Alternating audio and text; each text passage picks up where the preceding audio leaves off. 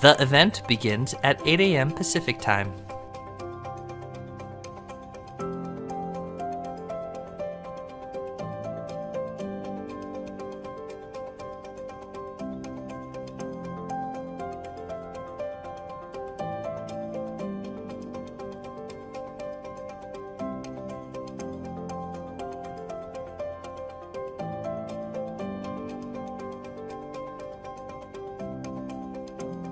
The event begins at 8 a.m. Pacific Time.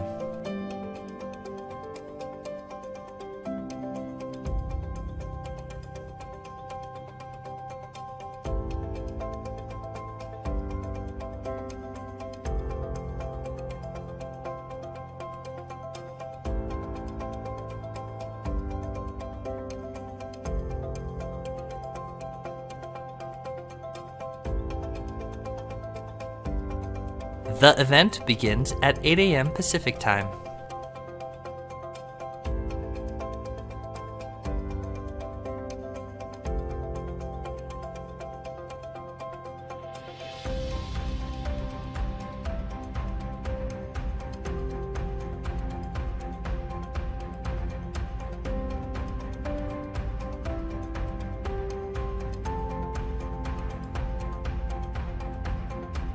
The event begins at 8 a.m. Pacific Time.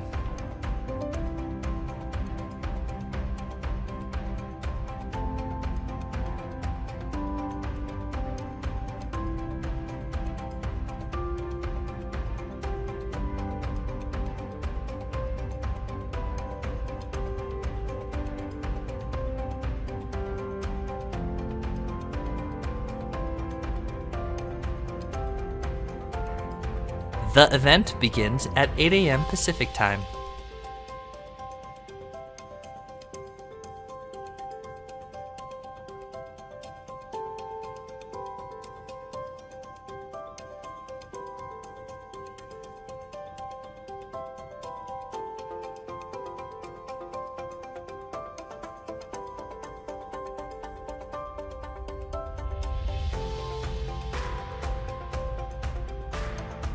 The event begins at 8 a.m. Pacific Time.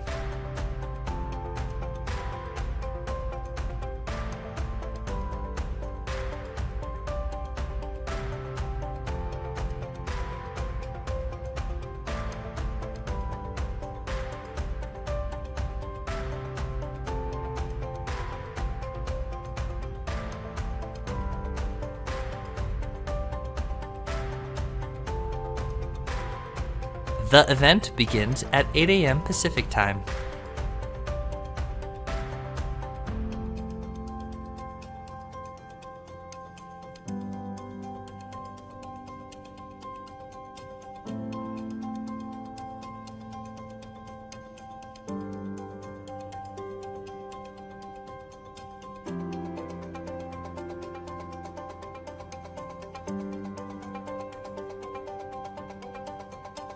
The event begins at 8 a.m. Pacific Time.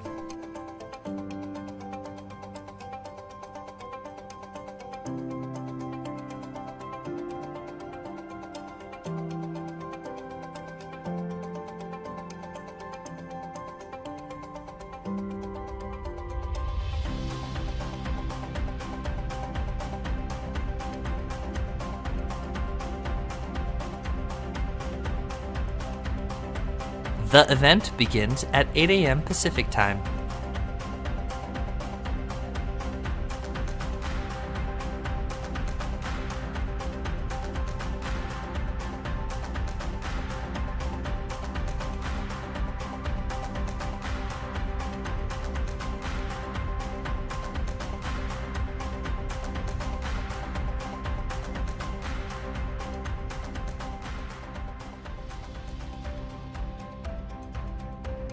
Here are your hosts, Corey Lyle and Ross Miner.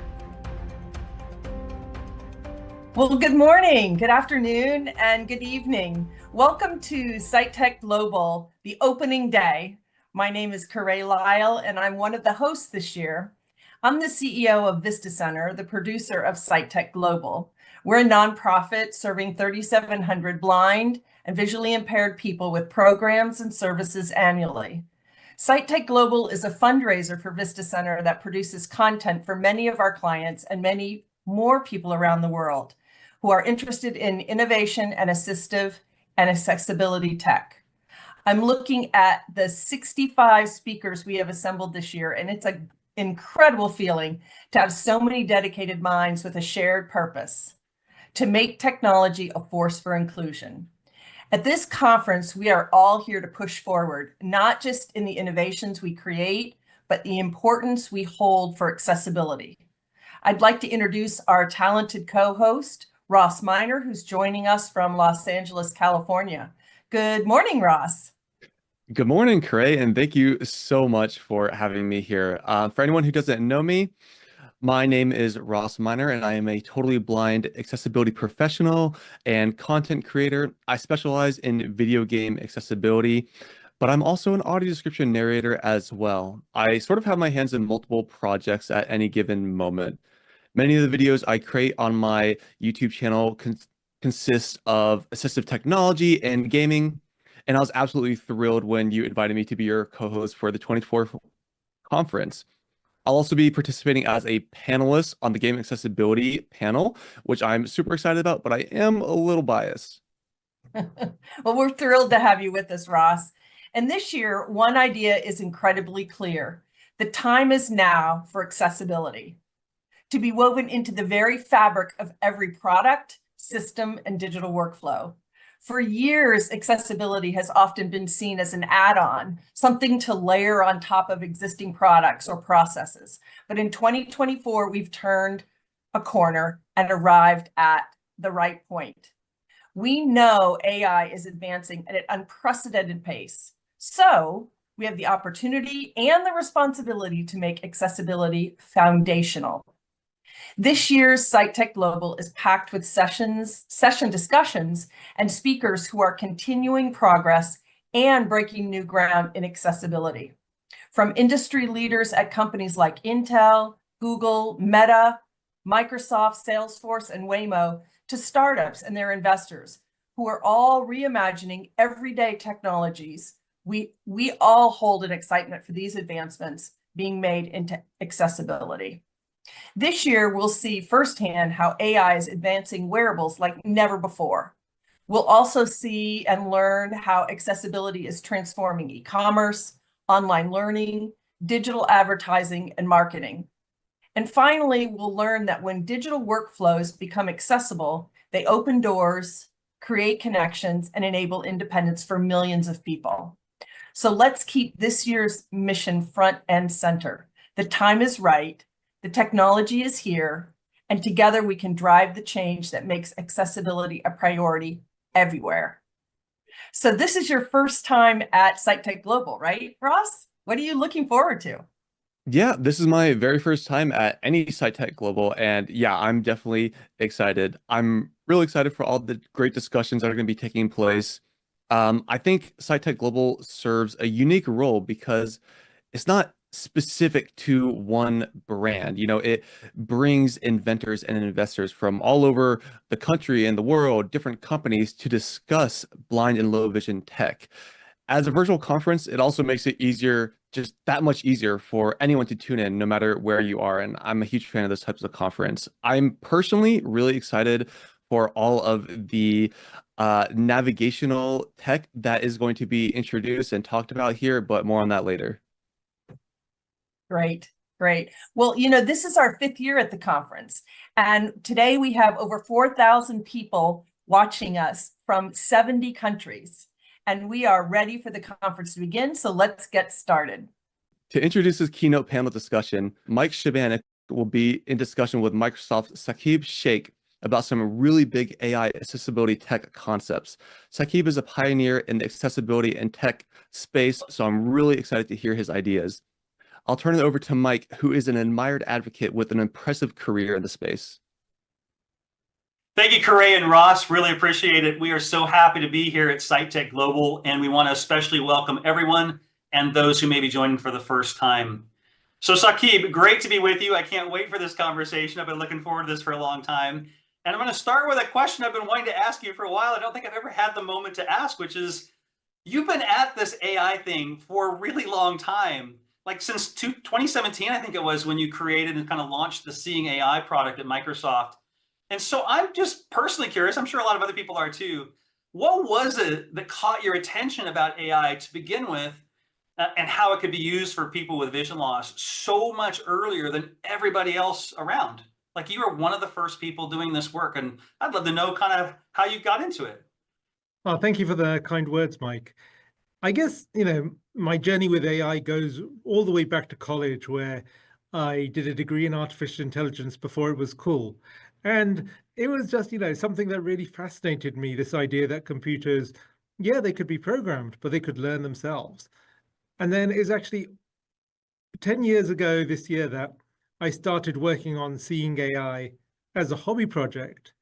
And then within Microsoft, it just got traction. There was like a lot of great colleagues helping out, and eventually we got the CEO's attention. And it was all driven by this idea that, as someone who's blind, what if I had an AI being the equivalent of a sighted guide, even when someone wasn't around? So, I sometimes talk about a friend sitting on my shoulder, whispering in my ear, looking around. And it's a funny little mental image, but that's what's taken me all these years. And like you said, 2017 was when we first launched Seeing AI to the world, and it's been a great ride ever since. Wow, yeah, and so early on, I mean, even as you said, even before Seeing AI, you were already into the AI and kind of what it could do for people. And then now, of course, it's exploded. AI is talking, everybody's talking about AI. Of course, we are too. It's everywhere. What does it feel like to have the world sort of catch up to you? Like, you knew about this way before everybody else, and people were probably like, "What? What are you talking about? How really is that going to work?" And then, of course, Seeing AI is like one of the most popular apps in the blind community. So what does that feel like to have everybody now part of the conversation? Oh, it's great, because what it now means is that, it is a part of you know, the general consciousness. Mhm. And so it means technology is getting even better and laying out the possibilities of what's going to come next. So we see this going back decades and decades, that technologies that were first created for people with disabilities later become part of the mainstream. And there's dozens of examples, from talking computers and speech recognition. I could list so many. Yeah. But again, this idea of using cameras to see for someone who's blind and so forth, it's been there for years. And so it's great to see all the investment now and to think what's next. Yeah, for sure. So that leads me to a question, and really kind of the title of our session. So is AI just sort of another step along the way of a whole laundry list of kind of improvements to accessibility over the last, I mean, you've been working at this for decades, so have I. Or, as the title of our session suggests, is this the accessibility moment we've all been waiting for, where things are suddenly great? As always, a bit of both. I think right now what we've had is this huge leap forward, but I also don't think it's problem solved. There's still so many challenges to be solved, and hey, that's exciting. That's why we're in this space. But absolutely, what they call generative AI, which is what's really been catching people's imagination recently, it's a huge, huge leap forward, and it is opening up so many opportunities. And we just scratched the surface of that so far. Yeah. Okay. So you mentioned something called generative AI, and I recognize there are probably people that are in our audience that are totally up on all of the AI lingo and language and all the nuances of it, and you're kind of curious about where that's taking us. And for others, that might be their first introduction to what AI is and how it works. So maybe we could just, for a moment, just sort of stop and talk about, like, for the average person, what is AI, and what is generative versus sort of what we think of as just AI? Like, how are those two things different? Yeah, there've been, many iterations of AI over the years, but this recent leap forward, which you might have seen in apps like Microsoft Copilot and ChatGPT, is this idea that the AI can make up answers. It can generate answers to questions it's not ever seen before. So it can create a document for you. It can consume lots of information and make brand new content, or reformat, or restate things in a totally different way. And that leads to really huge opportunities in terms of personalization. And if you think about accessibility, that is all about personalization, that each and every one of us is different. And if we want to include everyone, then AI that can take information and personalize it to your individual needs is really transformative. Yeah, I think that's maybe one of the fundamental differences, right? So assistive technology in the past was kind of, it got created and everybody kind of used it the same way. It kind of answered the same way, worked the same way. And AI sort of promises to be very personalized and unique and adaptive to the person using it. Yeah, and I'm quite excited to see where this takes us in terms of systems that are not one size fits all, but unique to each of us. Yeah, for sure. So obviously AI, to learn all these things and be adaptive, it has to get some data. It has to kind of be smart, right? How does it get smart? So where's all that data coming from? I obviously there's some things on the web and the internet, but like what are some of the other ways that it's getting this information? Yeah, so going on to your previous question as well, the work we've done on seeing AI has been sort of, describing images or asking questions about images. And it can right now say, even write a whole paragraph for you about what the camera is seeing. And you can ask questions to find out any information you want so that it's just that piece of information. But as you say, where's this information coming from? Are those descriptions accurate? Are they representative of you as an individual? And so right now, a lot of that information is just coming, it's the same information for everyone, where we have these large, what we call models, large AIs, which are trained the same way for everyone. But some of the work we've been doing is looking at, okay, through a partnership with Be My Eyes and others, can we get data which is specific to people who are blind, and therefore create systems which understand the lived experience of the blind community even better and can serve this community even better? So that's definitely an area of focus, because there are things which are specific to this community which might not be captured in that more general set of data. Yeah, and I think in the past, the data's come from like, social media or websites or PDFs online or scanned documents, things like that. I think one of the interesting places that it's coming from now are sensors. We'll talk about this more maybe a little bit later on, but the fact that you can carry around a wristband that captures your heart rate or knows how far you're walking, or GPSs of where you're standing or where you're going, and all of a sudden now really make use of it in kind of completely new and different ways. And those sensors, if you're wearing them, are obviously very personal to you and what you're doing in the moment. And yeah, so what are your thoughts on kind of where that's going? Or is that where most of the data will come from in the future? Or do you think it's going to be more of just, putting books online and people talking back and forth and learning how they communicate? No, I think the data is going to come from everything. Like you say, right now, we talk a lot about text-based data, but with what we call multimodal models, it's like different types of input. So it could be video, audio, and so forth. But as we get into real world systems, yeah, it can be all of your senses in terms of, yeah, what a machine can see, or the movement, or even, like you say, for healthcare, your heart rate and so forth is really important for those applications. Yeah.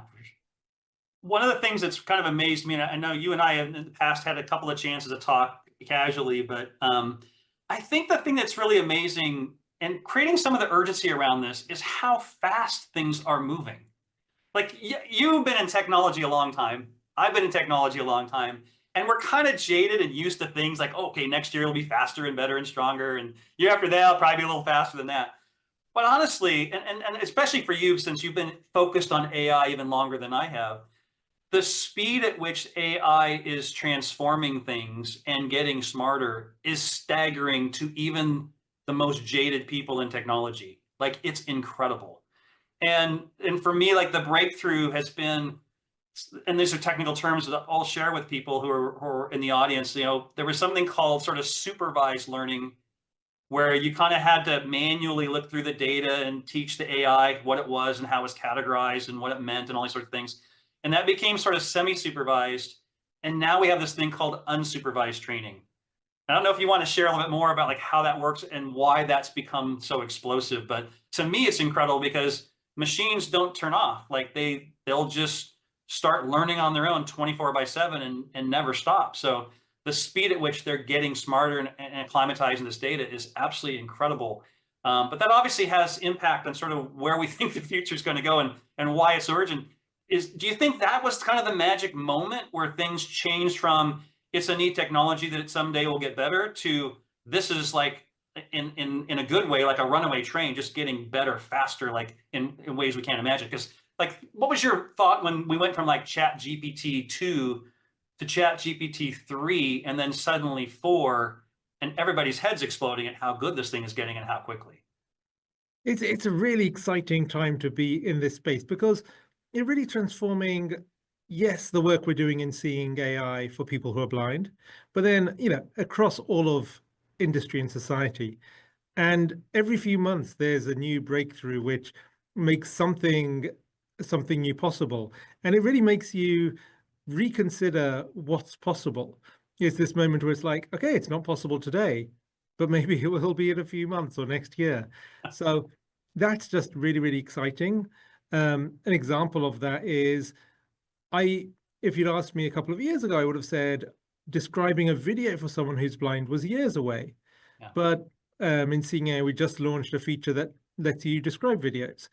And in that way, it's just so exciting because what I do in terms of my work is really thinking about, okay, as we learn about the needs of the blind community and what the latest science makes possible, how do you bridge that gap? And so many new things are being made possible every few months. And yeah, that is driven by many things like the new algorithms and technologies, more powerful supercomputers in the cloud.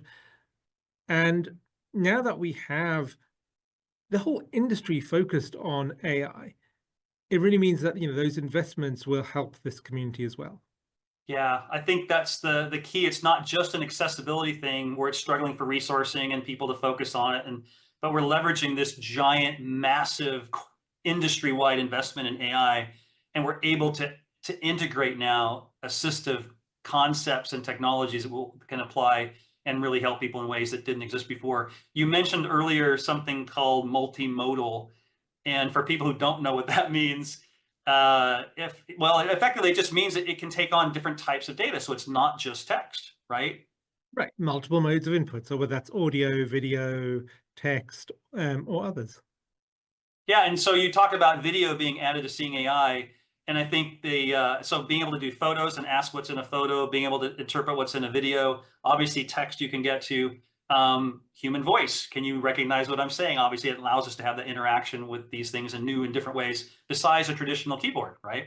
And that's a game changer, at least from my perspective. I wonder if you have the same thought, because I know for a lot of people that I've encountered that use a screen reader, learning all of the amazing number of keyboard shortcuts to be able to be not just functional and use it, but use it fast and efficiently and be really good at it is daunting. It's daunting for a lot of people. But the fact that you can now use AI and effectively just talk to it is kind of opens this up in a way that I think, and maybe I can use this analogy. In the past we've had like laptop computers with screen readers that have been amazing and still continue to be amazing for many people.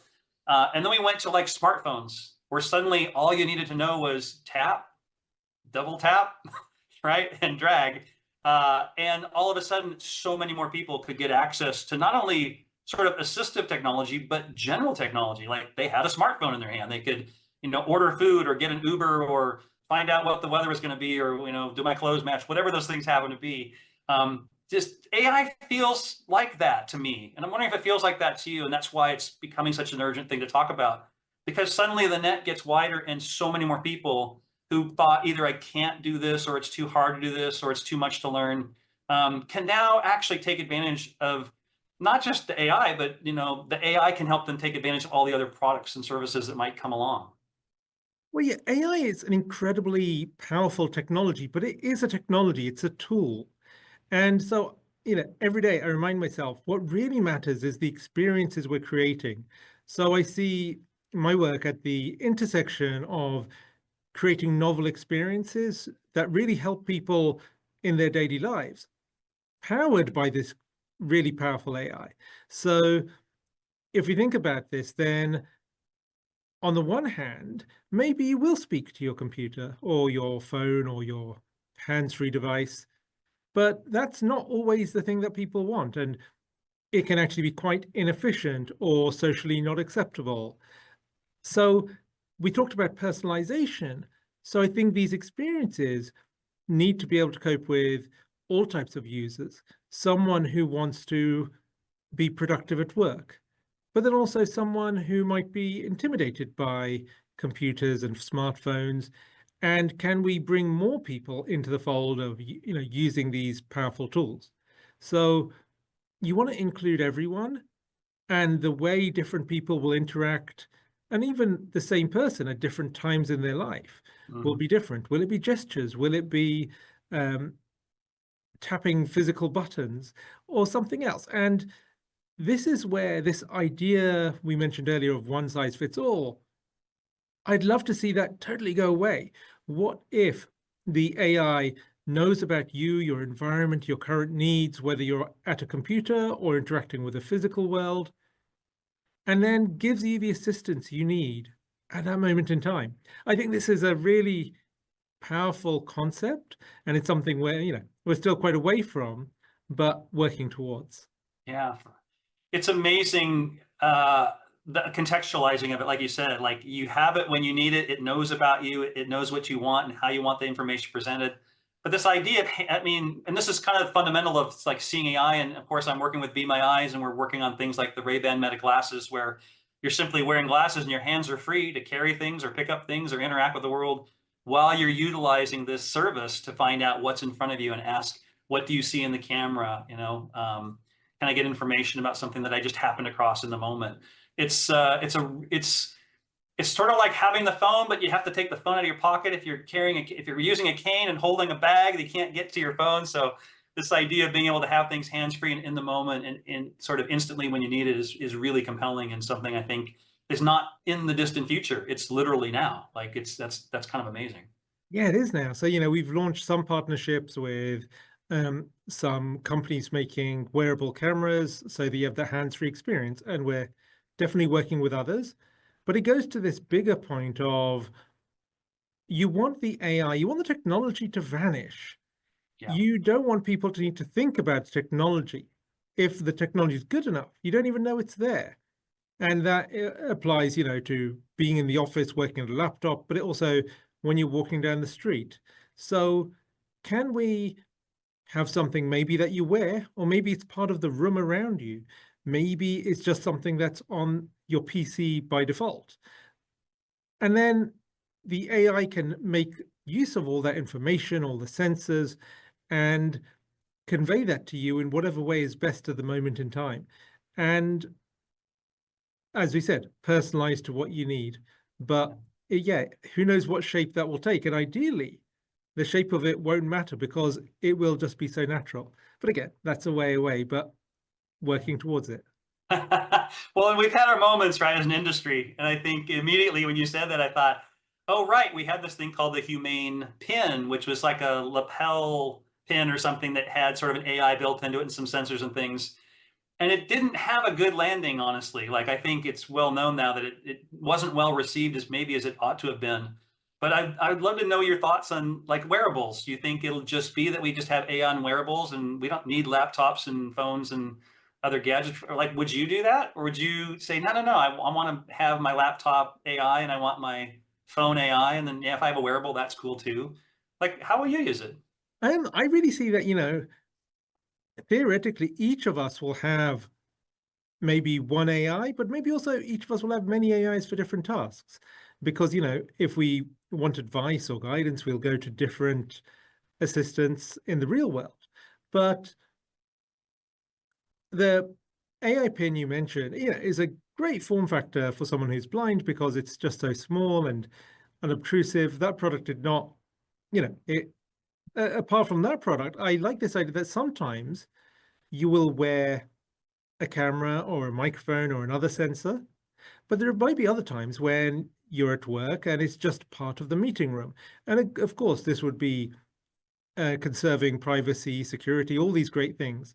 But then, why, if the AI is able to know, if you know who's in the room, who's around me, where am I in the building, it could be that the thing you wear is the sensor, but it could also be something that's seeing you and guiding you from a third-person vantage point. So, yeah, lots of exciting possibilities and continuing to explore what we can do. And as you said, because the industry is now moving so fast and there are all these mainstream applications coming on board, it, I think, will open up new opportunities, because I do feel that the early adopters in this blind community are often years ahead. And so we're trying to work with the scientists to see, okay, here are the needs of this community. And even if it's some way away, what can we start putting in place now?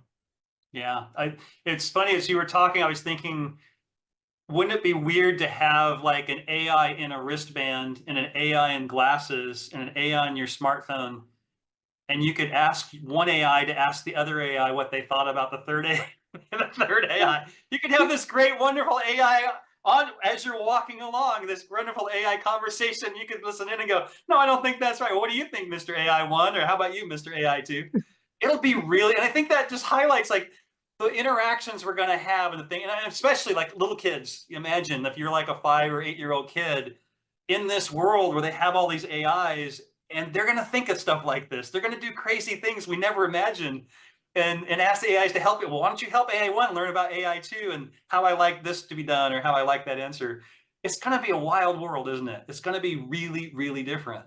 It is, and I think all the AIs will just talk to each other behind the scenes. We won't even know it's happening. But yeah, the AI that knows about what's right in front of you will talk to the AI that knows about, I know, your all the things you've historically done, or whatever it is, and Yeah, you'll just get assistance. And again, I think there's a lot of excitement in the general population about these things, but bringing it back to sort of the assistive application, what we're really thinking about is, okay, there's a task you want to complete in your life right now, like something you want to go and find, something you want to go and read, something you want to, whatever it is, and or an interaction you want to have.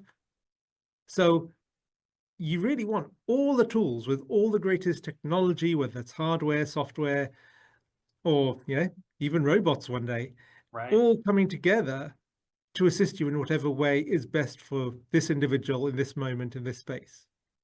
Yeah, well, you brought up robots, so now I can't help myself but ask you about robots. There was a conference, I think it's just in the last month, called the 2024 World Robot Conference, where they talk about the very latest in many different types of robotics, but especially humanoid style robots. Tesla talked, I think, a while ago about their Optimus humanoid robot. Amika, I think it's called, and Ozzy from Engineered Arts has been around for a while, really well known and famous. And I think what caught my attention, first of all, aside from the capabilities, but I thought they're like, no, these are exotic, right? They're prototypes. They're going to, some company might be able to afford one, or maybe they'll cost $100,000 US or something. Like, these are effectively around $14,000. This is less than a car. There's bicycles that cost more than that if you're into racing bicycles. So these are real, these are now, and these are relatively affordable. Now we're really early on. So at some point that price is going to become, I don't know, $1,000, who knows what it'll be, $1,000 or something.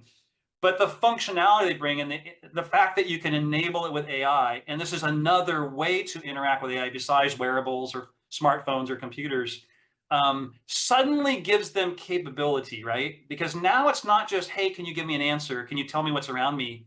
It's, hey, could you go make dinner? Hey, could you get the door for me? Hey, could you walk me down the street to some place I've never, if you wanted it, you don't have to be, you could obviously be independent if you want it to be, but like robotics and AI in combination is pretty amazing. And I don't know, especially in the blindness community, if we've talked much about that. And like, what are your thoughts on, would you like to have a robot that's AI enabled that you could have as when you wanted it, either around the house or outdoors or wherever? I would love to have loads of robots, because Your robot, it's your robot army. Yes. Yeah, but I don't think they're going to be humanoid robots. They're going to be gadgets. Our gadgets are just going to get more and more advanced. And I think we really need this science fiction idea of humanoid robots to push the industry forward. But by the time it comes to something that you buy, it's going to just be a device that does something special for you. And to your point, I do think the medical field, and then that means people helping people with disabilities, will be one of the early adopters. So maybe it will be a device that helps me avoid obstacles. Maybe it will be a device that goes and helps me pick things up. And we're already seeing this idea that AI can not only tell you about stuff, but act on your digital world. Like when you're at your computer, it'll, create a document for you. But then you could take that to the physical world, where in the physical world, right now, with the cameras and microphones, the AI can sense and tell you stuff, but it can actually do stuff for you. So instead of guiding your hand to pick something up, it can just go and pick it up and bring it to you.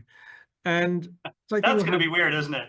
It's going to be so Because weird. like today, I would think, hey, where did I put my like my keys to my house or something? Like, where did I leave my keys? It's like, oh, it's over there on the nightstand next to the bed, 13 feet to your left.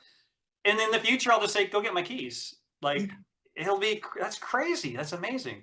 And I do think it's gonna come in a way that we're not even going to notice it. It's just the devices are going to become smarter and smarter, integrate, with the AI, and one day they'll be like, wow, there's this new assistive tech device which does such and such. And so, yeah, I'm very excited about robotics and humanoid robots today. But yeah, I think they'll just be consumer devices for, like you say, very affordable tomorrow. Yeah. So are you thinking that because you mentioned they'd be gadgets, are you thinking that there would be like a general purpose robot that could sort of, have fingers and limbs and walk around and pick things up and lift things and open things? And they would just do all those things like consolidated, like think of on a smartphone, we used to have apps, we have everything's on like one device, right? And it's all consolidated, if you will. Or do you think we'll have lots of really task-specific robots? Because I think of it as we're going to have one humanoid-style robot that just does things, and I'm trying to imagine if it really will be a world of like super specific robots to do just one or two or three tasks.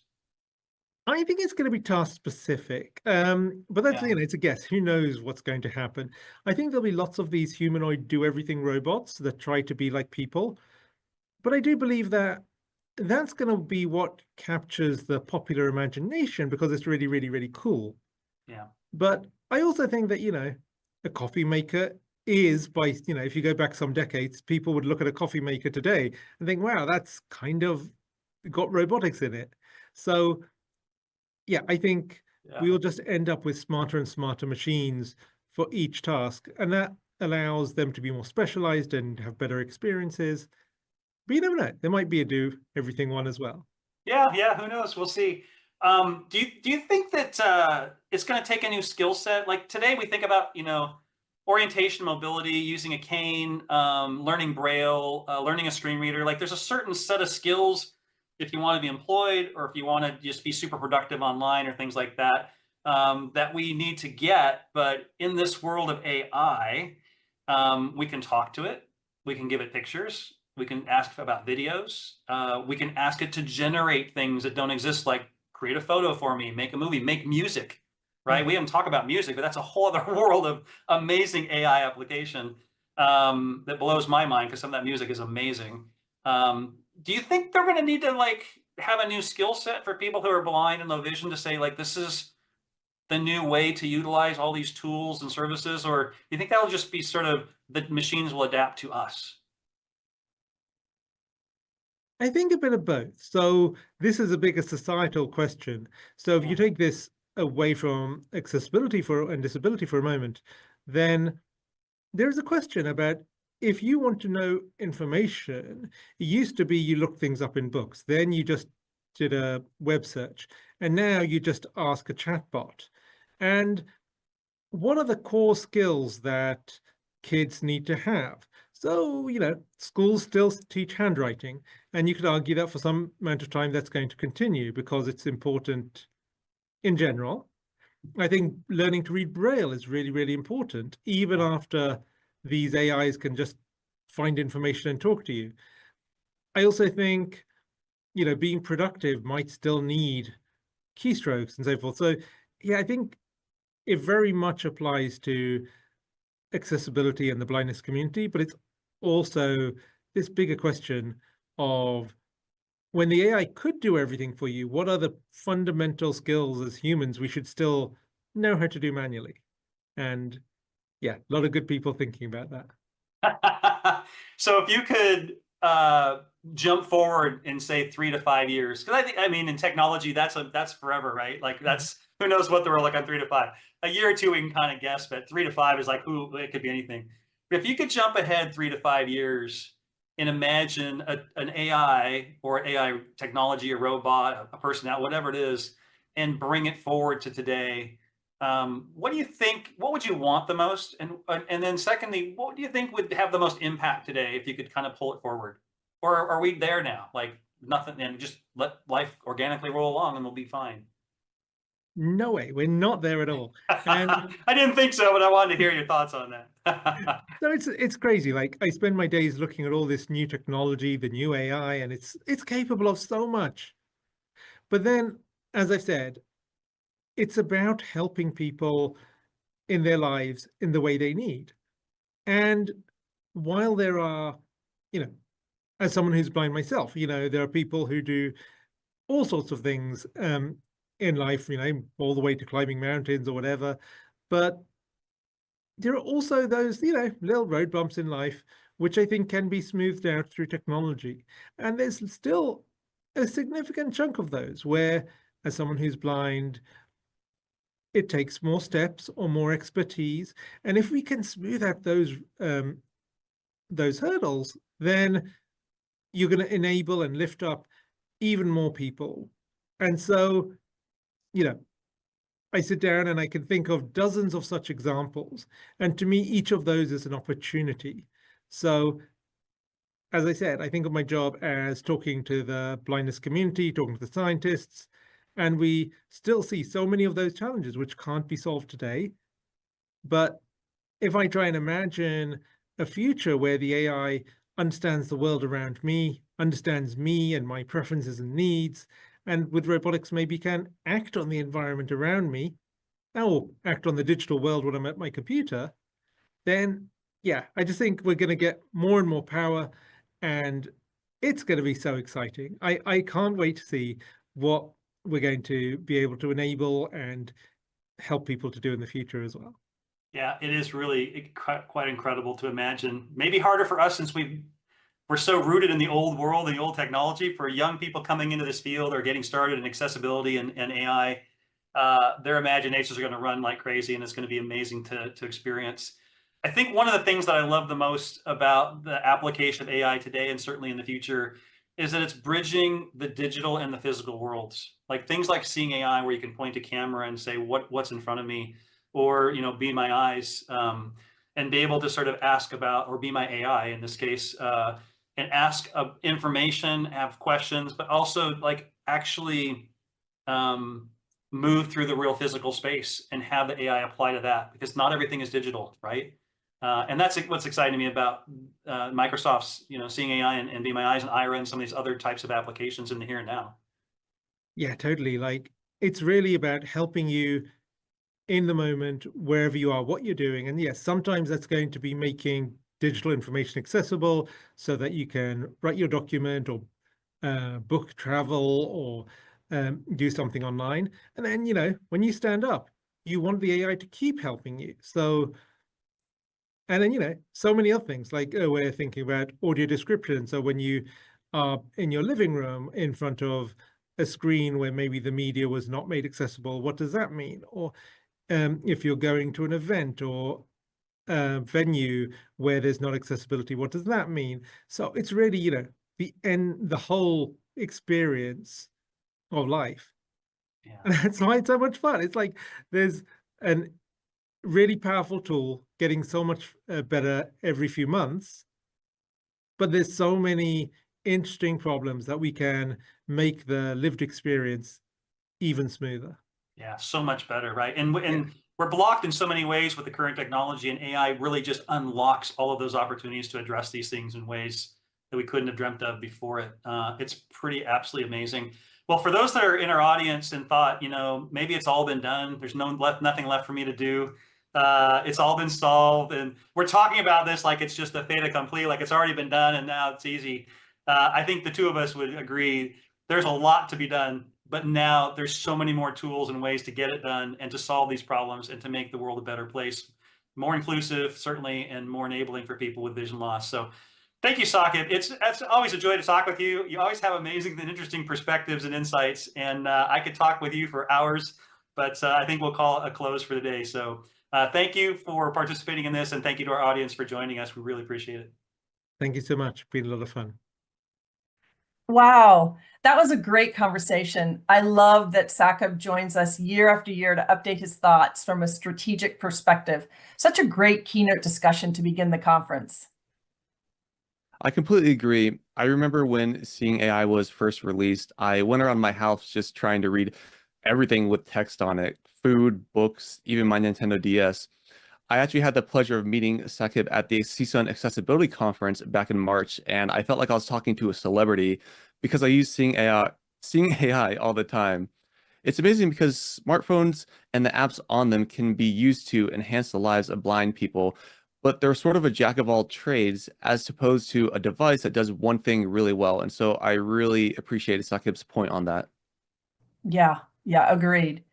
And our next session is a new topic at the conference this year because I believe that one of the most important stakeholders in our ecosphere of making technology a force for inclusion are the founders of emerging companies. The global market for accessibility and assistive technology is set to expand significantly over the next several years. By 2030, the assistive technology market, which includes devices for people with disabilities surrounding vision, hearing, mobility, and cognition, is expected to reach at least $30 billion. This growth is largely driven by the rise in the aging population, chronic conditions, and growing awareness and demand for assistive technology that enhances people's lives. Yeah, this is going to be a great discussion. We're thrilled to bring tales and tips from 2 entrepreneurs and 2 investors, insights from their real-world experiences, as moderated by our accessibility sensei, Larry Goldberg. Over to you, Larry. Thank you, Corey and Ross. It's great to be back at Sitech Global. It's been an amazing conference for the past few years. I'm happy to have been here since the beginning. So I'm Larry Goldberg. I am about to celebrate my 40th year in the field of accessible media and technology. And today I'm really happy to moderate a panel on one of the hottest topics in accessibility today. And no, that's not AI, but it includes AI. And that's really about entrepreneurship and startups. And we have 4 people here who have some pretty interesting stories to tell us about their own journeys in the field of starting up a new business in the area and investing in it as well. So we're going to get right into it and hear the stories of these founders and investors. And we'll start right out by each of you just saying your name, introducing yourselves, and then I'm going to come back to you and ask for you to begin your story. So let's start with Mariella. Hi, my name is Mariella Sato, and I'm the founder of Sign Up Media. Brandon. My name is Brandon Biggs, and I am the CEO of XR Navigation. Chris. Hi, I'm Chris Marr, founder and general partner at Samaritan Partners. And Gina. Hi, I'm Gina Klein. I'm founder and managing partner at Enable Ventures. What a collection. I'm really sorry we can't all be in the same room anyway, but virtually now we're going to hear some of the stories of both the startups and the investors. And we're going to start with Mariella. Take a few minutes. Tell us your founder story, your origin story, and where you're at today. Yeah, thanks, Larry. So I started learning American Sign Language about 4 years ago. My mom is hard of hearing and my grandmother's deaf, but neither of them ever learned how to sign. So with COVID, my high school shut down and I enrolled in ASL classes. I immediately fell in love with the language, started learning about deaf culture and just speaking to members of the deaf community. And it really surprised me to find that closed captions kind of weren't one size fits all and weren't the gold standard of accessibility that people thought they were. So I realized the need for sign language access, whether that's for deaf kids who can't read yet or can't read fast enough to keep up, or just deaf adults who want to watch something in their native language. So the solution was Sign Up, and we're a Google Chrome extension that overlays a sign language interpreter on streaming platforms. So with our launch, we interpreted 3 movies on Disney Plus in American Sign Language. And overnight, we had 20,000 downloads and an article in Variety, which really shocked me because it was truly just kind of a high school passion project.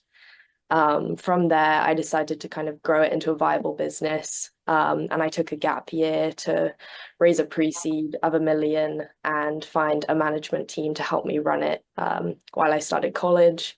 And I'm in my 2nd year at Stanford right now. And kind of since then, we focused on scaling. We've launched a lot more content. We have over 300 hours. We launched in the UK with British Sign Language and most recently India with Indian Sign Language. And we're kind of in the pilot stages with the streamers trying to integrate as well as looking at kind of a broader AI and tech strategy too. Thanks, Mariella. And for transparency purposes, I should say I am one of Mariella's advisors. Not that I'm giving anyone any benefit of the doubt here today. So it's a small field, and we do all know each other pretty well. But Brandon, you and I have just meeting for the first time recently. So why don't you tell us where you're coming from? Yeah, 100%. So I want you to close your eyes and imagine that you're walking to class on the first day and you get an email that says the building your class is in has changed. If you're sighted, it takes you about 2 minutes to pull up the campus map and navigate to the new location. But if you're blind, that campus map is blank. If this was an emergency and you were looking at an evacuation map, you would be dead. None of the Google Maps, Apple Maps, Esri Maps, or any of the other geographic maps are accessible to blind, keyboard only, or low vision users, which is against the law. To kind of put this into perspective, able-bodied people view around 300 maps a year. Contrast that with blind people who view less than 1. This massive gap is personal for us. Both my co-founder Chris and I are blind, and I started researching about how to make maps accessible to blind users in around 2017 as part of my inclusive design master's program. In 2019, I joined the Smith Catawba Eye Research Institute, where we received funding from the National Institutes of Health, the National Institute on Disability, Independent Living, and Rehabilitation Research, and other funding agencies to continue researching how to make maps accessible to blind users. And we're talking about digital maps, not tactile maps. In 2021, I began my PhD researching non-visual digital maps at Georgia Tech. And in 2020, so going back just a little bit, we started XR Navigation. And the reason why we started it is because people were asking for inclusive maps that they could put on their websites or in their spaces. And so we needed a way to sell the maps. Once we started XR Navigation, we participated in a few incubators. So one was from the Impact Center. We also received a small business research grant from the National Institutes of Health, and we participated in a few accelerators, such as the Remarkable Accelerator and CreateX from Georgia Tech. We also raised a pre-seed round from both Gina and the Remarkable Accelerator team. We won some pitch competitions, and that also gave us some funding. And we personally put some funds into the business, and then also now we're raising a seed round. So early on, we decided that grants would be our primary funding mechanism, although they're extremely hard to get. They're non-dilutive, which makes them kind of the primary reason why we would want to get them. So to kind of give a little bit of reality check here, we applied 6 times and received 1 grant. So we keep applying and keep getting rejected. So one of these days, the statistics should be in our favor to get another grant. So that's kind of been our preferable way of getting funding for the company. To give kind of an idea of what our product is, we build Audium, which is the world's first inclusive digital map viewer and editor. The visual experience is what you would expect from a map, except it allows low vision users to zoom in up to 200% without squashing interface elements, make the border width of features thicker so they can see them, switch between using patterns and colors if you're colorblind, and use the interface completely with a keyboard. Our patented non-visual experience is very similar to a video game where users hear the name and sound of objects as they move a character over them. For example, Fillmore Street in a concrete footstep. Audium can either supplement or completely replace existing digital map tools. Our clients include the National Federation of the Blind, CSUN, and NASA JPL. Our vision is that every map is accessible to anyone, and we're building the platform to make that happen.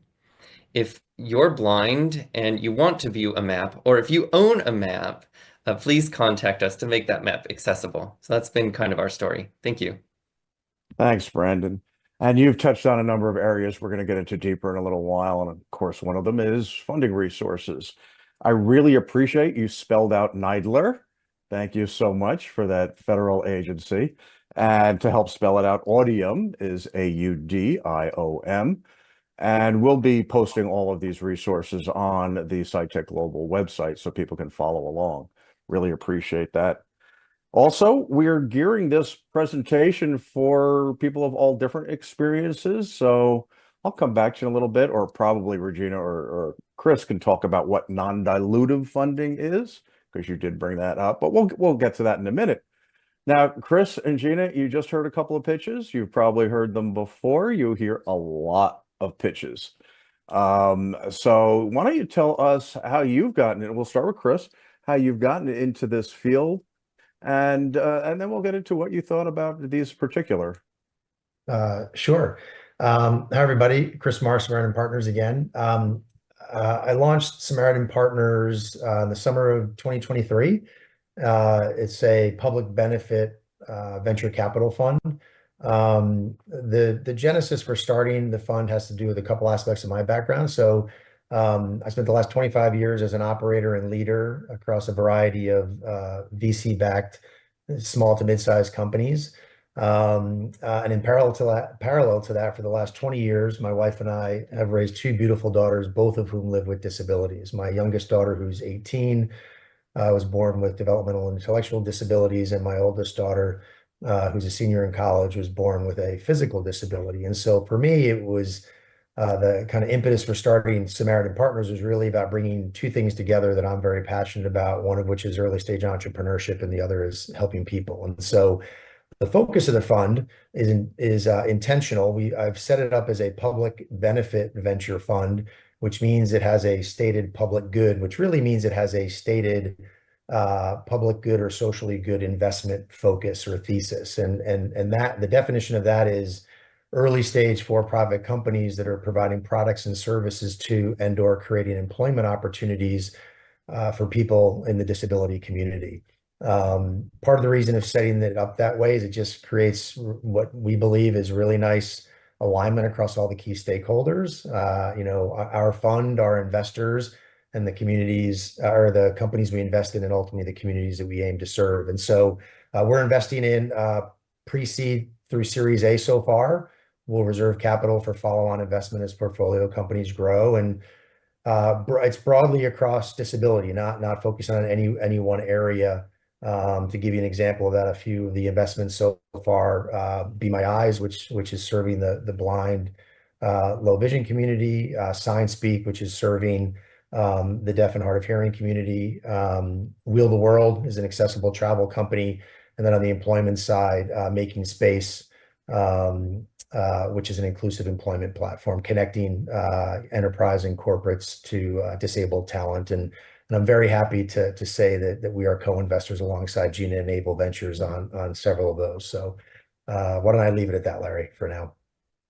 Thank you, Chris. As I said, it is a tight community and so mutually supportive. It's incredible. Gina and I have been talking for a few years now, and I'm constantly sending her some interesting leads and contacts and vice versa. So it's really mutually supportive. So Gina, tell us where you're coming from and what you're up to. Yeah, and I love being on a panel with such bright stars. And so I'm really happy to be in good company here.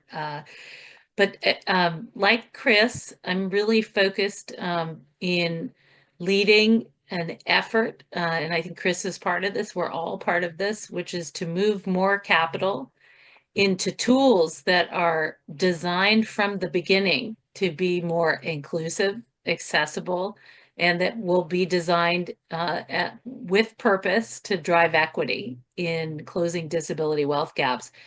I am the founder of Enable Ventures. The story started for me many years before bringing a venture capital firm to the market. I was a disability rights attorney was an attorney for about 15 years. And I enforced the ADA with my bright colleagues, both at the Justice Department and later as a partner at Brown Goldstein Levy with really bright civil rights lawyer colleagues.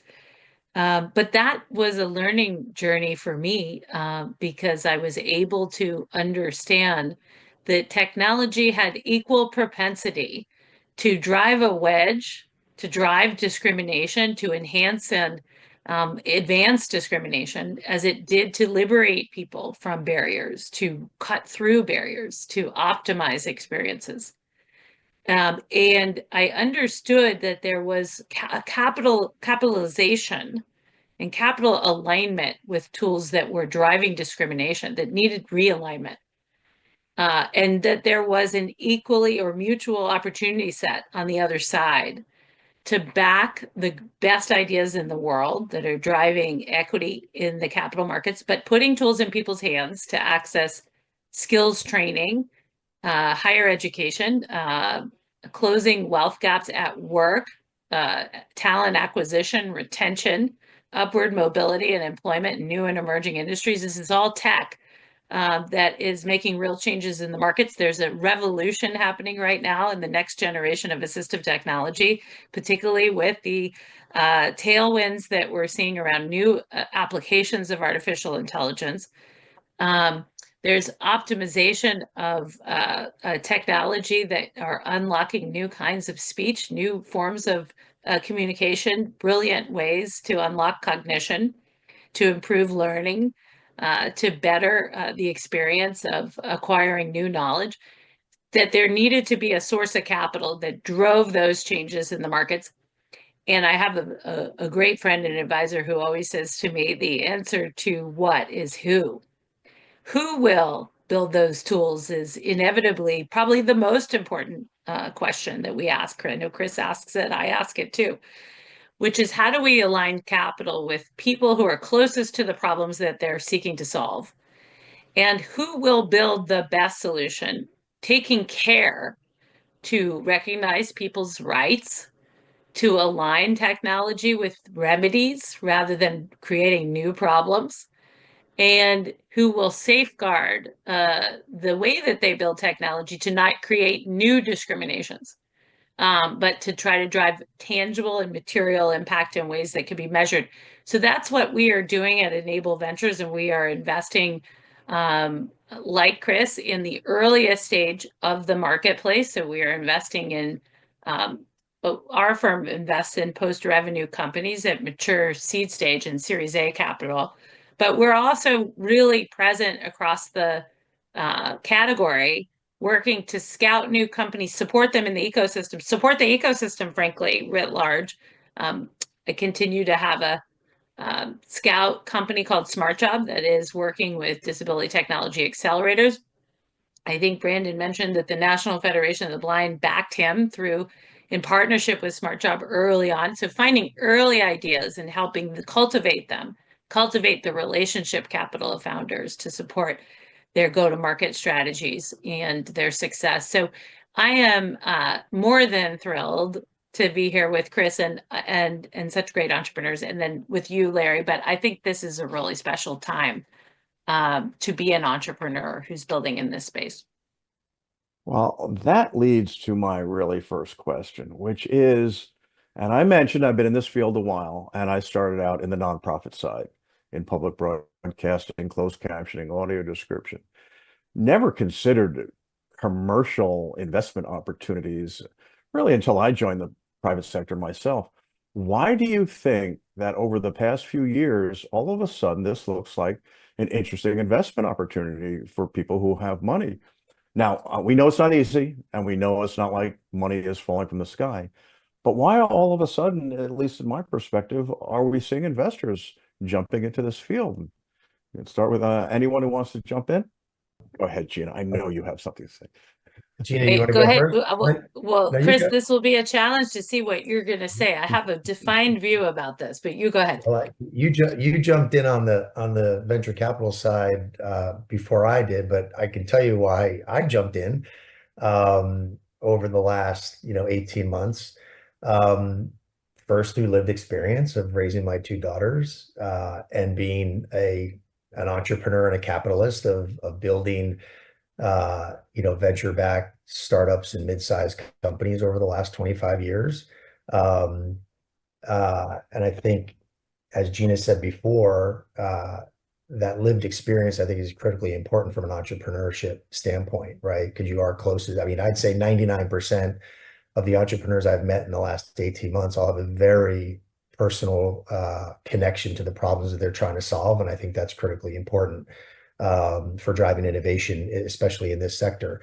And then also through my lived experience, I've seen how assistive technology and services can improve the lives of people with disabilities. And so through looking at the market, and you guys all know the numbers, it's, the disability community globally is in the neighborhood of 1.8 billion people. It's 1 in 6 adults.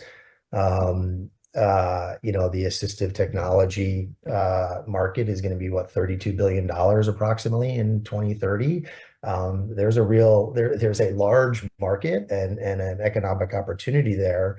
And I think largely my perspective is that the disability community has been supported historically by nonprofits and local and federal government who have done wonderful things, but there are, as we all know, limitations to those groups and organizations in terms of how they can really elevate the community. So there is, as Gina just said, it's early in the curve, but there is an amazing opportunity for private capital to come in to this market at the early stages and really provide that catalytic capital and the operational support for some wonderful innovation that is going on. And I would say that probably both of our entrepreneurs on the call today, Brandon and Mariella, probably had people say, well, why don't you just set up your company as a nonprofit? Like, you're supporting disability. I love the fact that there are so many entrepreneurs like, no, we need to do this in a for-profit way, because if we're going to create products and services and solutions that can scale in a sustainable way, we need a sustainable commercial model to support them.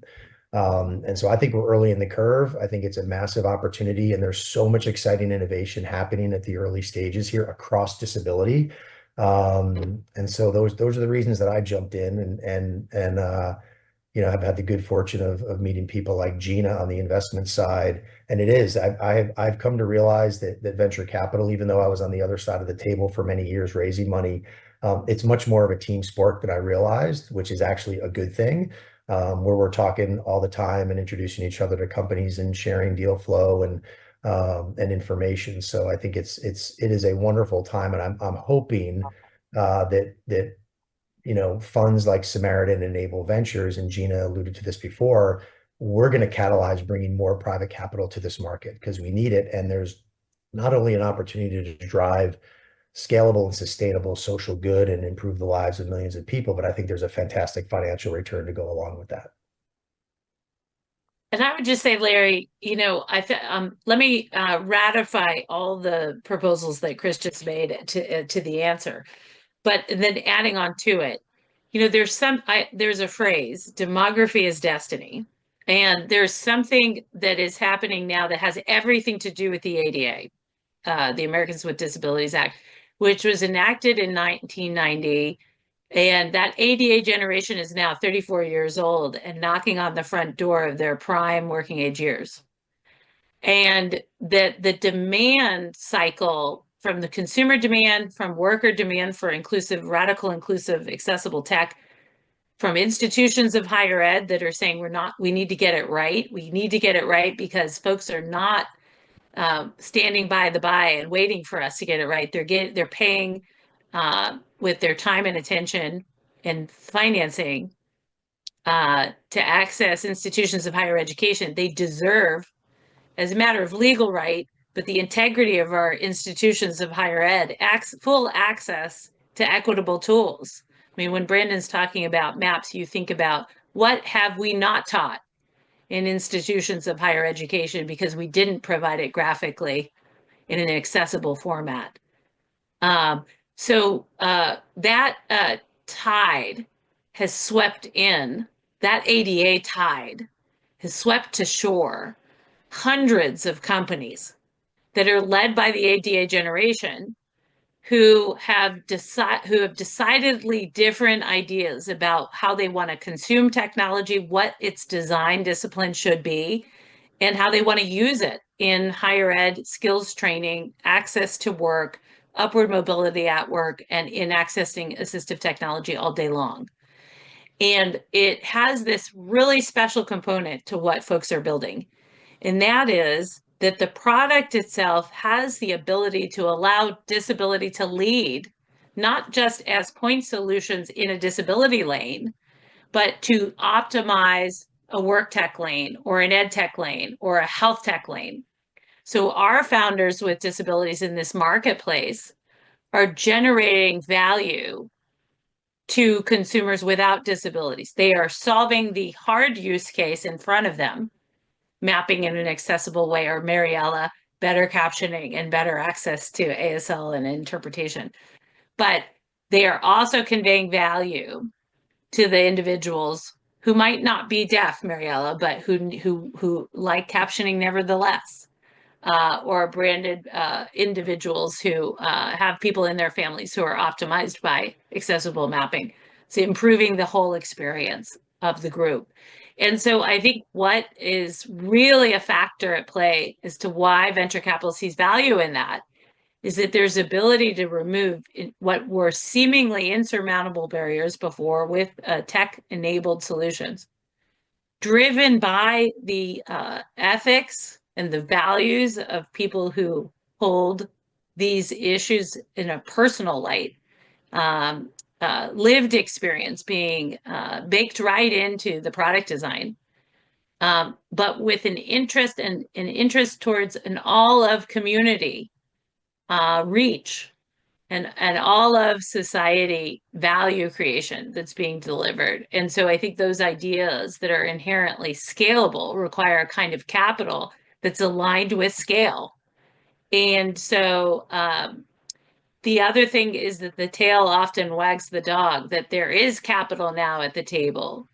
There are more founders aspiring to the marketplace because it is now deemed investable. So both things can be true, but it's a very, very exciting time. For sure, for sure. So the energy kind of creates more energy. Money makes money. I want to go to Mariella for a second, and I know you've pitched many, many investors and got plenty of no's. But for those who said yes, what was it, do you think, those investors, why did they jump in into sign up? What was it that convinced them?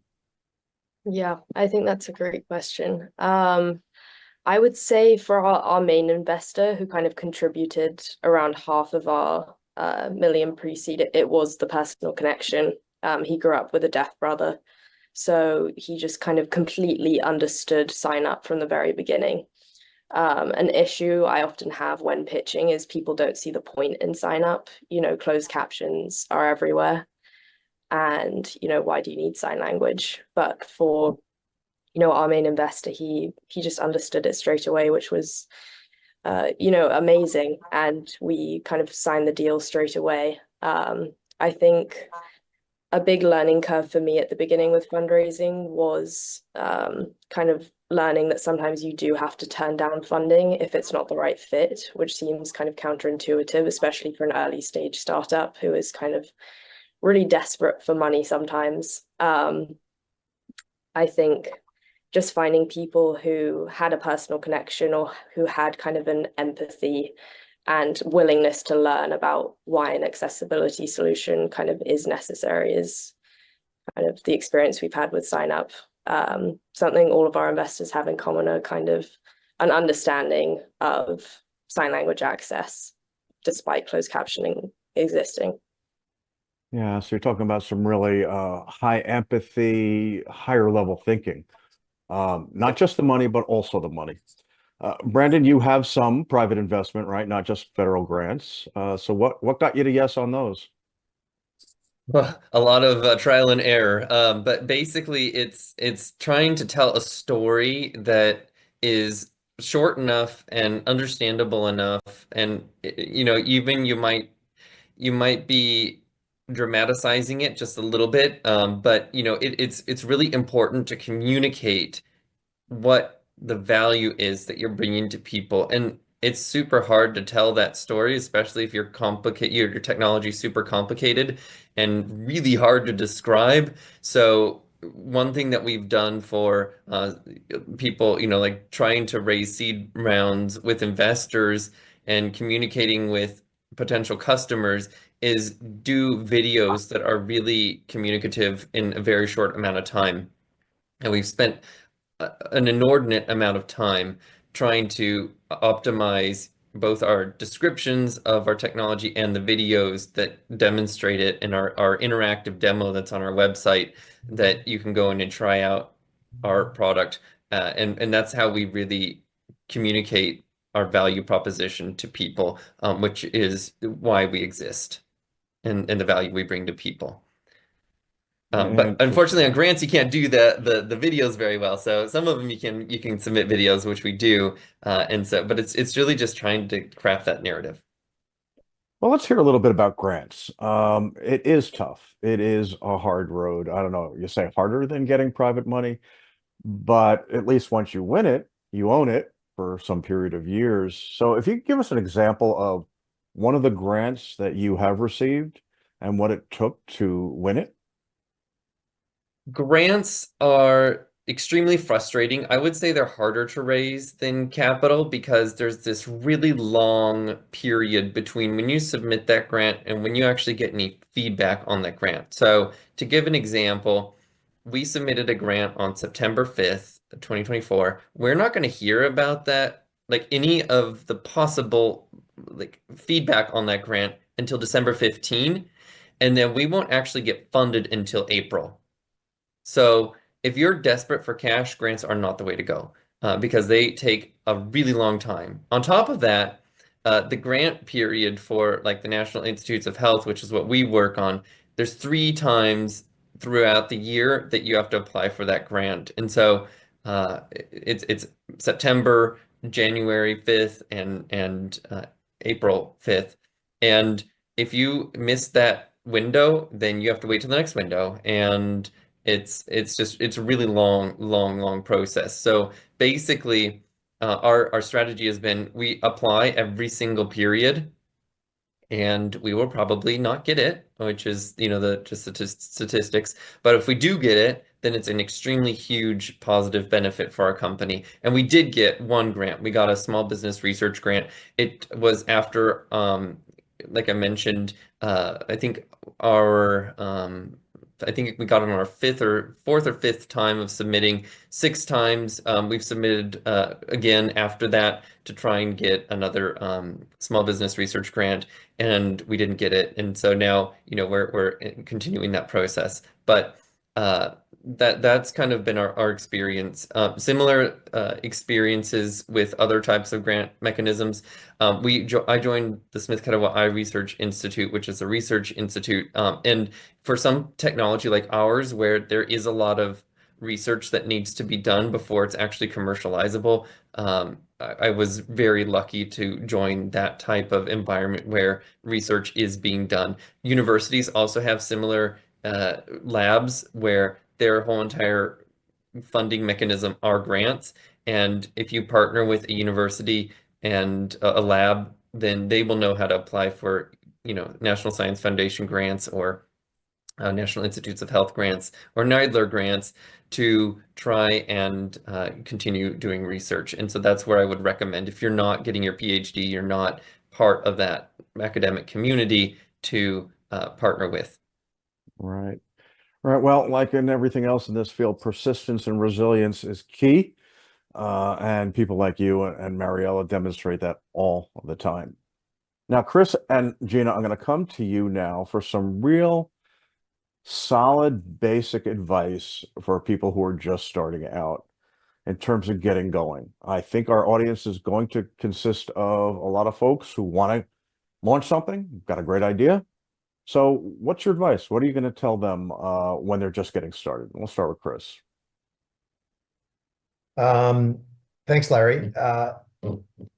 I think you got to be ready for a roller coaster of a ride and to manage your emotions and not get too high when it's going well and not get too low when you have those tough days. You have to try to keep that even keel, and the more you can do that, I think the better you'll handle that journey. I think you also have to be ready, willing, and able to get more done with less. And I think most entrepreneurs that have done startups come to realize that very quickly. And I think the successful ones figure out how to get a lot done with very little capital and/or people resources. And I think that's a good thing, because if you can do it at that earlier stage, then when it comes time to scale, you can move quickly and do it in a very efficient way. I don't say I worry, but I think a lot of times when those startups that are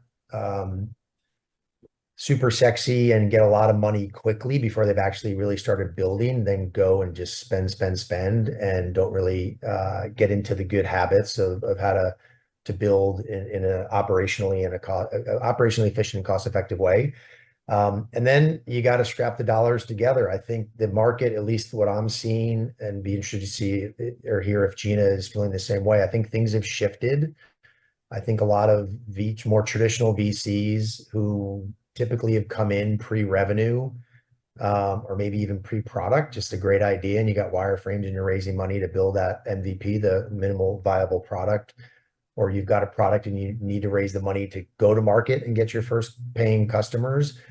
I think it's shifted where many traditional VCs now want to see a demonstration of product market fit, where you're in market, you've got some paying customers, maybe low six figures before they're ready to jump in and make an investment. And so I think that's where you've got to go to self-funding, family and friends, professional angels, high net worth people. I mean, Mariella, you're a perfect example of, I think, a way a lot of companies, startups in the disability space should really look to go, where you got half of your first, $1 million from one investor who has a very personal connection to the problems that you're solving. And I think that's a great way to go early on. I'd also say, I sometimes talk to early stage companies, they're like, oh, we're going to go, their first raise is going to be $1 million or $1.5 million. All right. I would say go raise as little as you can to get your product to market, and do that through a means that is as easy as possible, meaning kind of like timeframe wise, which may be friends, family, angels, high net worth people who have a real connection to what you're doing, and then go build that versus trying to raise a big number. Because I think you're going to spend a lot of time talking to professional investors who may waste your time, and you're going to spin your wheels, and they're going to say, well, we want to see you progress a little bit. So try to go build it and get to market with as little money as possible through those other channels. And then you've just got and when you're successful doing that, you've got a much stronger story to tell more traditional institutional investors and VCs. And that will be an easier and quicker process. So let me stop there and let Gina chime in. Yeah, I tend to want to build off of the good foundation you laid there, Chris, because basically my belief is the same as Chris's. on capital efficiency and making sure that you also don't dilute your position as a founder before you have an actual product built. I know that's easier said than done. And as Brandon had pointed out, it's pretty hard to access grant funding. There has become a movement towards very fine entrepreneurial support organizations in this country and throughout the world, led by the experience of leaders with disabilities who have created disability tech accelerators. And that is a really interesting way to access, in many cases, grant capital associated with the program to founders to help iterate product with the community, get user feedback, mentorship, business development skills, approach to changing and turning an idea into a business plan, into a go-to-market strategy. So if you are looking to go from 0 to 1, and you are listening to this and you're saying, but I don't know the first thing about raising capital, what are you saying? There are programs in the United States like Remarkable, like the Multiple Accelerator, like Together International, like the CSD, which is a deaf-led accelerator. These programs like Synergy's work that are building off of the idea that we need to support our entrepreneurs at the earliest stages, whether it be in a starter program to help ideas to business plan. I'm calling it a starter program. It could be called a launcher program sometimes, or a scaling program to help business plan to market execution and growth. These are very, very dynamic programs that are looking for entrepreneurs to support and often have grant capital that runs alongside the program that invests in entrepreneurs that are coming through the program at those earliest stages. So I would say consider that as an asset to the community and as part of an experience that will afford some business development skills. The other thing to take into consideration is how investors think. And investors really dislike meeting you only when you need money. Investors love and relish the opportunity to see how businesses grow during off cycles when they're not raising capital, when they don't need the money. But how do you think as a founder, what is your team like? What is the product like? How much iteration is happening on the product before you're raising capital? And how comforted are we by the way you think about your business strategy and your partnerships in the community and the way that you are building product design around the problem that you're trying to solve?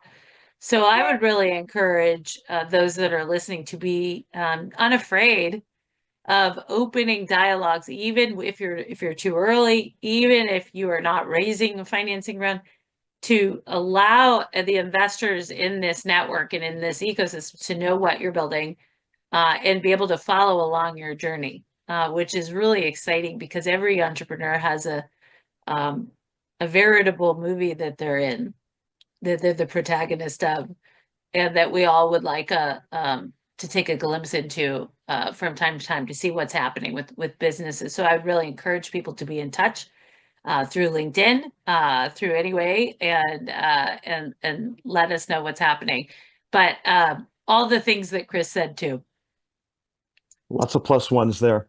In a minute, we're going to give our founders the closing words, but that was tremendous advice there. There's a few $1 million right there in advice.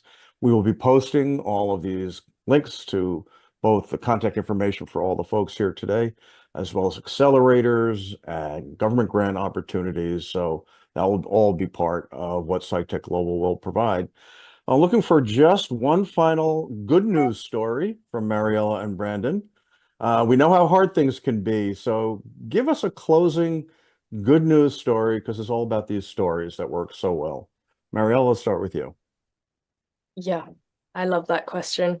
A moment that sticks out to me was my mum coming to wake me up at 4 a.m. one morning, telling me that I had gotten on the Forbes 30 under 30 list. I think I'll remember that forever. And yeah, being a founder is really hard, but moments like that where you get kind of a bit of recognition makes it all worth it. Yeah. I believe you were under 20 when you got that, actually.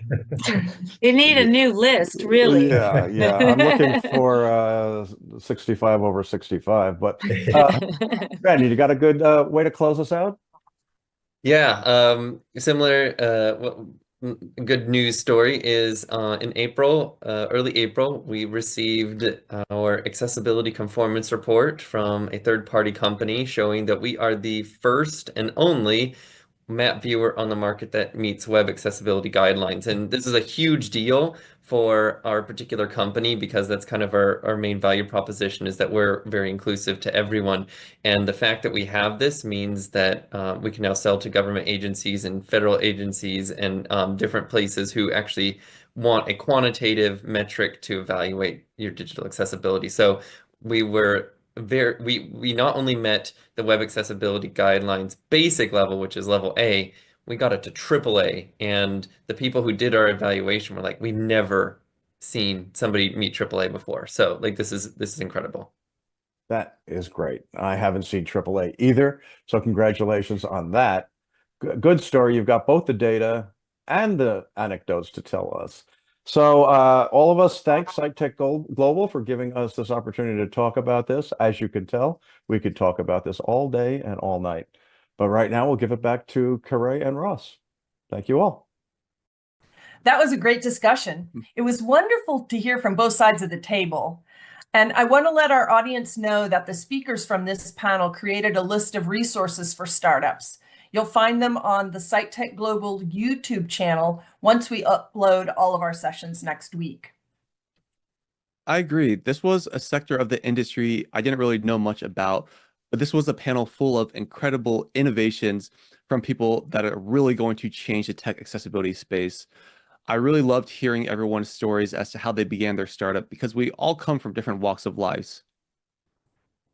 And this next panel will be very interesting for me because I have to admit, I have never played a video game, Ross, but I know you have. So can you share with our audience why gaming accessibility is so important for so many people? Of course, this year the gaming industry was valued around $200 billion, which is more than the film and sports industry combined. There have been massive undertakings to make film accessible through audio description, sports through the Paralympics and adaptive sports, and now we're seeing this with video games. I loved playing video games ever since I was a kid after I was blinded, and that love for gaming didn't go away. Video games tell stories that make you feel, allow you to be transported into a different world, or play online with friends. I met my two best friends through a video game, and this is the case for many disabled people who may have a more difficult time getting out of the house. Even in education, we're seeing the gamification of educational material to reinforce learning, and there's no reason the blind community shouldn't be a part of that. I'm a speaker on this panel because I work as a game accessibility consultant and speak and work with several different studios to make their games accessible. I also create content on YouTube and Twitch about game accessibility, and I'm close friends with everyone on this panel, so I'm really excited for you all to see this. Yeah, and I'm really excited to hear from James Rath, our moderator for the gaming panel discussion. Over to you, James. Thank you, Corey. I appreciate that. And let's talk about gaming accessibility for those who are blind and low vision. I myself was born legally blind, and gaming has been a passion of mine since I was young, but not every game has worked for me. And luckily, that list has only been expanding in recent years. So I'm going to talk to three amazing panelists today about what it's like gaming, and some here who are blind, while others are helping to contribute to making games more accessible for those of us who are blind, low vision. So I want to start off by introducing Jenna. Jenna, go ahead and just talk a little bit about what you do, who you are. Yeah, thanks so much, James. My name's Jenna. I work for Descriptive Video Works. I'm a producer, and I work primarily on our gaming content. So there have been a handful of AAA games that have released in the past few years with professional audio description, and we've done all of them. So it's been a joy and an honor, and sometimes I have to pinch myself and wonder, am I really getting paid to do this? Because it is quite literally my dream job. And we've gotten to work with a variety of wonderful consultants, including Ross, if you'd like to introduce yourself. Gas me up. Yeah. My name is Ross Miner. I am totally blind and I am an accessibility professional and consultant. I primarily specialize in video game accessibility, so I work with a lot of different studios to lead workshops on game accessibility or help design accessibility features. Some of the games I've worked on include Sea of Thieves or As Dusk Falls. And on the side, I am an audio description narrator. And so I actually do a lot of work with descriptive video works as well. One day, hopefully I get to describe a video game because more and more keep coming out with audio descriptions. And yeah, DVW has pretty much been behind all that. Oh, and I guess I should say I'm a YouTube creator and Twitch streamer.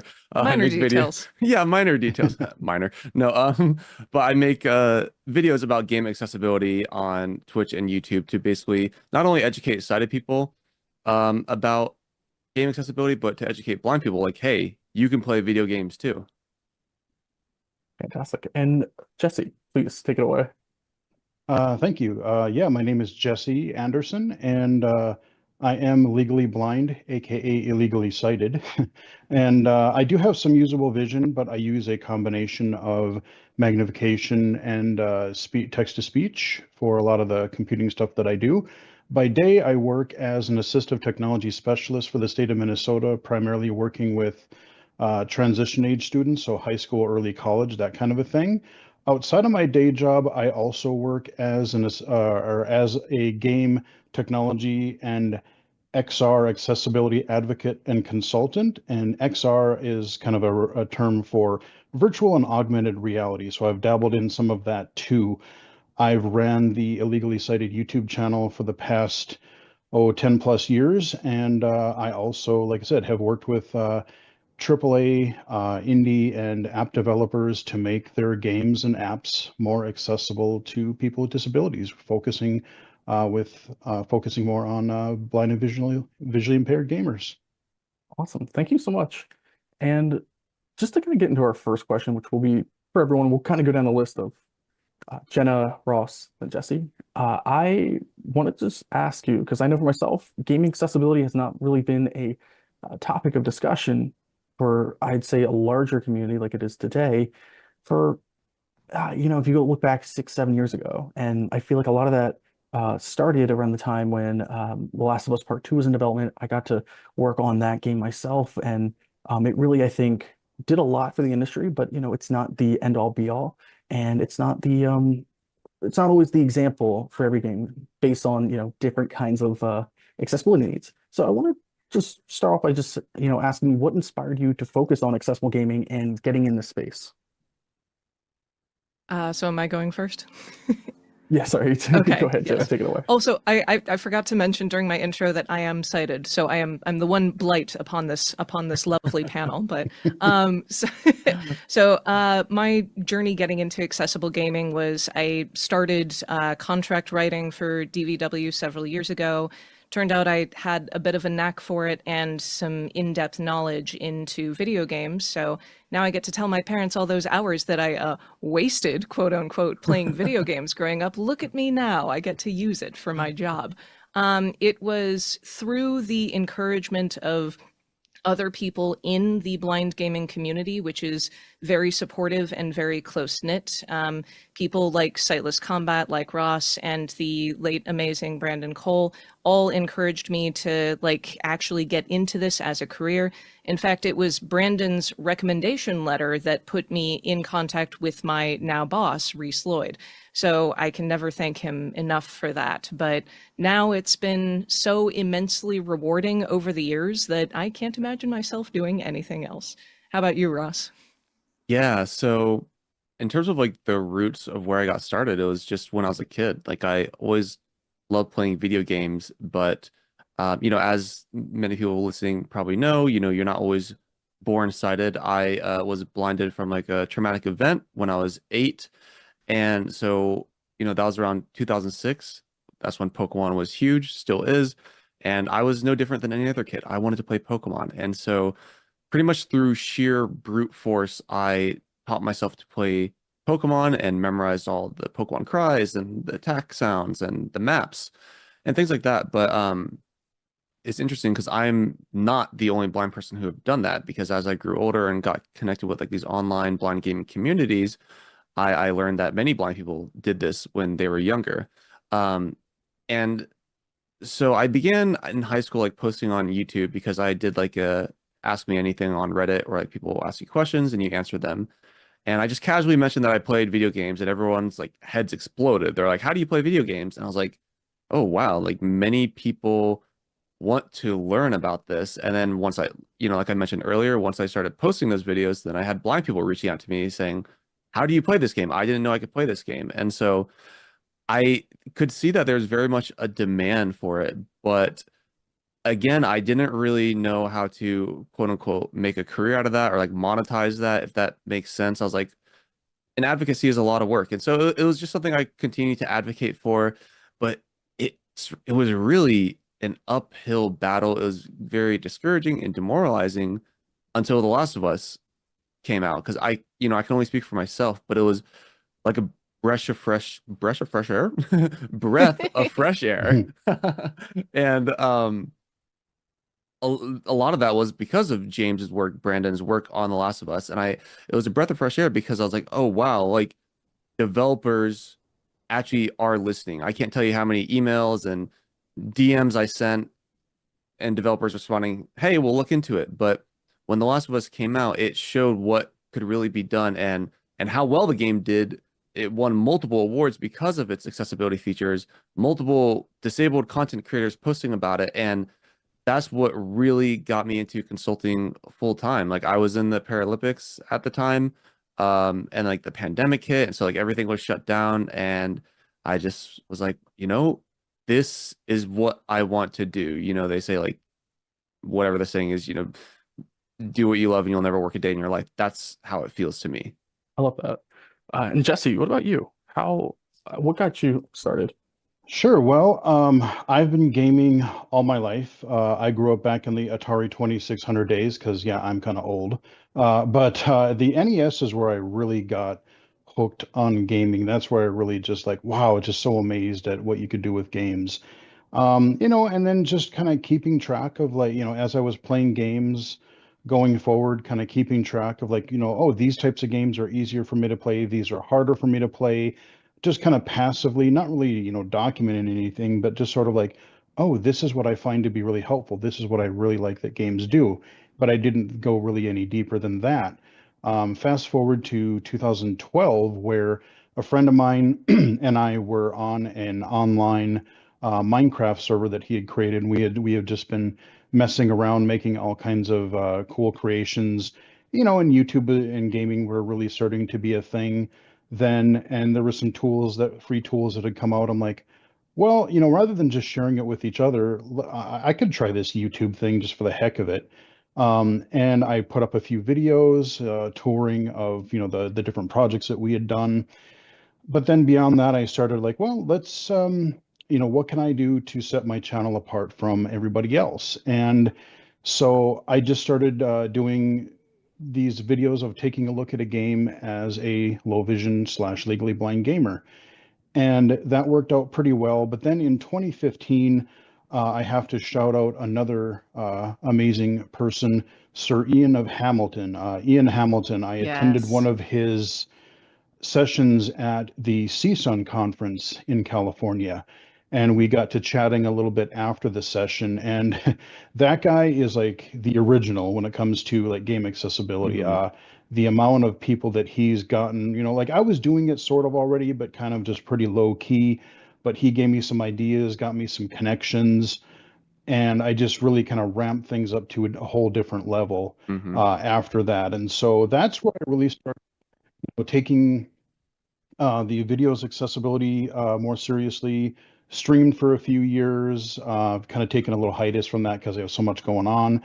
But then also just starting to work with like mobile app developers, game developers, indie developers, even some AAA developers and things like that. I mean, I've played audio games in the past because they were a thing, in the 90s and 2000s, but they were, I love the fact that we're getting now a lot more mainstream game accessibility too. So that's kind of been my background, I guess. Awesome, thank you. I want to circle back on that audio game thing here in a moment, but Jenna, I do want to ask, audio descriptions are a very key component when it comes to making cinema and TV shows accessible for people who are blind and low vision. But could you talk about how this is coming into the gaming space? Because when I was working on Spider-Man 2, and they told me audio descriptions were on the radar, and then I actually got to like listen to it and play it and play test it with that, it made a Oh world my of difference gosh. for me. Can you talk Mhm. about, from your perspective, some of these successful projects you've got to work on with that? Yeah, for sure. So like you said, audio description has been pretty well established in TV and film, but in video games, there's always going to be new stuff and new rules that we need to think through.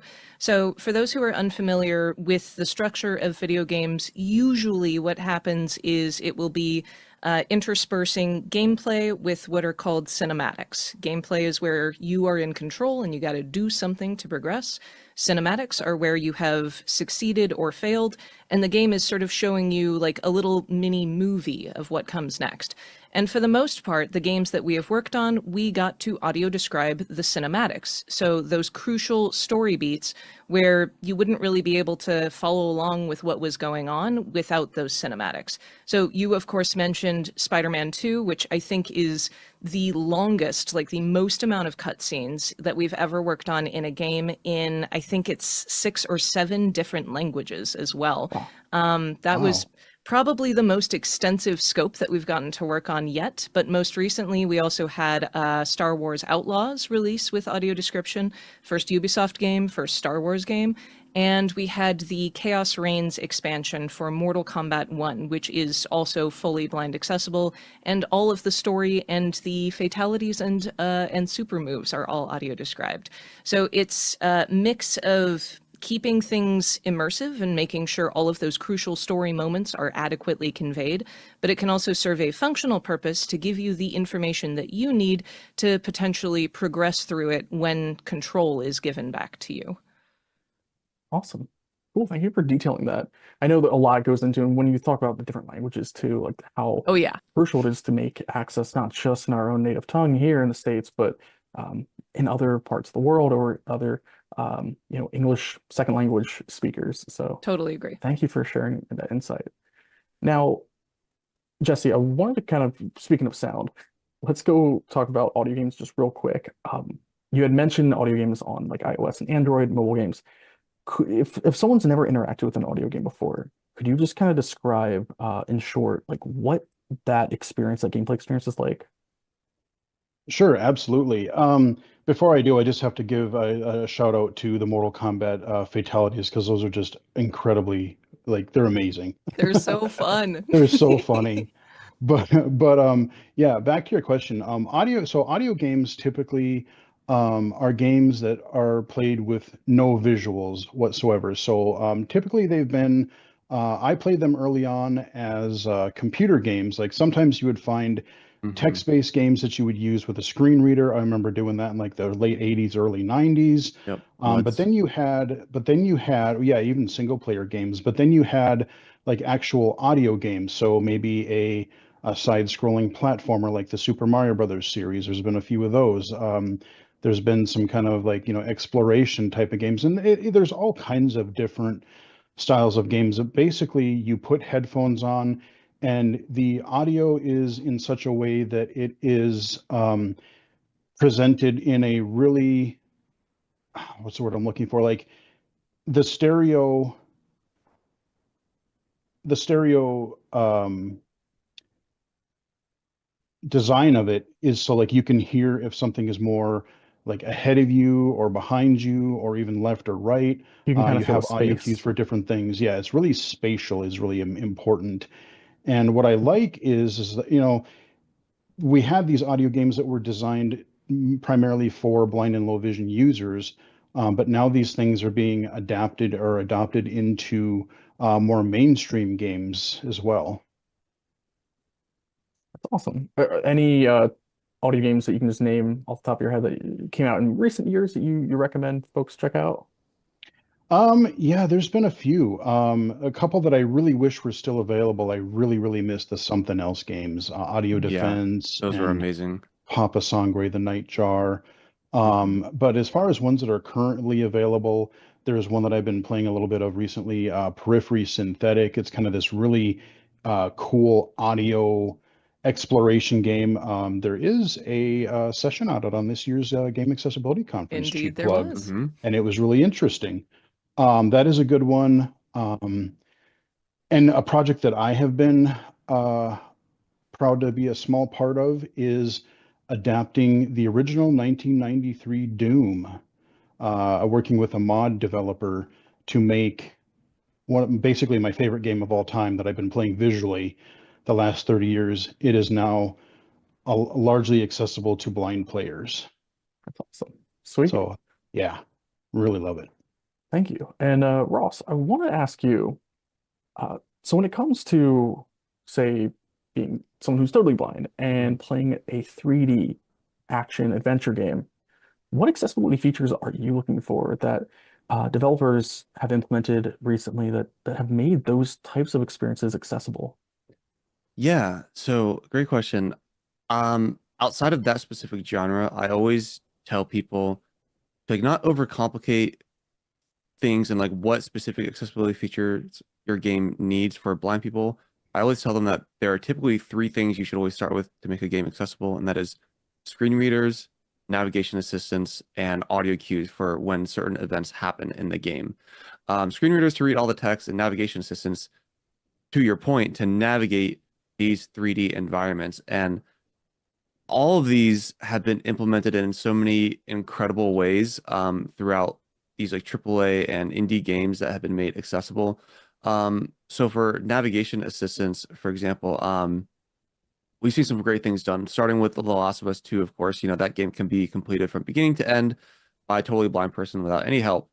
And the game just does a great job of keeping you on that golden path, so to say. So you're always going in the right direction. However, there are some like caveats to this, and that you don't have a ton of agency when doing it.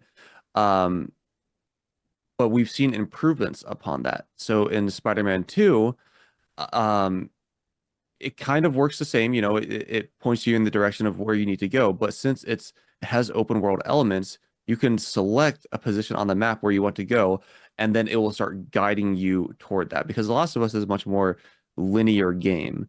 Um, and so Spider-Man did that really, really well. And then it also implemented like this point of interest indicator where it plays a sound and it'll like click faster.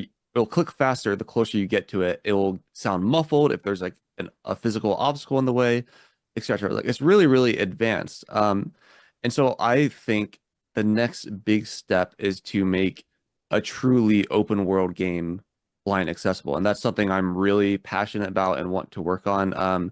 Because I mean, there are so many different games you could do. Like I've always wanted to play Skyrim, and like I'm not saying that Skyrim's going to come out and have navigation assistance, but you know, just a fantasy game of that caliber, I've always wanted to play. But then we've seen great advancements in screen reader technology as well. Diablo has an amazing screen reader. Forza Motorsport has amazing screen reader where you can both these games, you know, you can adjust about or adjust the speed, the voice you're using, the pitch, and more. And then I also quickly want to give a shout out to Diablo's navigation assistance feature, which came out about a month ago, where now there's navigation assistance across the open overworld map, which again is like open world. This one, I don't want to say it's like easier to implement, but you know, it's like a top-down view of your character, so you're not you don't have this changing camera perspective, but still just a feat of engineering. And so more and more open world games like we're getting there. You know, it's not fully open world, but we're taking really big steps in just a few short years that navigation assistance has come mainstream. So it's really exciting. And with that said, what have you seen is like the most effective communication channel for community feedback to developers? Yeah. So it's so difficult because a while ago I probably would have said social media, but social media is in a really awkward place for blind gamers right now. We all know, I guess I have to call it X, where that's No, at you with don't. accessibility. Okay, Twitter. No, it's Twitter. It's Twitter. It's Twitter, Yeah. always will be. So like Twitter, unfortunately, even after the accessibility team was laid off, is still the most accessible, but people are leaving that platform in waves. And so a bunch of blind people go to Mastodon, which is great. You can find a bunch of blind people there, but not many developers. Instagram is inherently inaccessible unless people add alt text to their pictures. TikTok, same difference. Although there is a massive blind community on TikTok, I was surprised to learn a few months A lot of ago. Gen Z blind folks. Yeah, definitely. So, I would still unfortunately say Twitter, but more and more studios are having accessibility portals you can go through. So whether that be an email, or submitting a bug report, like there's an accessibility flag, things like that, really go a long way. But really, if you want to get something out there known, you've got to interact with the community in some way, whether that be like reaching out to someone like me. Like I'm happy to help signal boost accessibility barriers you are having. Like that's half of my job, is kind of help advocating for people who may not have as much of a presence. But then also, I started on YouTube just making videos about how I play video games. Like you can do the same thing too. People search that stuff all the time. Developers come across that all the time. And so the more you post, the more you ask for it, the more studios will see that demand. I mean, they already have. Otherwise, they wouldn't be creating all these accessibility features, but they are, because there's a demand. And the more blind people realize that they can play video games, the more those changes will happen at a faster pace, in my opinion. Thank you, Ross.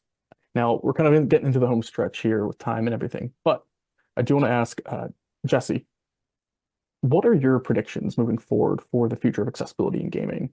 And I'm going to have one more follow-up for Ross and Jenna here in a second, but if you can just kind of like what you're looking forward to for the future of accessible gaming. Sure, yeah. There's a few different things. Like I said, I really like where accessibility, how far we've come. I would say even since like 2015 or so. There are things that I thought we wouldn't have seen for quite some time yet, but that we're seeing a lot of progress. There's still a long way to go.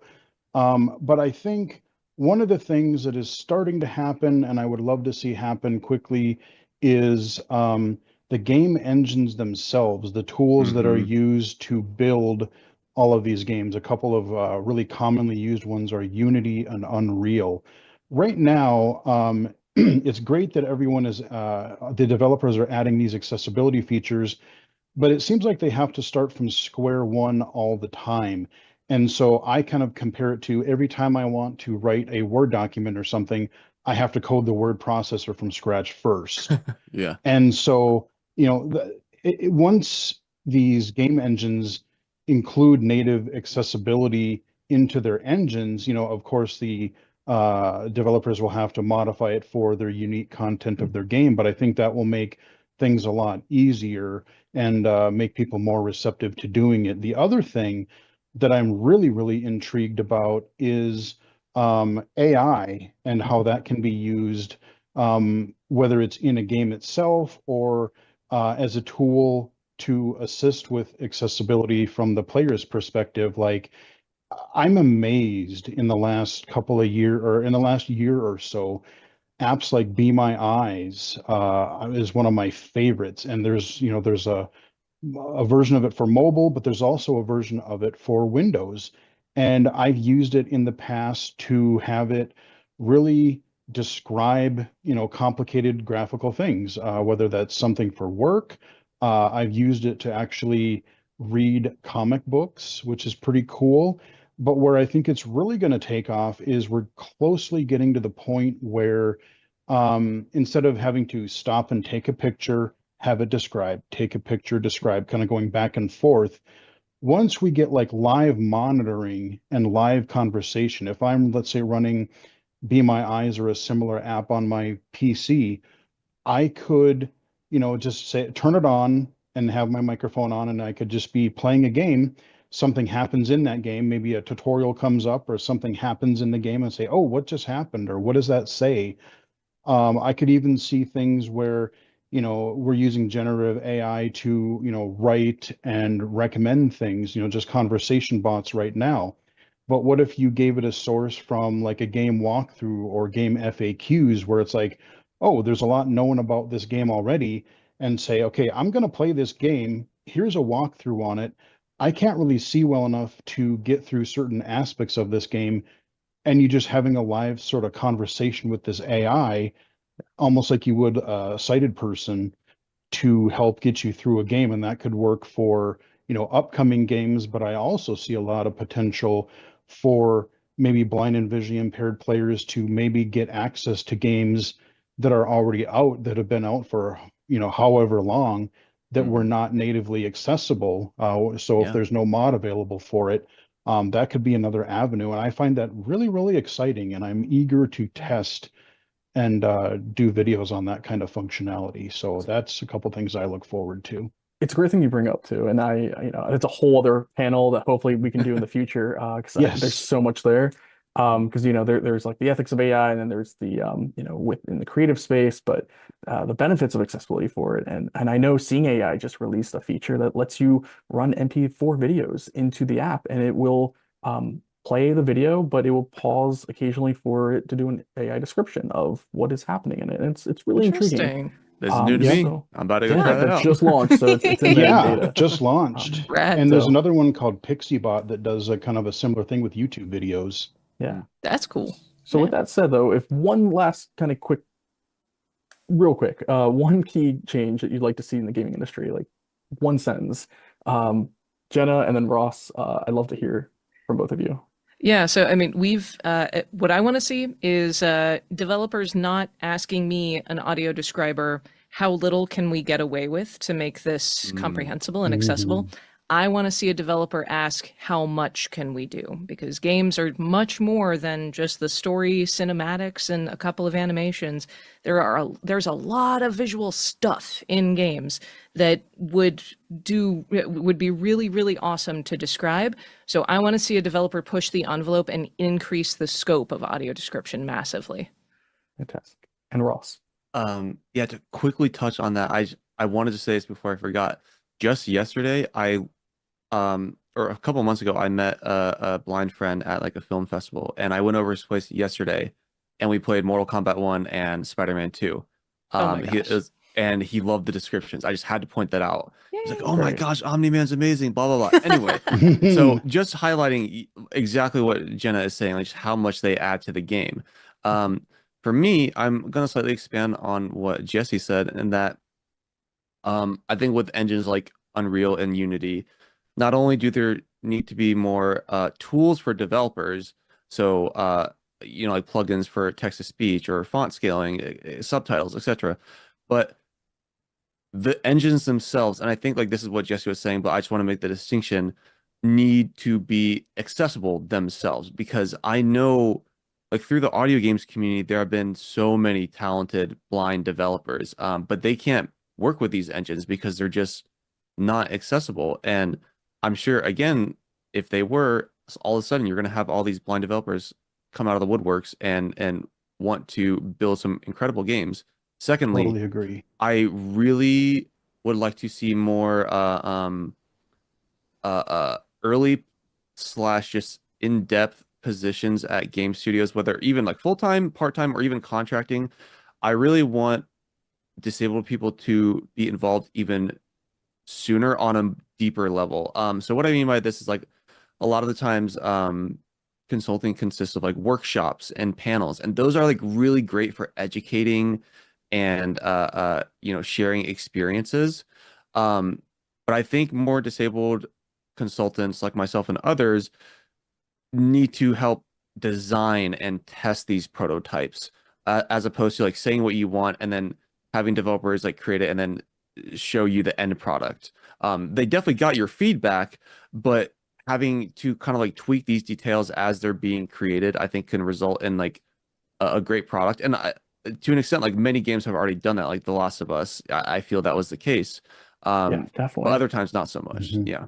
Ross, thank you so much. Sorry to cut it short. We are literally, there's so much more we could say on this whole topic, and hopefully there will be so many more discussions, and hopefully, SciTech Global will continue to have a category of panels with this in the future. And Yes, again, we just want to please. say thank you to Yeah. our great panelists, Jenna, Jesse, and Ross, for all the great insight. And let's keep the conversation going beyond this conference. And Thank you, James, Yeah. for being such a Appreciate it. wonderful Yeah, moderator. thank you, everybody. And thank Thank you you. for the conference for inviting us.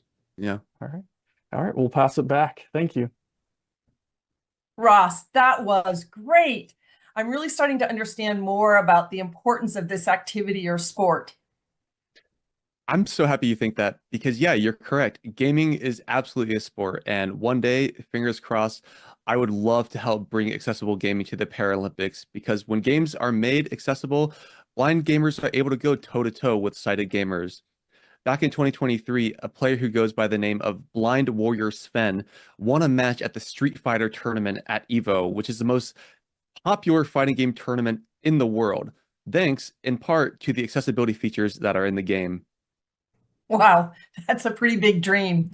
You know, I was a Special Olympics volunteer when I was much younger, and it was one of my very first experiences in celebrating with the disabled community. I've been following the Paralympics ever since, and I think it's so important for inclusion. So now we're going to have our first breakout session, and I want to announce the session quote, "Come chat with Googlers," close quote. It's an informal breakout session providing the opportunity for our audience members to connect with Google experts, ask questions, explore the latest in accessibility, innovations, and share your own valuable insights. The Googlers will start the breakout session in 5 minutes. So if you want to attend, you can drop in, go to the SciTech Global website, search for the breakout sessions, and it should be the only one listed. All right, so our next panel will highlight an experienced CEO and a young entrepreneurs, both having synergies in their experiences. That's right. We'll hear the introduction of a new haptic technology that complements human support for blind people. Let's hand things over to Devin Coldway, who will be our moderator for this panel.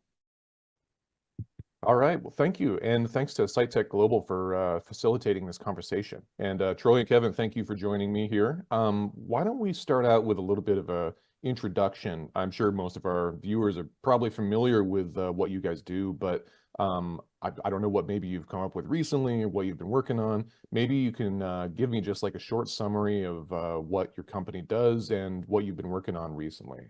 Troy, why don't you start us out? Well, first off, thanks for having Ira, having me at SciTech Global. Really excited to be here and share a little bit, and also with Kevin, who's we've partnered with, so that's one of the things we'll talk about. But ultimately, if you haven't heard of Ira, we started as a startup, as a VC-backed startup 10 years ago. We raised 38 million, and the vision and the motto was access is a human right, and we focused on the blind, low vision community, building with them and really creating this concept of visual interpreting remote assistance on demand. So we operate a 24/7 service where individuals who are blind and low vision can use our app, use our web app, use meta glasses, different ways to connect, but ultimately you're connecting with a human in the loop. We've augmented that with AI, so we also have AI. We're a free service in that individuals can use Ira at access partners. So part of our business strategy is to partner with government and business, such as Alabama, Colorado, many banks, a lot of tech companies use Ira as an accommodation. Many companies use Ira as accommodation. We're in 50 airports, 50 universities. So we're really proud of the progress we've made at providing a free service by partnering with businesses and to kind of provide the service. But with that service, because it's secure and trusted, we're HIPAA compliant. We really focus on information handling, privacy, security. We're trusted to do all manner of activities, including navigation, but including also work at a computer, in the home, reading financial documents, medical documents, COVID tests, pregnancy tests, all the things. With that, I feel like Ira has probably the largest catalog of use cases. We're approaching 10 million sessions. And with that, we've we've seen a thing or two, to borrow from another tagline, but really glad to be here, share a little bit more about what's going on at Aira, and happy also to be on the panel with Kevin. Yeah, and Kevin, we just met the other day at TechCrunch Disrupt, where I wrote up your company for the Battlefield. I was super excited to have a company focused on accessibility presenting on stage. But why don't you share what you've been working on? Yeah, I would love to. And thank you, Devin, for that amazing article. That was phenomenal. We've shared that with a lot of our investors and partners. Really appreciate the great write-up. Happy to. Troy, happy to be a part of this panel with you finally. Yeah. We're able to showcase to the world, in a grander scale, our partnerships. So Haptic really started as a mission focus driven towards helping people with technology. And first we were, called WearWorks. We created a wearable device called Wayband. And that was what guided the first blind runner in the New York City Marathon, making history.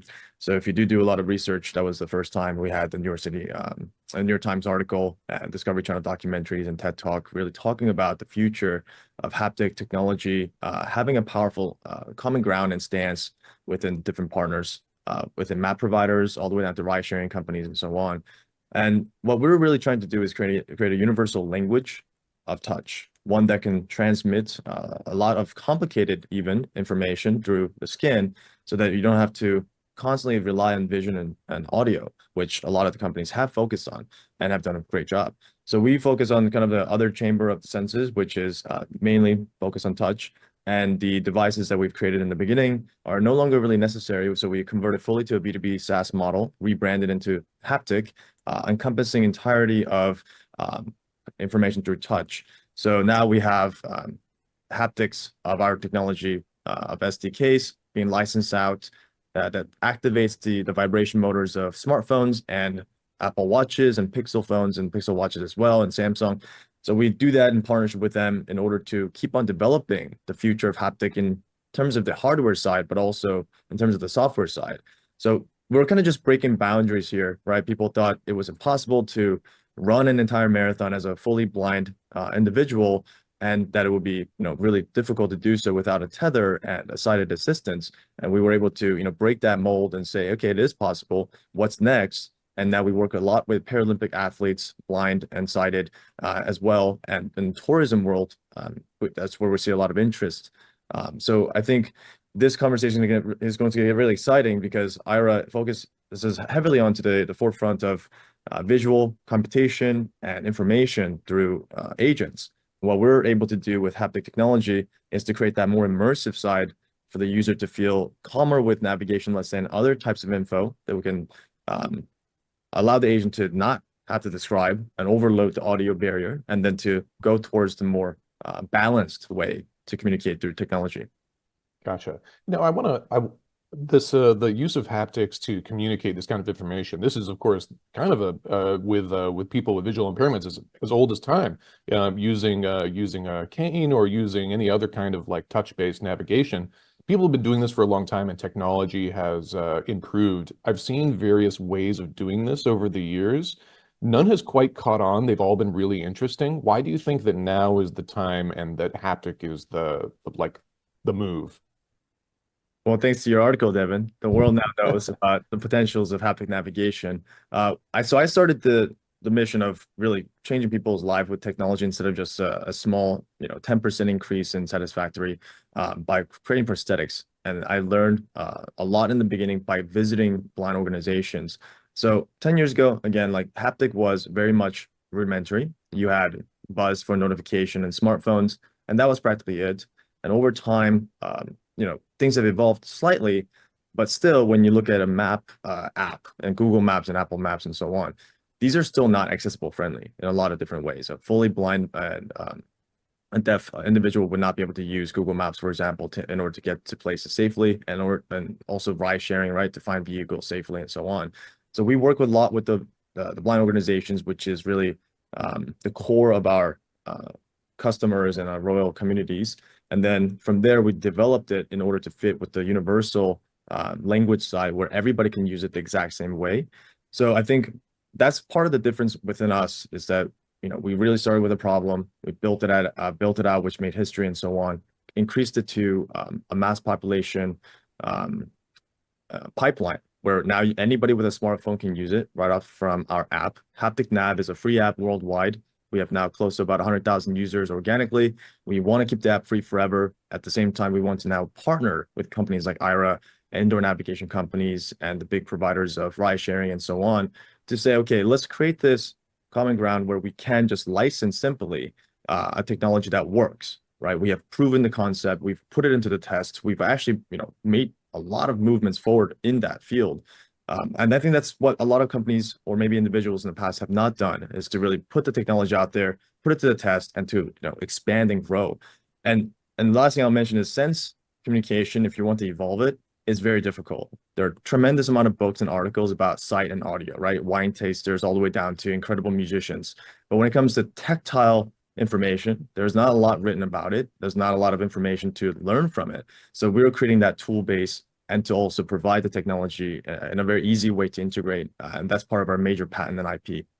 Gotcha. Yeah. Yeah. And I want to say that when I tested it out at back in the green room, I was really surprised at how natural it felt to just automatically be like, oh yeah, now I get it. It literally only took like 10 seconds to figure it out. So Troy, Devin, I'll add, by the go way, ahead. Again, we have the benefit of, tens of thousands of customers who are using all manner of tech, right? Like Aira is just another tool in the toolbox. We are often the system of last resort, right? When all else fails, but that gives us like a great access to both early adopters and folks who follow. And yes, as you said, there's been lots of focus on haptic-based interfaces.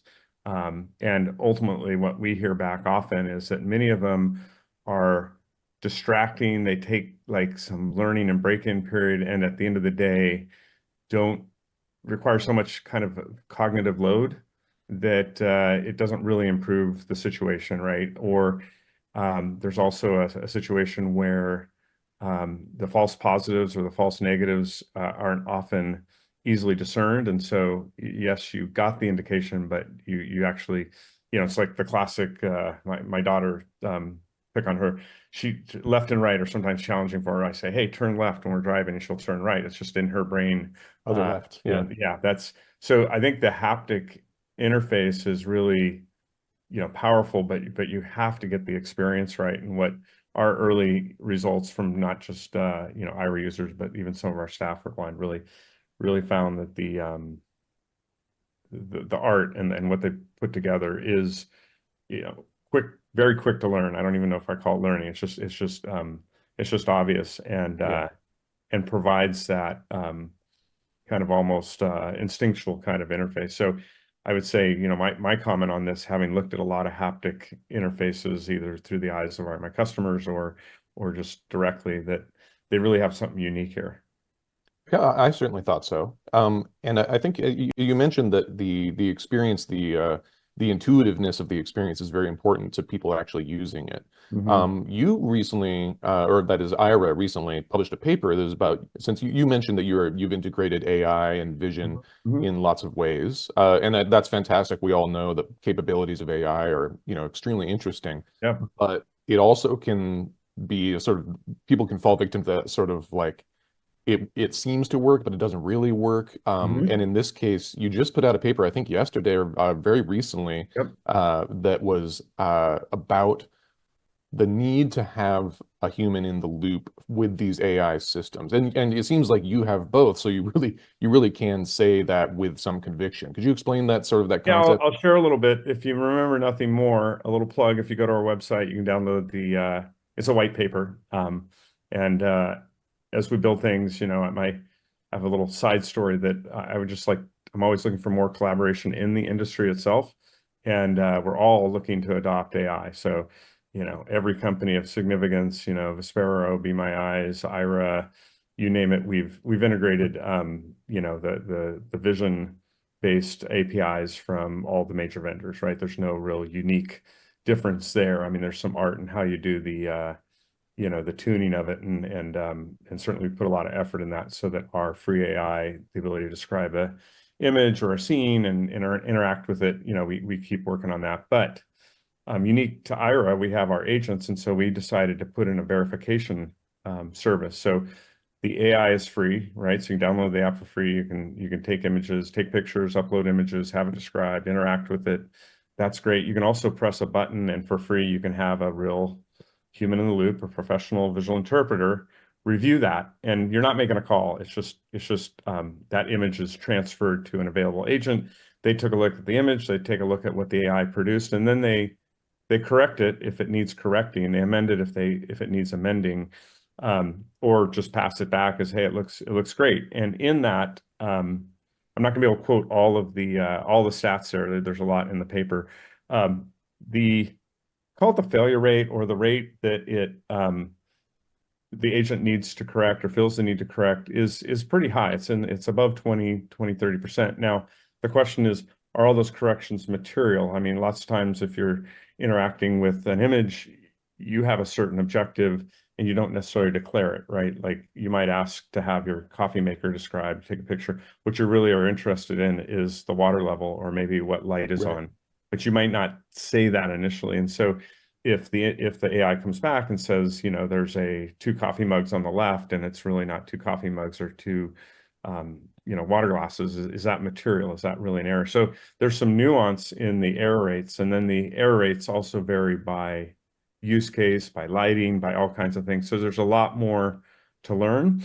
As part of our brand, we look to provide a service that is reliable and trusted. And so that's why we've added the human in the loop, so that you can get the trust, but you can also get the low cost, value from AI delivering visual information. And happy to talk about that more. I don't know that we were surprised per se, perhaps because we were looking at the data. But when we put it together in a report, we had a couple MIT interns working on it, so it's kind of a fun project for them. It was interesting to see the variation in the false positive, false negative rates in the different conditions, and that's also going to vary over time, right? As the AI improves, as different vendors come out. So it's a space worth watching, but I believe, at least from an IR perspective, relative to the service that we provide, a professional service, human in the loop is absolutely required, because especially if you're blind and low vision, how else are you going to learn about the quality of the results, except for maybe if you depend on it and it sends you in the wrong direction or gives you the wrong info. So our job is to, provide a service, whether it's with humans or AI, we're going to combine it.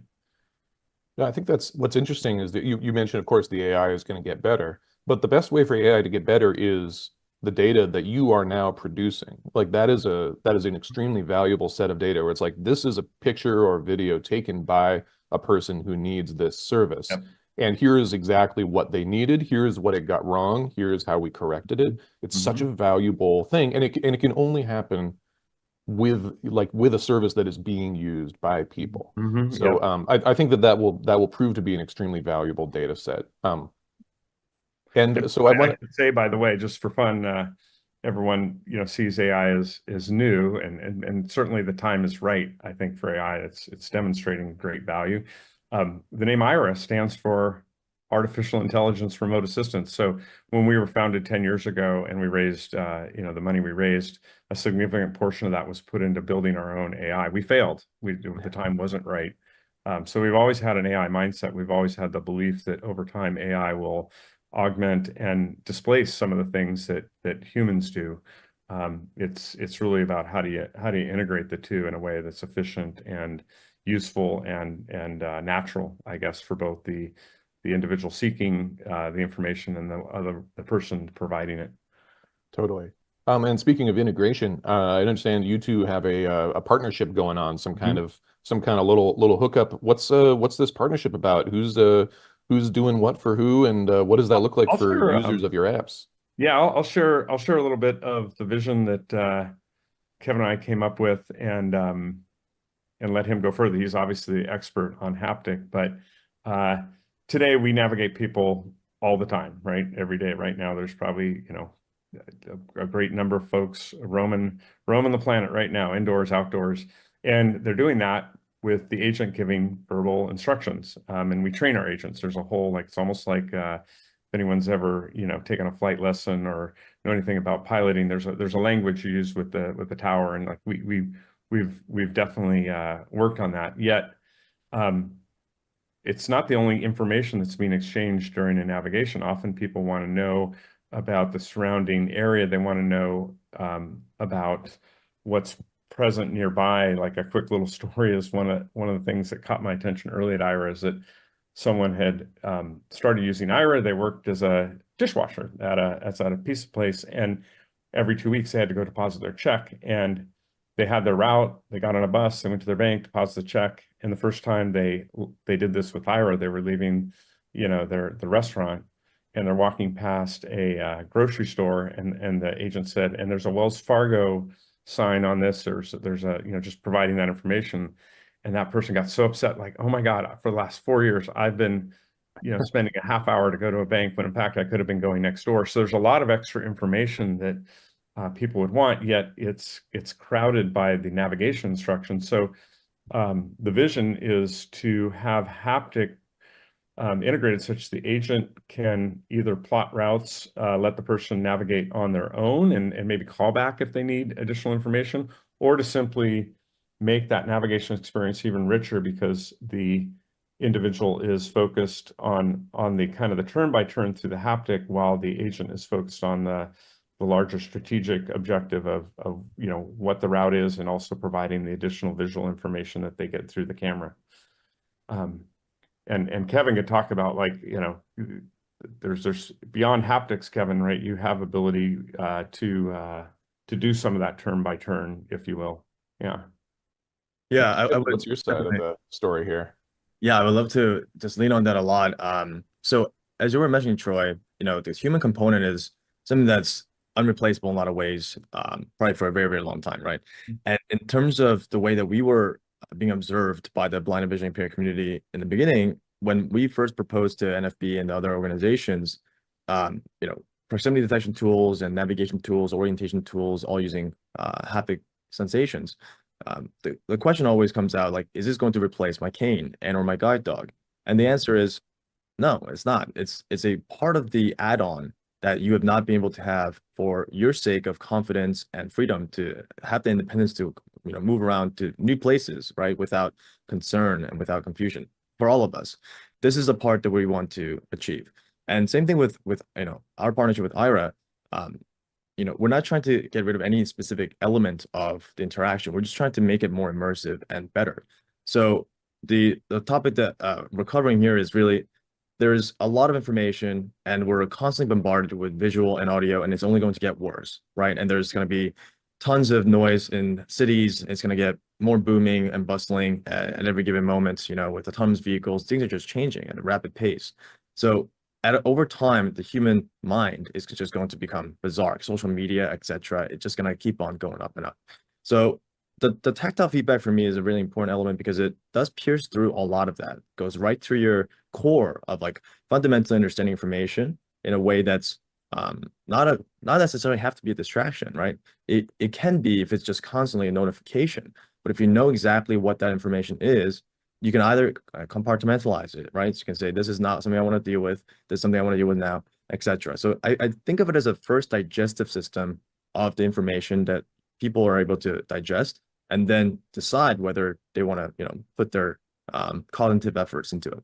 So, for example, you are a person walking around in the streets, let's say a fully blind individual, an agent from Aira is on, as he was describing.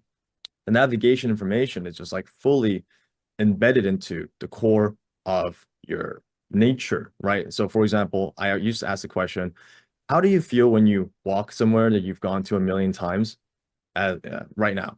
You feel like it's very natural. You feel there's nothing in your really mind in order to distract you. It's kind of a calming, very relaxing journey. And that's the kind of type of experience we want to provide for somebody going somewhere for the first time ever. And that's what haptic nav does. It's not just a turn-by-turn direction. It's not just a left turn, right turn. It's an orientation. It's really the kind of, you can describe it as a hot and cold. You really have to feel it to understand, but it practically just intensifies when you go the wrong direction, and then simply gets softer when you go the right direction and stops. And when I just talked to Anil from NFB yesterday, he was saying, we've been talking to a lot of the ride-sharing guys, especially Waymo, and these are discussions that come out. The custom honking noise and audio feedback are just not the right answer. haptic nav is going to be one of the major ones that's going to change the game in the industry of just identifying obstacles in a really precise and accurate way without that bothersome haptic feedback, right? So the fact that we refined this over the course of many, many years, it was really just nitpicking at the exact sensation that the range that a person will feel confident and comfortable to digest at a given moment every single time, to feel like they are going somewhere as if they've done it a million times. And that really is the core of haptic nav. And if we can allocate that to the end user and at the same time provide only the beautiful things of the information around them through like a human to human interaction, I believe that will be the best experience that a person can have. Totally. And that actually goes right into what I wanted to ask about next, which is getting the feedback from the community. I know you both probably are connecting with people who use the app all the time, but it's always interesting to me to sort of hear about how that feedback is actually like formalized and listened to in a systematic way. Because, you know, when you have thousands of users and every once in a while someone says, hey, it'd be nice if this thing did this, that's not really systematic feedback, and it's not solicited in a way that you can necessarily be constructive with your own product about it. So I'm curious about how you, both as leaders of your companies and in the community, engage with the people that use your apps, and how do you come up with, how do you receive that feedback and act on it? Whichever one of you guys wants to jump on that. You know what, Troy, I would like to kick it off just briefly because you know, I have a lot to share about this in terms of how we've gathered the data within tech companies, within AARP, for example, which has been a recent investor of ours, with all different age groups, from children all the way to people over 65 and up, and so on. And then the blind and vision impaired community through NFB lighthouses. So the full conglomerate of the data part that we're able to receive is very diverse. And for example, when we do AARP surveys, they've done about 8 within indoor navigation, airports, you know, tough congestion, high congestion zones, event spaces, and general navigation, and finding people within these places. And what we have learned is that about 87%, and these are people that have never used haptic navigation before, right? Of all ages, again, sighted or unsighted, have identified that 87% suggest or prefer vibrational feedback for navigation over any other senses. That's including audio and sight. And that was really great for us. And that's 87% at the highest realm, like 5 out of 5. And then the other percentages go down to the 4, and then practically none at the visual and sight base. So if we can have the access to, of course, navigate through touch, that's going to be a very viable product for everybody in the world, which is what we have learned. And specifically with Google, we've done ERG testings with a lot of people there. And that's, of course, more internal, right? Techies, more like, people that understand the navigation experience in a very, very high way. They also understand that navigation through Google Maps right now are still lacking in a lot of ways, with especially accessibility side. So we're able to get that feedback and a global feedback from our app itself. So that's kind of like where I'll start off by saying our information is quite diverse, and the information that we are getting from the data that's pretty concrete are very solid now. And that's what we need to showcase to, let's say, the bigger corporations to say, okay, like, let's do something big. Let's make it a global movement here, a common ground where everybody can feel their way and not have to worry about that so much. Speaking of feedback, that's boy, we could go a long way here.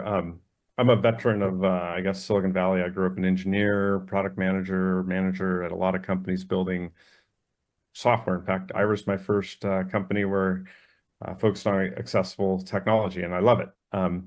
But I borrow, and a lot of the folks at IRA borrow from companies like Intuit or Google or Apple on how we engage the users.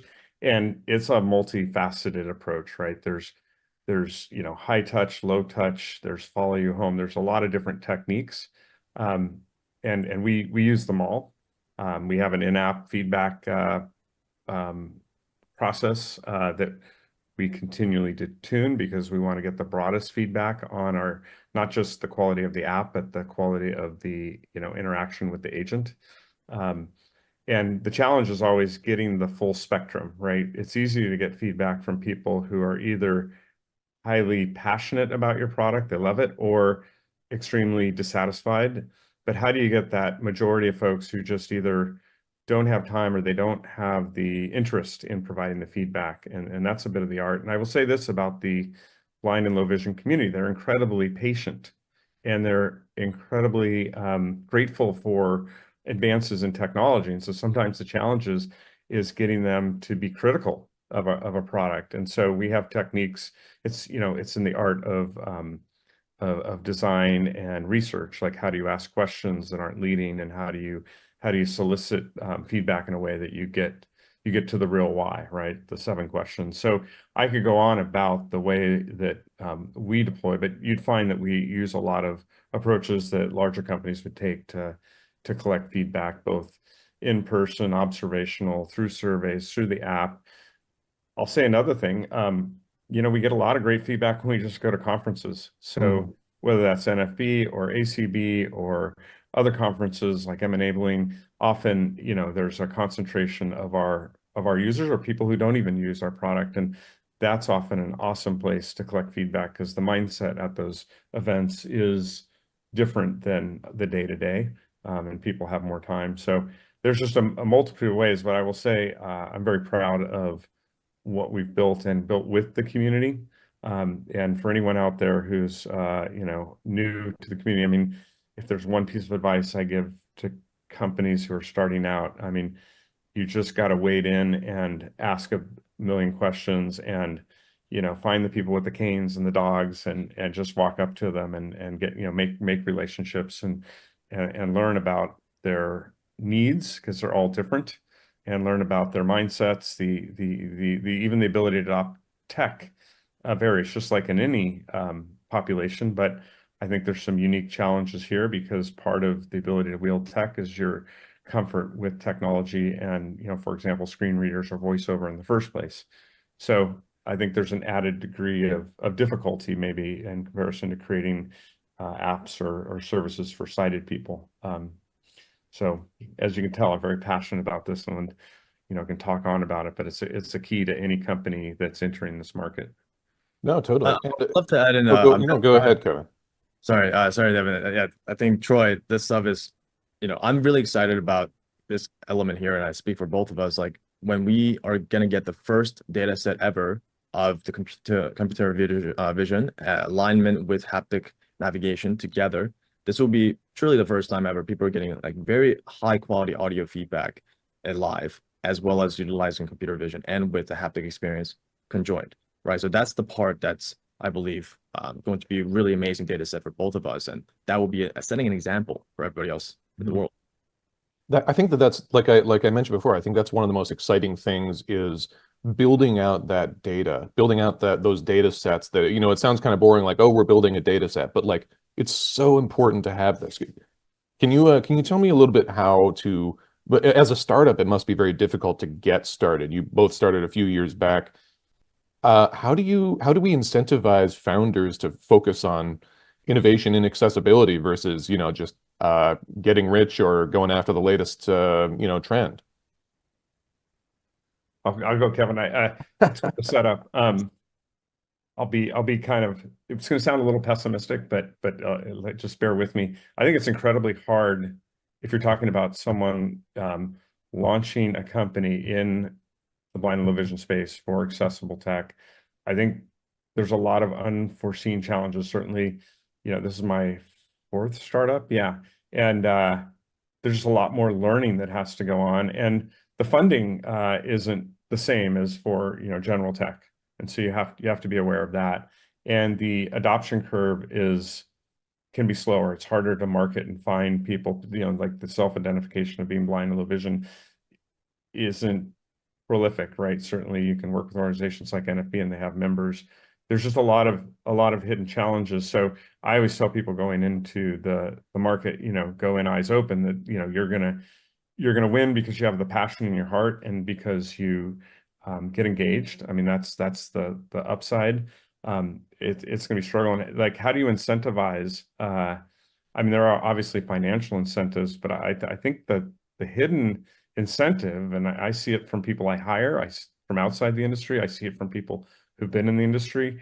You get a chance to, you know, leverage your skills, whatever that might be, marketing, sales, development, even finance, in a way that I think has an impact on people that isn't the same in maybe other industries. And that's certainly what at the core powers like the staff at IRA, and that's also what powered us through a lot of the early challenges.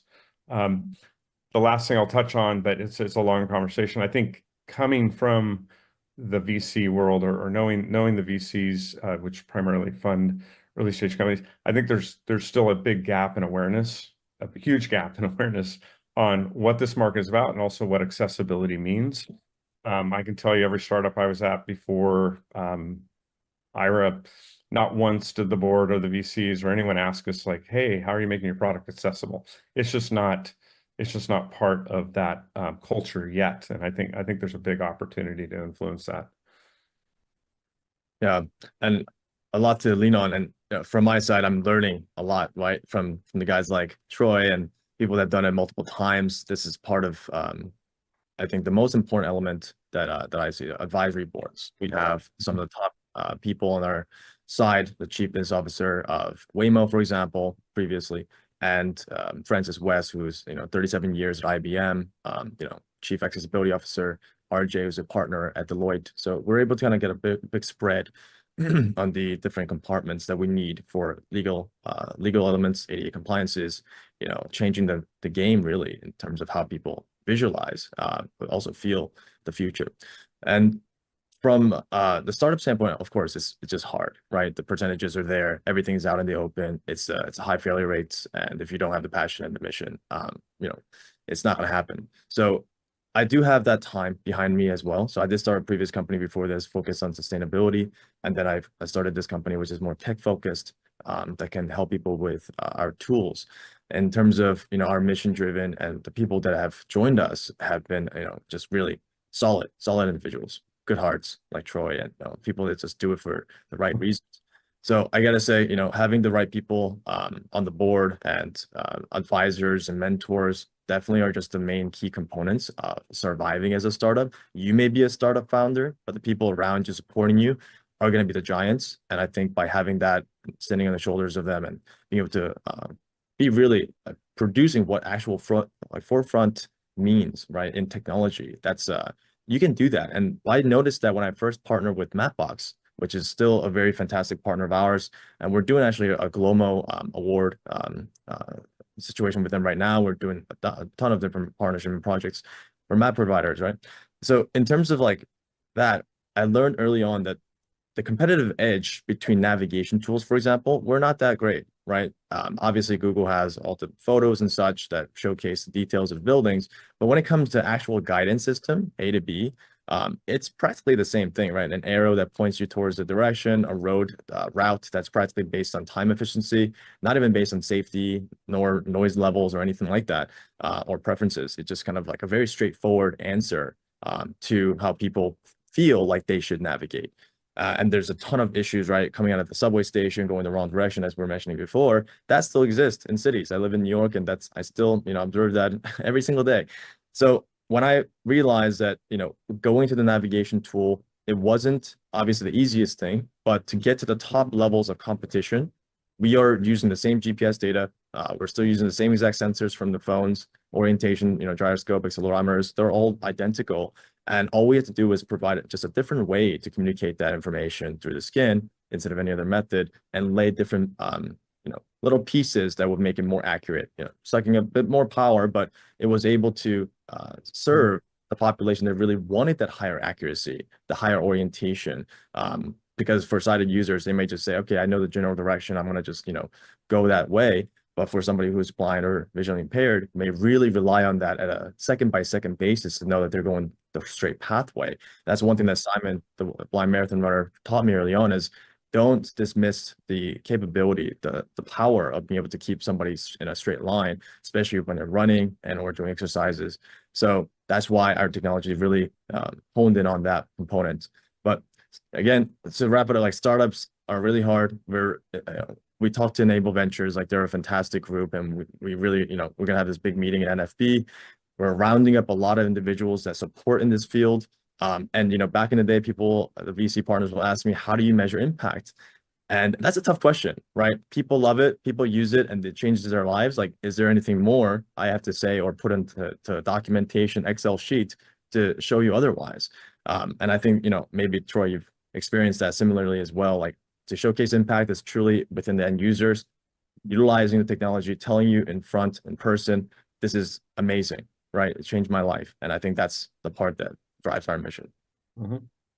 Well, we only have a couple of minutes left, but I wanted to ask just really quickly, like, is there one thing, if you're talking directly to some of your users or maybe some people who haven't gotten a chance to use your apps and products yet, if there's one thing just coming up in the next couple of months that, they could look forward to, what would you say that is? Just real quick so we can end our little talk on time.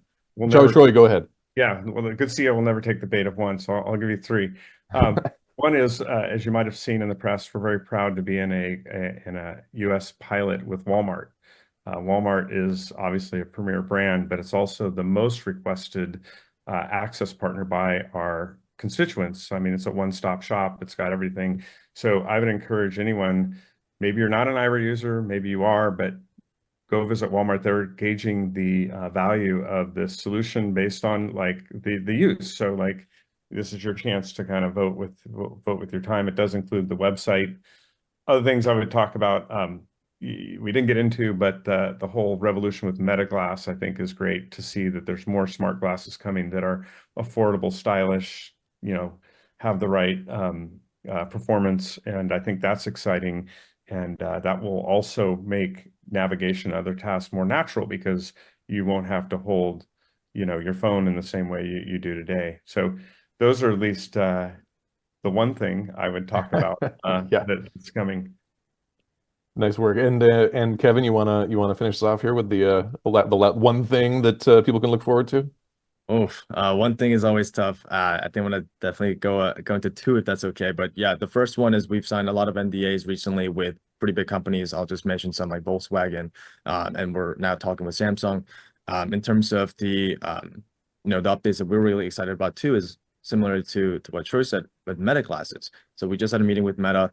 Of course, with ride-sharing companies, that's kind of like the core, I think, the approach for the next couple of months to really adapt haptic nav and help a lot of people shave seconds off every ride and make it fully accessible, friendly globally like this.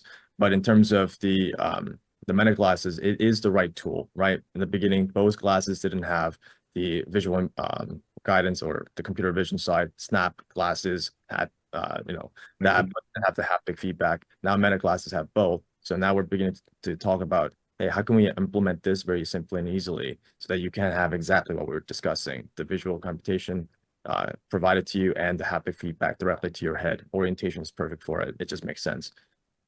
Gotcha. Very excited about that. No, I'm looking forward to all this stuff. This is fantastic. Well, it's been fantastic to just speaking with both of you. Thanks for joining me to talk about this stuff. And thanks again to Sitech Global for hosting this conversation. Thank you, Sitech Global. And thank you, Troy. Everyone. Yeah, thanks, Kevin. Thank you. Take it easy. Wow, I'm so impressed after watching that panel. I know many people in the blind community really value the level of independence AI has brought us, but there are still some people who doubt its usefulness.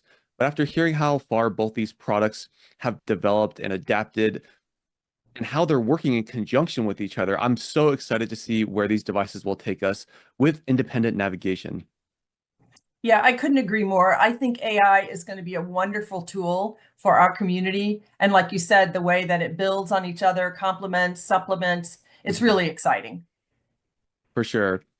Looking at our next session, Intel introduces their newest color remapping innovation addressing color blindness. The solution provides a custom color palette for the user at the graphics driver's level across the entire operating system. Yes, this is super fascinating, and we're thrilled to have Daryl Adams back again this year, former Intel executive leading the Intel Innovation Panel. Let's introduce Daryl. Over to you. Thank you. And thank you to Sitech Global for producing this conference and bringing this leading edge technology to the forefront and shining a spotlight on vision tech. I'm Daryl Adams, and I recently left Intel after 28 years, where I was the director of accessibility. I'm now pursuing new ways of defining and driving assistive technologies to help people with disabilities live better lives. And I'm currently chairing the Consumer Technology Association's Accessibility and Age Tech Working Group, where we hope to bring the industry closer together and really realize that vision where technology can be of better use to people with disabilities and for the aging population. I have retinitis pigmentosa, so that means I'm losing my eyesight from the outside in. And I think most people who are on this path, who have some experience with progressive sight loss, realize it's a journey, and it's really challenging to continue to have to relearn what you can and cannot do, and how you can and cannot rely on your eyesight. But it's such an incredible time where we're able to also get a glimpse into the future of this fantastic set of technologies that are becoming available. And at this conference today is just is a way to highlight just all of the fantastic capabilities that are becoming available to us. So I'm really excited to be here and also to experience all of the different technologies that will be shared today. Today, we're going to be sharing some of the great work that Intel is doing to improve the digital experience for people who are colorblind. But before we get into that, I want to talk a little bit about the history of Intel and sight tech innovation. Starting back in around 2007, 2008, Intel created a product called the Intel Reader. This was a handheld device that was specifically developed to and designed to help people who were dyslexic or who were visually impaired or blind be able to interact with written documents. So it basically would allow you to scan a document, and then it would use OCR to read it back to you, or optionally, if you had sight, it could enhance the text so it would be easier to read. Keeping in mind, this was right as the first smartphone came onto the market with the iPhone, and so it was fairly quickly evident that over a number of years, this technology would be something that would be performed in the phone. But when it launched in 2009, it was a really fantastic product that had a lot of utility for the blind and low vision community, as well as the dyslexic community. The thing that was most interesting about this to me was that this product was the brainchild of a single employee at Intel who was dyslexic and had a passion for trying to try to figure out how to solve for his own needs. And he took that vision, made it his mission, and created a product, and it was successful. And so from that point forward, I realized that you can, as an individual, if you have the right drive and passion, you can make things happen, even at the largest companies. The next thing I'd like to bring to your attention is the spatial awareness wearable. This was back in 2014, so 10 years ago, Intel developed a wearable technology based on a RealSense camera, which is a 3D depth sensing camera. And we put it together with a number of haptic actuators that were positioned on a person's body. And it would basically allow someone to move through space and be aware of their surroundings based on haptic feedback. No AI involved, but it was all based on the cutting edge sensing capabilities of the time. And I actually had the opportunity to demonstrate this capability on stage at the keynote, or Intel's keynote, at CES in 2015. More recently, Intel had been partnering with Good Maps to work on improving indoor wayfinding. And in particular, we were interested in making more effective and more accurate and more effective use of LiDAR scanning technologies. So that way, solutions like Good Maps can scale more efficiently and more quickly, so that more people can take advantage of the benefits of having really accurate indoor wayfinding maps. So as we move into the future, my vision is is that AI is really changing our relationship with technology. We are at a point where the technology is going to be able to improve our communications and ultimately improve human connection and our level of shared understanding. Think about it as the technology is becoming more sophisticated, it's also blending into the background. So we're going to have less computing interfaces and more human interaction. And our devices are also learning how we communicate. So for the first time after decades, instead of people needing to learn how to use technology and how to use and have that learning ramp, that learning curve, technology is beginning to understand us fundamentally and will work with us. So this is going to be a much more natural way of interacting with each other and with technology. In addition, our devices will fundamentally understand our needs and preferences as individuals. And this is, consider the idea that your computer or your device will understand how you hear or how you don't hear, or how you see, or the things that you're unable to see, and will correct for that in real time. So this is where we get into today's topic, where Intel is developing technology to help people who are colorblind be able to get full benefit from what they're seeing on their displays.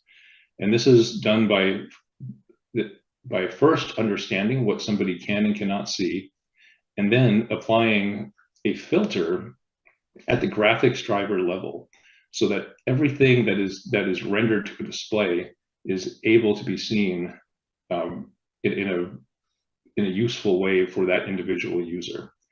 So I'd like to now introduce Arvind Sundaram, who is a senior principal engineer in the client computing group at Intel. Arvind and his team have been working on this technology, and he'll now go through the details for how it works. Arvind, over to you.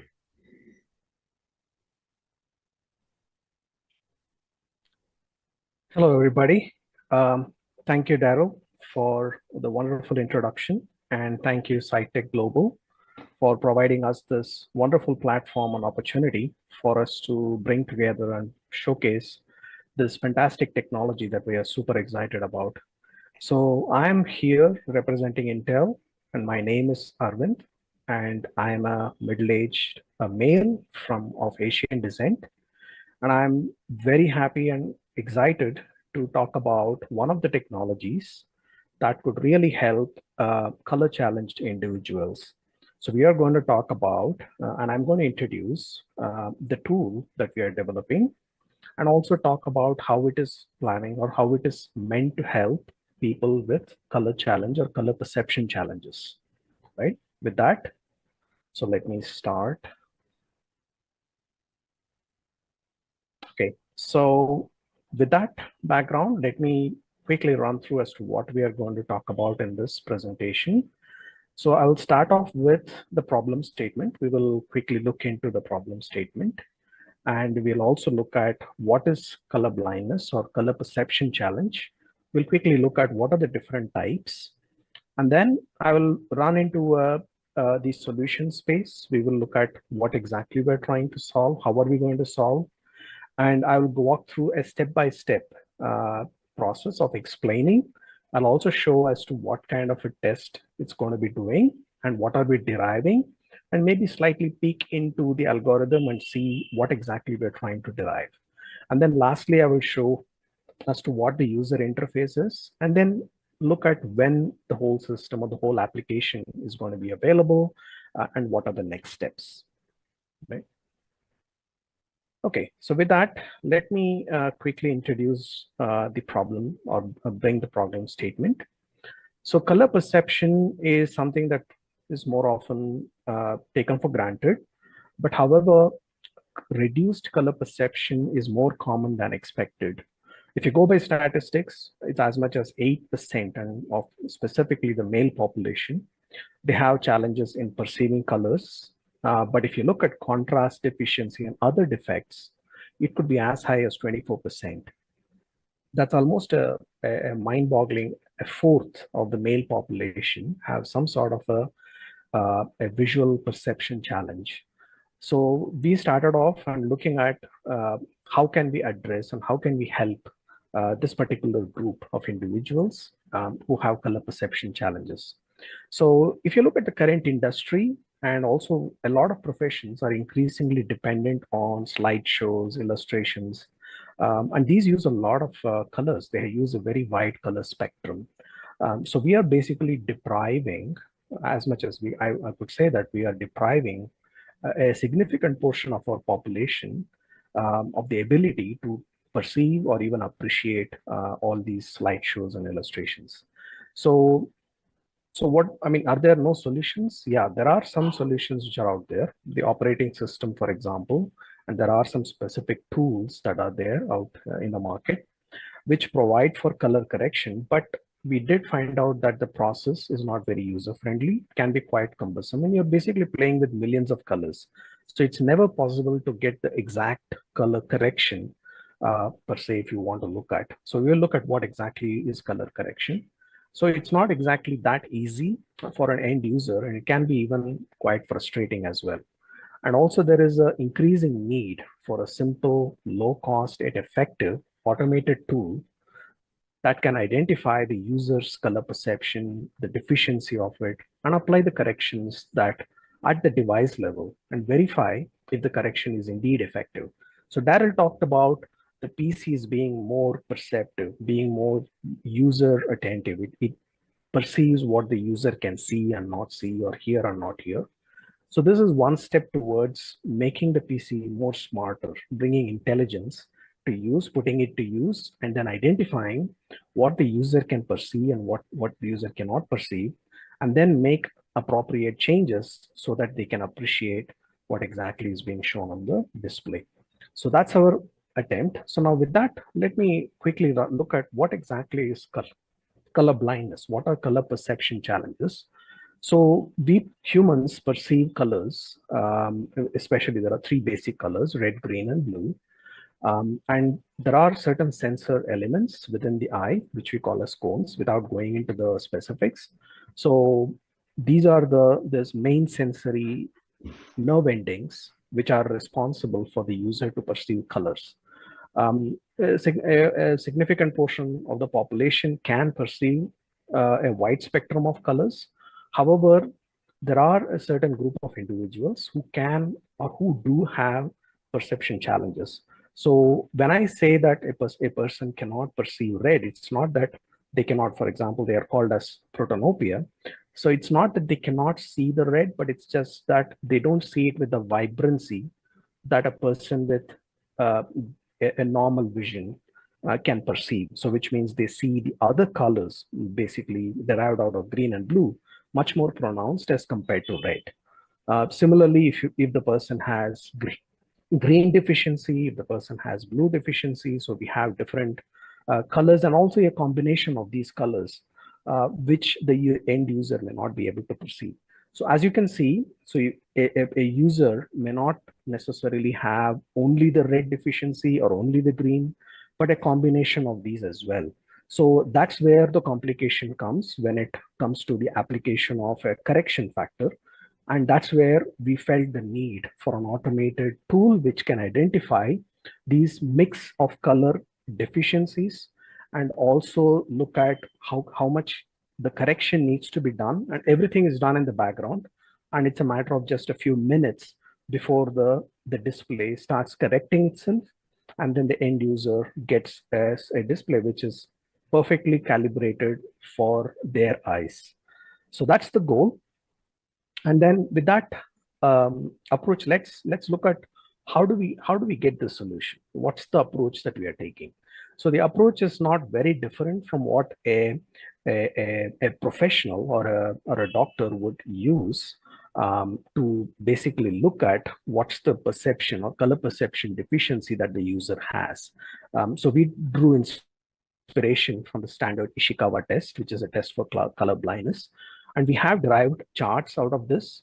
which are very similar to what is used by professionals. We use these charts on an online format, so which means the PC or the device or the computer which the end user is using. So we present these as slides. So I'll shortly show the demo, but you can see that these are charts, which are standard charts, which contain color coded numbers or images of objects or animals.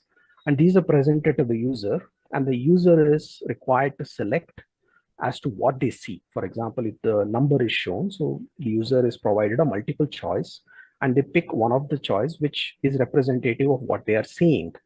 And based on these inputs, so we have about 85 color charts which are presented in succession. And based on these, the inputs, they are a clear idea of the color perception deficiencies identified. It's also recorded. And based on this, the algorithm picks up what correction needs to be done. And we will see as to what and how it's derived. And then based on the correction, the entire display changes much to the benefit of the end user. So now we basically increase the contrast and decrease the contrast of certain colors and spectrum so that it compensates for the lack of perception or lack of color perception capability of the end user. So that's the overall very high level approach. However, let's go step by step, and maybe we can go peek a little bit under the hood and see how it works. So as I mentioned, this is a very standard color perception test.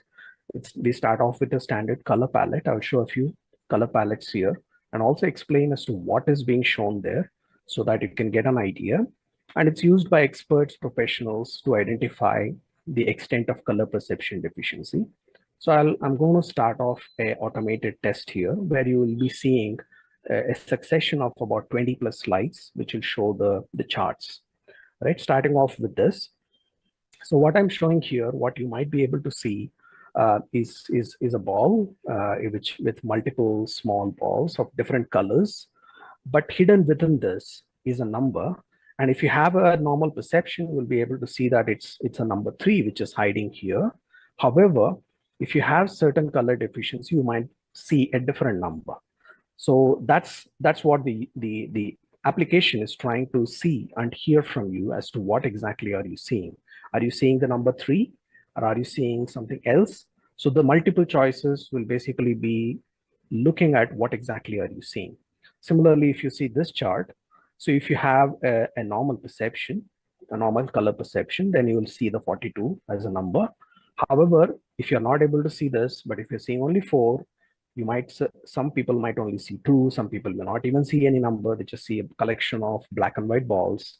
So that's also an option. So that is given. So you will see that deliberately that these charts are positioned at different corners of the display. It's not in one single area, because what we are trying to gauge is, are there color perception challenges and is it changing with the corners? And is it different in the middle?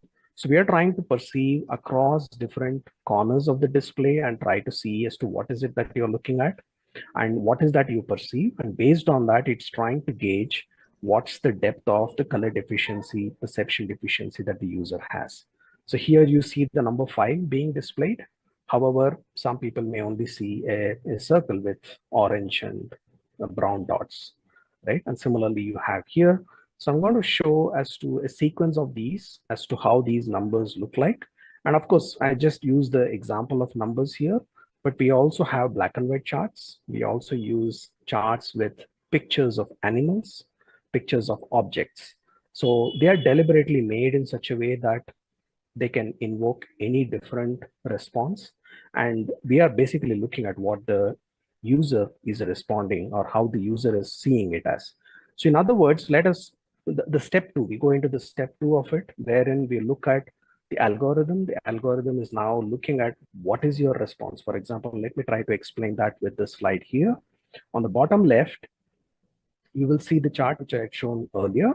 So here you can see that it's an image which has the number 6, but then there are multiple choices. Let's assume that you chose, hey, I don't see anything. So in which case you don't perceive red. So which means the there is a line that we call as the confusion line. So the reason why we call it the confusion line is because the user cannot see this line. So we say that, okay, the user is confused, and say that, okay, they cannot see the red. So similarly, if it is a G or a green, so then we call it a green line. If it is a blue, it's a blue line. So we derive weightage for all of these colors, or these three basic colors. We try to find out what exactly is the combined number for all these three basic colors. So let's take an example here. If you are able to see nothing in this chart on the left, bottom left, so then we give a weightage for R as 10, which means 10 is the maximum, which means you don't see red at all. If you're able to see 6, then it's a normal vision as compared when you're looking at red as specifically. So then the R is given a weightage of 1. If you see 3, it's a 4. And if it is 8, the R line is 3, but the B line is also 3, which means we're trying to also look at not just the single basic colors, but a combination of these colors.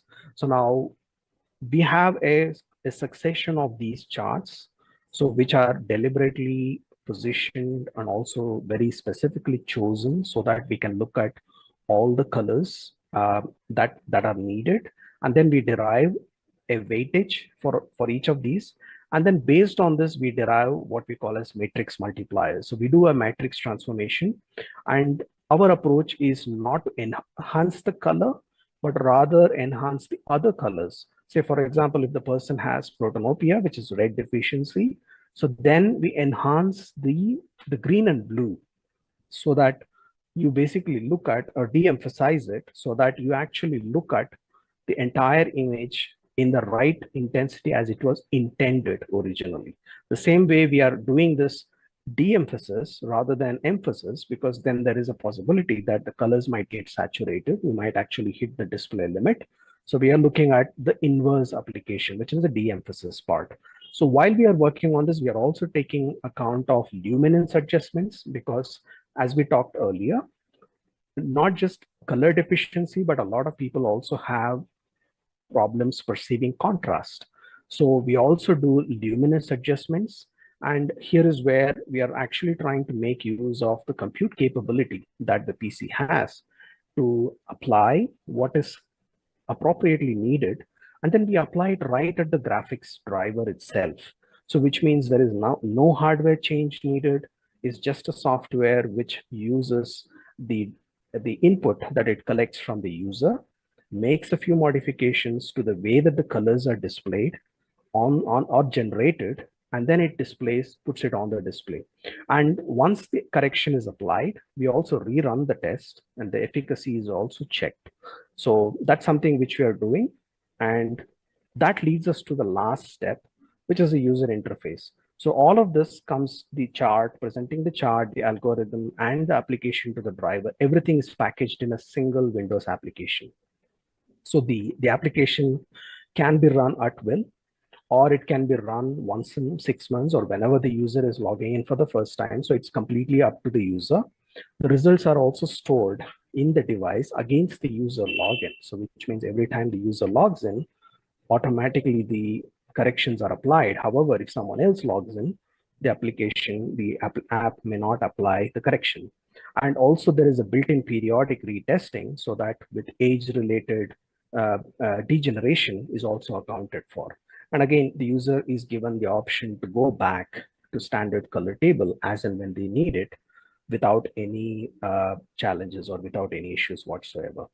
So that's where we are. So what will the user see post calibration? So here I'm just showing an image.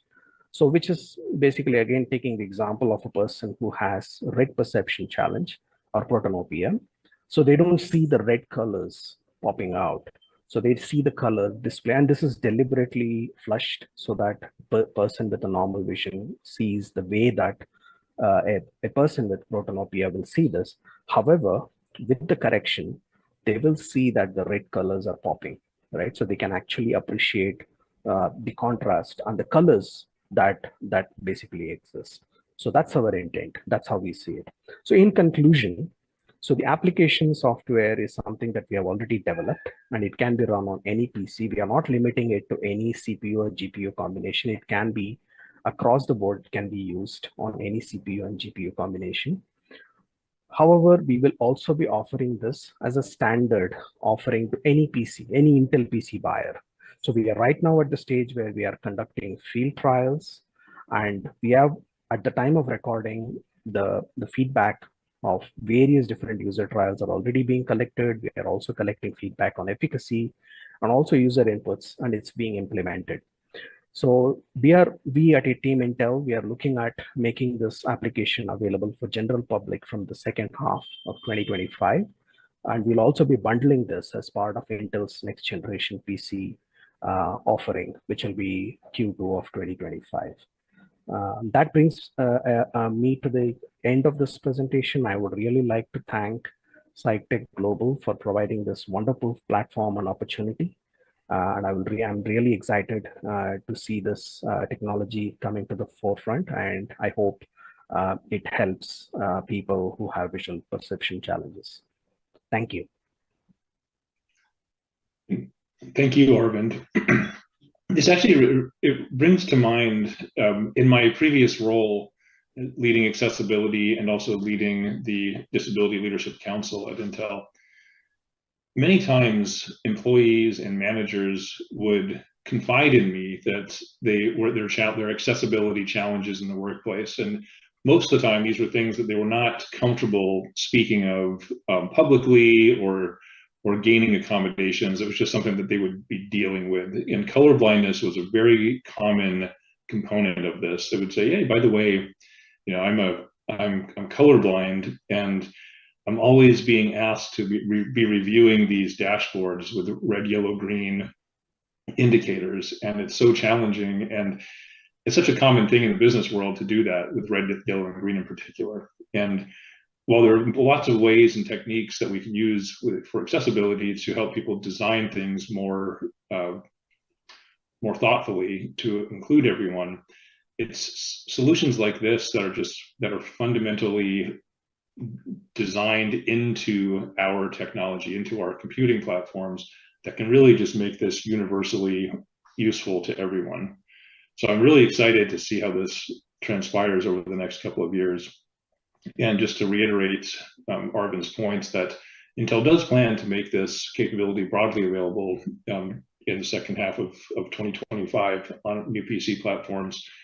And the technology is not proprietary, and so it's not necessarily that you have to buy an Intel system. We want to make sure that it is a technology that everyone can benefit from. And for more details, you can also read the research paper Arvind's team has produced, and that will describe this solution in much more detail. So thank you, everyone, for tuning in today, and thank you again to Sitech Global for really shining a spotlight on the latest advancements in vision tech. Ross, what did you think? Yeah, it's simply fascinating because traditionally, to create an accessible colorblind UI or user interface, you have to design a color palette from the ground up for people to be able to perceive it if they have color blindness. Or you can create a color blindness overlay, but that presents its own set of issues. I'm especially excited for this in terms of gaming because there are a lot of implications here. And thinking about our next panel, we are going to hear from two more entrepreneurs. Both have introduced new technologies for wayfinding that are simply revolutionary. Our moderator for this panel will be Victor Tessarin to explain transforming mobility with Glidance and Biped. Handing it over to you, Victor. Hi, my name is Victor Tessarin, and I would like to start by thanking Sitech Global for giving me this opportunity to moderate what will turn out to be a really amazing panel with Amos and Mael, two great companies. We're going to talk about this in a bit more detail just a few minutes later. Amos is here from the Glidance, and Mael is from Biped. But instead of me presenting them or introducing them, I would rather if they introduce themselves in their own words. Who's going to go first? Amos, you started with letter A. Thank you, Victor, and hi, everyone. My name is Amos Miller. I'm the co-founder and CEO of Glidance, where we're developing a new intelligent guide for people with blindness. And Mael? All right, hello everyone. My name is Mael, the co-founder and CEO of Biped Robotics, calling from Switzerland today, where our company is located. And we're also building a mobility device for those who are blind or have low vision. Thank you both. Really great time for all of us. And I just wanted to add that I myself am completely blind. So to me, hearing from the two visionaries and two leaders in this industry is both personally gratifying, but also inspiring, because one of these devices, or perhaps even both, are going to change my personal life. So that's absolutely great to have this opportunity talking to both of you. The first thing I want to start with is the need that you're trying to address with both devices. And I would like you to maybe give a quick introduction into the devices themselves, because I think you talked about the companies in general, but what people might want to hear is what exactly those devices do. But before we go there, I wanted to sort of shed a bit of light on why I think this is so important. I think in the field of blindness, we talk a lot about different issues that blind people face, especially from birth, or people who lost their sight in later life. One of them is literacy, but another big issue is mobility. And I think a lot of blind kids or teachers who work with kids will tell you that mobility is one of the profounding things a lot of blind people have to learn. And if not done right, it may actually impair their ability to later go into professional fields and obtain careers. Because if you can't really move around freely and wherever you need to go, whether it's to work or for personal need, that certainly limits the ability of where you can go in your life and with your life. And so I think, to me, seeing both of you trying to address this big need is really, really important. And so I just wanted to have both of you describe maybe in more detail what each device does, so that the listeners and viewers can draw conclusions to themselves as to how you approach the problem of solving mobility for blind people. So maybe I'll start with Mael. If you could talk a bit more about NOAA and Biped in general. Yeah, absolutely. So I'm probably just going to start by telling the backstory of like why we are building this, and that really explains like the set of features we came up with. So right at the beginning of COVID, I met a white cane user in Lausanne in Switzerland, heading to the ophthalmic hospital. And he was doing a FaceTime call to a friend. And on FaceTime, his friend was basically telling him to give GPS instructions, like, okay, at the next intersection, you're going to turn left, right, turn left now. Also giving him some sort of obstacle avoidance pieces of advice, like watch out, you've got stairs to your right, and then also describing where the entrance of the hospital was located. So right across the courtyard, you'll find the entrance with revolving doors, et cetera, et cetera.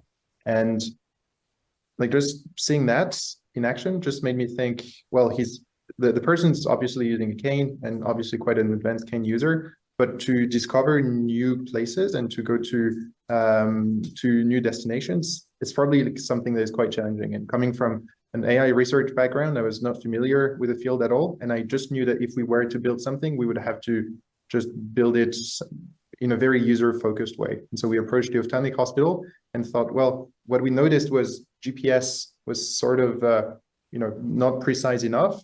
The obstacle avoidance maybe needs to act as a complement to what the cane could be detecting on the ground level, and detect also head level obstacles or holes or steps that are moving that the cane might pick up too late. And finally, finding things like finding doors, finding crosswalks, et cetera, et cetera. And so that's what NOAA stands for in the end. So NOAA stands for Navigation, Obstacle, and AI. And we really try to build it around the cane and around the use of a dog as such. And so just building on top of anything that exists in terms of mobility. And I have a device here. So we basically built a vest. It's kind of a small harness. It's about 2 pounds, so 1 kilogram, worn on the shoulders. It's black on the left-hand side of the chest. We have 3 cameras that have 170 degrees of field of view. And on the right-hand side, we have a small AI computer that runs all the computation, and it basically gives audio feedback to the person. So the person can hear turn right at 2 o'clock, hear beeps when obstacles are coming closer, and then press on buttons that are located on the side to look for specific objects or get a full scene description. That's kind of, in a nutshell, how we approached it and what it currently does. Very cool. Thanks for spelling the NOAA for me, by the way. I knew the navigation part, I knew orientation. I don't know why I forgot about AI. That's a shame. The AI is the first I sort of remember. Okay, so thanks for doing that, Noah. And thanks for spelling no, I meant to say. Okay, Amos, how about Glidance? Yeah, of course. Thank you, Victor. And Mael, it's really great to hear your vision and your ideas. And it's just amazing to be in the presence of other collaborators who are together working to address this, what is a very serious problem, like you say, Victor. Mobility, the ability to get around, the ability to impulsively go to places is so foundational to quality of life, to opportunity, to employment. When I moved to London, back when I was like 25, I used to go to, I started a new job. I'm blind myself. I started a new job at a tech company, and I had to commute through London it was like in the middle of winter, cold and dark, and, tapping with my cane, trying to commute and then getting a guide dog. Like you can't have these kind of opportunities without the ability to get around. And our angle at this quest at Glidance is, Mael described how cane users and guide dog users benefit from additional information in order to get around more confidently. I've done a lot of work in mobility, spent a lot of time at Microsoft, built Microsoft Soundscape, which some of the audience might be familiar with. And through my work, I realized that there are still, the fact that we are relying on people being confident with cane users and guide dogs is leaving a lot of people behind, and that there are a lot of people who need more help, especially people who lose their sight later in life. And through my research and exploration, I realized that the information that technology can give the user is only going to be as effective as the way that the information is delivered to the user when they're out there. So if you're going to navigate through a crowded space, move left a bit, right a bit is not going to quite cut it. It's not fine enough. Especially if you're going to provide a mobility aid, which is a primary mobility aid, as an alternative to the cane or the guide dog. And so our work at Glidance is, we concluded that what we need is something that is physically connected to the ground and guides. And that's the essence of Glide. Glide is an autonomous intelligent guide, mobility aid. Basically, it has 2 wheels on the ground, a long handle. You hold on to the handle, you nudge the device forward, and then the wheels begin to autonomously steer the way, a little bit to the left, a bit to the right, guiding you around obstacles, keeping you on a safe path, and guiding you to potential line of sight targets or potentially entire routes as well. And really the goal here is, we have canes, we have guide dogs. I believe that there is a need for another option for people, and that's what we are working on at Glidance. Yeah, that's really awesome. Thank you both. Couldn't agree more. And this sort of leads me into the next question, which is the approach that both of you took. And I know you kind of both touched on this already, that, obviously, Mael, you were influenced or you were impacted by the person that you met, and sort of we are trying to solve the immediate problem, I guess, they had, which is how do we help someone who already uses the cane, how to augment the cane navigation with something that will help basically bridge the gap, provide information that the cane doesn't. On the other hand, interesting what you mentioned, Amos, about Soundscape. And, I'm a user of Soundscapes. I'm a little bit biased here, but I do have to say that the ability to, and also actually, Mael, you alluded to that, this audio signals.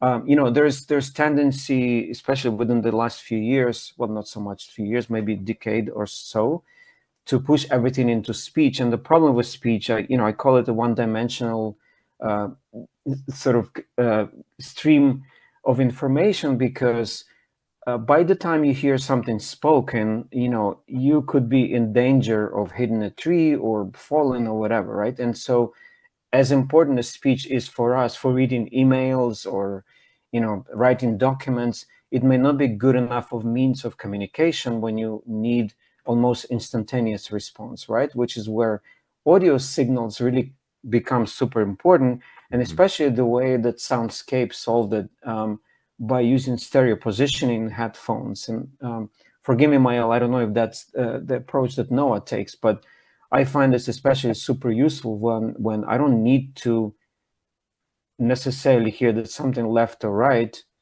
And again, in English, these are short words. I don't know, in other languages, it might sound longer, but audio signals become really an interesting alternative to speech.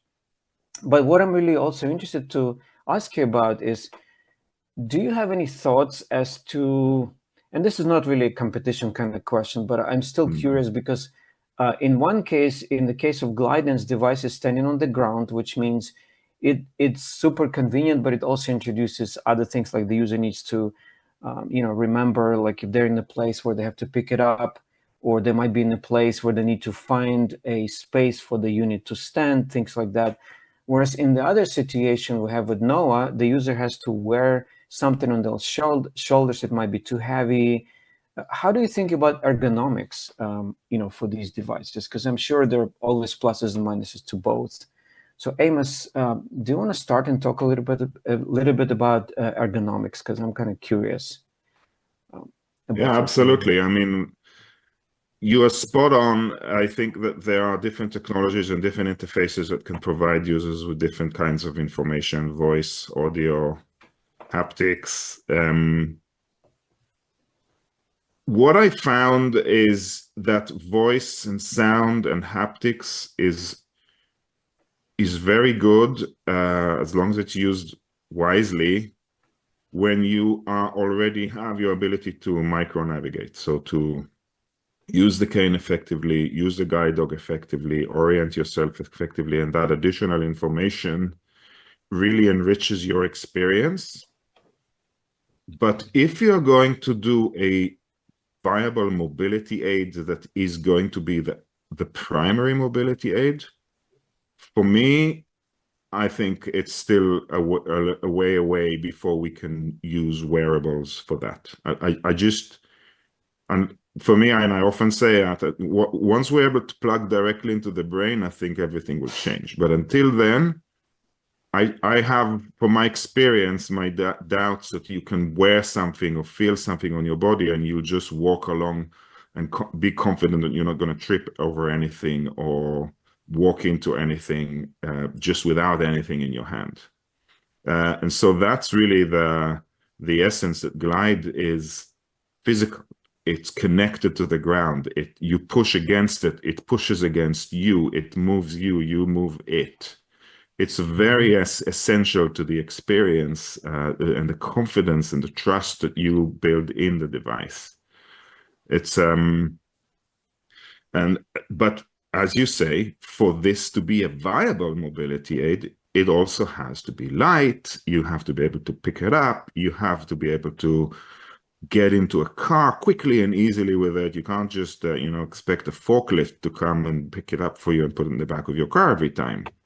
Yeah, if you go into a bus or a train, you want to be able to put it in the overhead compartment without concern. You want to be able to walk in rough terrains, smooth terrains, all kinds of requirements that just are just essential to have this as a viable physical device that is guiding you. So these are really the constraints and the requirements that I believe are essential if we're going to bring about a mobility aid of this nature at this stage. Very cool. Thank you, Mael. What are some of your thoughts?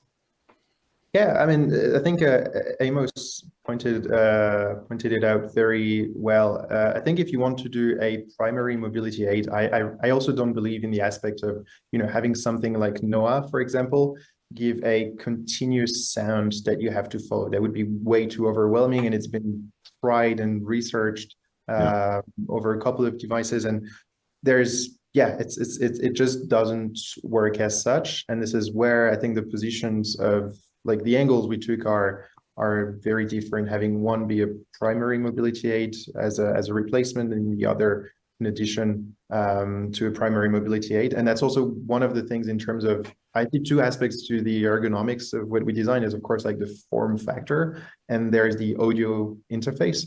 And what we realized over the test sessions is that we really needed it to be very sparse, like only throw in the essential information that is needed at a specific moment and avoid overwhelming the user at all costs.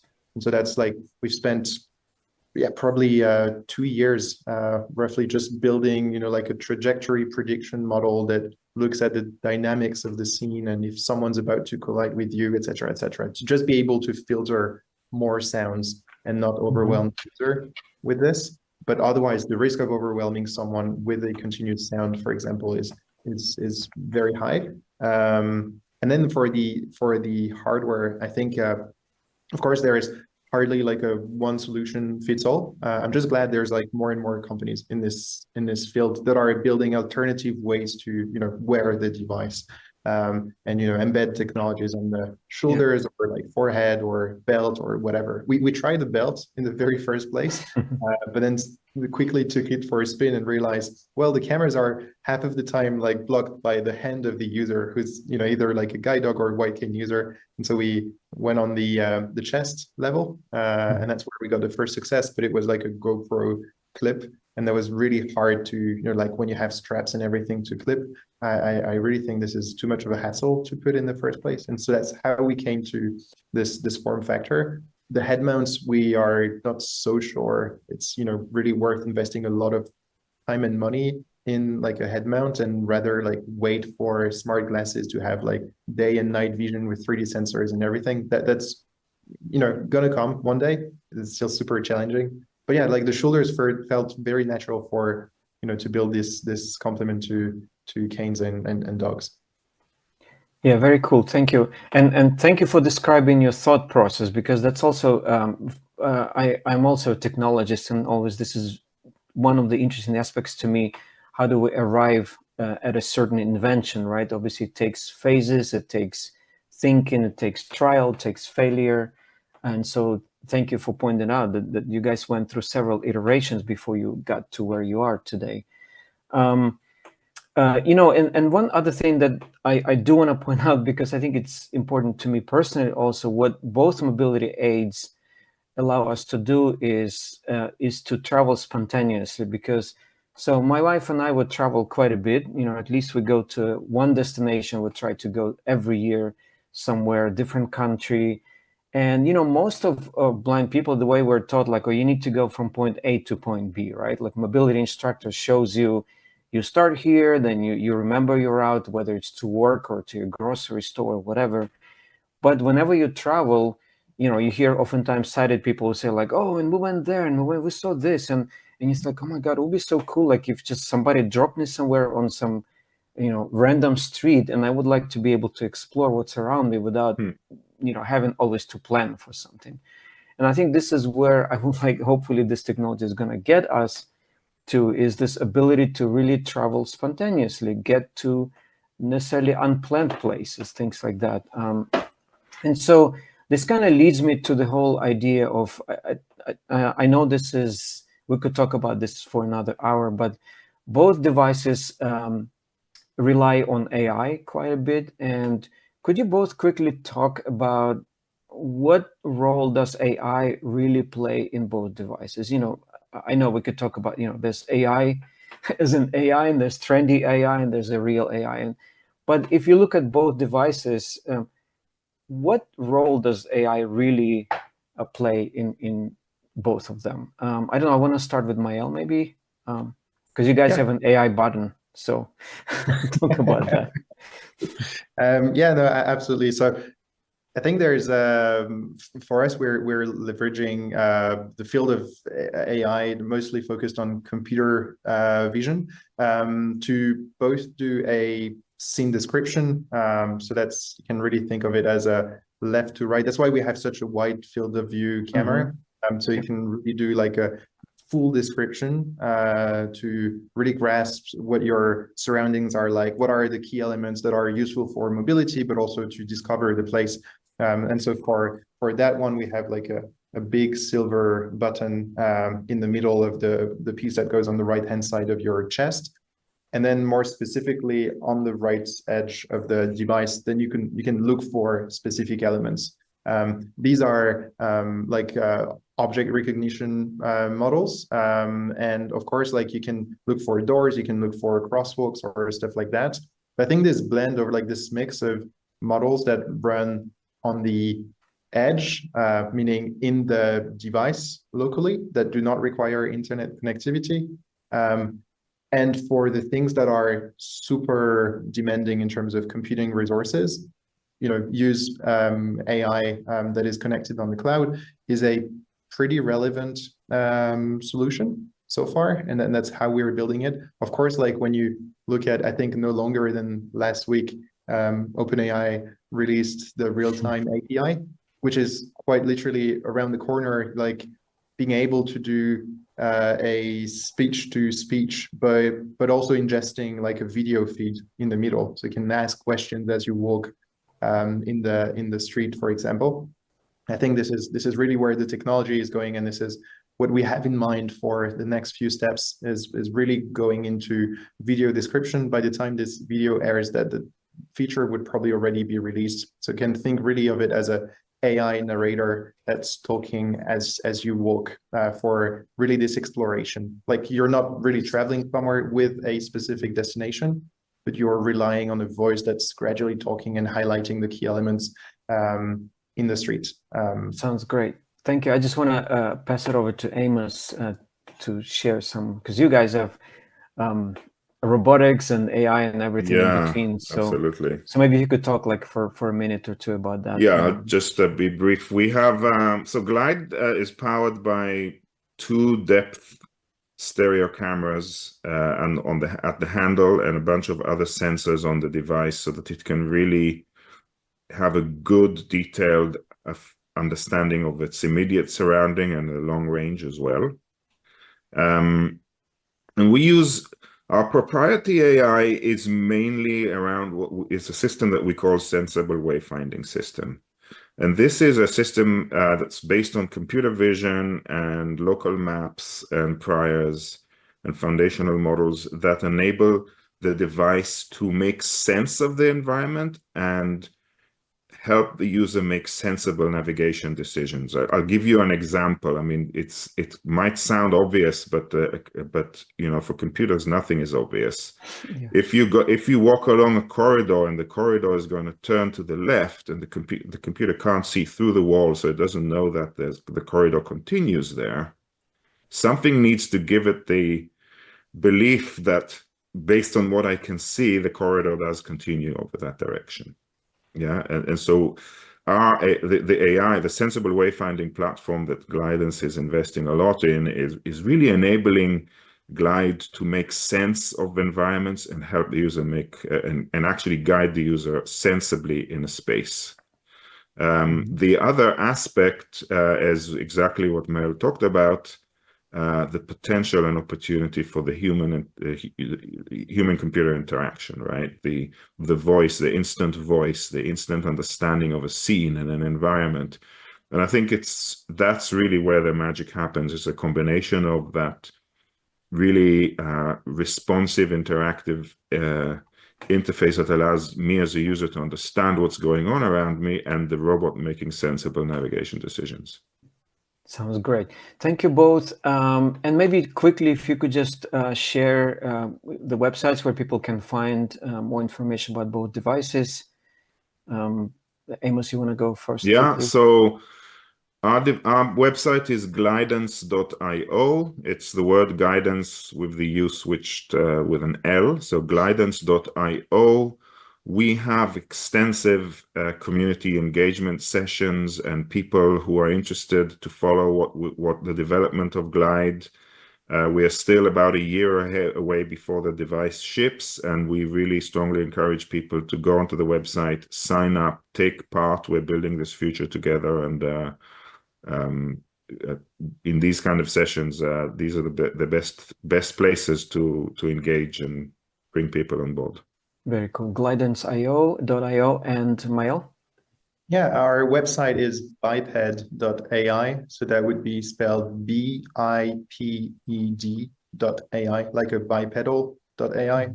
And our device is available usually within 6 to 9 weeks, but most people actually want to try it and they're right to do so.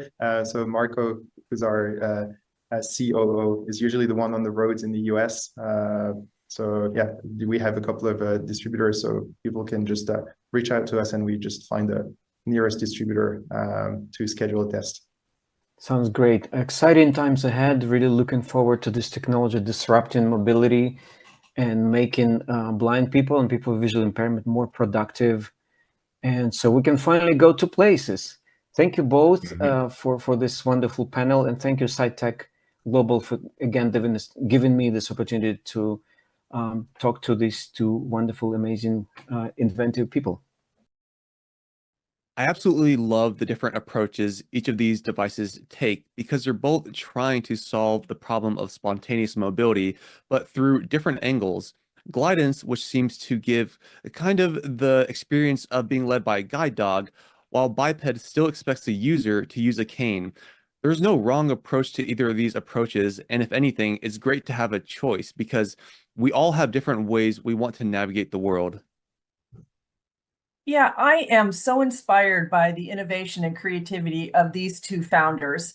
It's amazing how robotics are being implemented in such different ways. And I agree with you, Ross. Options and choices are really important. Our next panel tackles a fascinating question I think many people wonder about in today's digital age. With all our advanced technology, what role does Braille continue to play? As someone who uses both tech and Braille, I'm particularly excited about this discussion. And this really connects to what we've been hearing throughout the day about how different tools and technologies can complement each other. At Vista Center, we see firsthand how Braille literacy continues to be crucial for both children and adults, even as new technologies emerge. Absolutely. You know, it's like reading both print and audiobooks, like for sighted people. They both serve different purposes in different situations. We've got an outstanding panel ready to explore this intersection between Braille and technology and looking to see how these tools work together to enhance accessibility for everyone. I'm interested in hearing their thoughts too. Brooke Sexton, an accessibility analyst at Google, over to you to moderate our Braille and emerging tech panel discussion. Thanks, Corey and Ross. We appreciate the opportunity to be here and to talk about Braille. I am Brooke Sexton, and I work for Google as an accessibility analyst.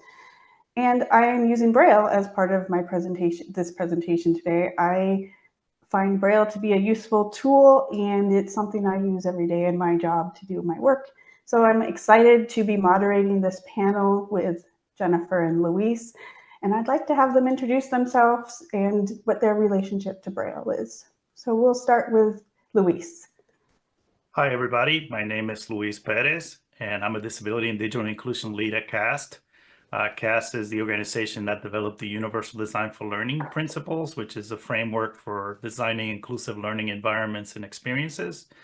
I've been at CAST for about 7 years, and I'm part of our post-secondary and workforce development group, where our goal is really to further the inclusion of people with disabilities in fields where they can have rewarding careers, especially STEM areas.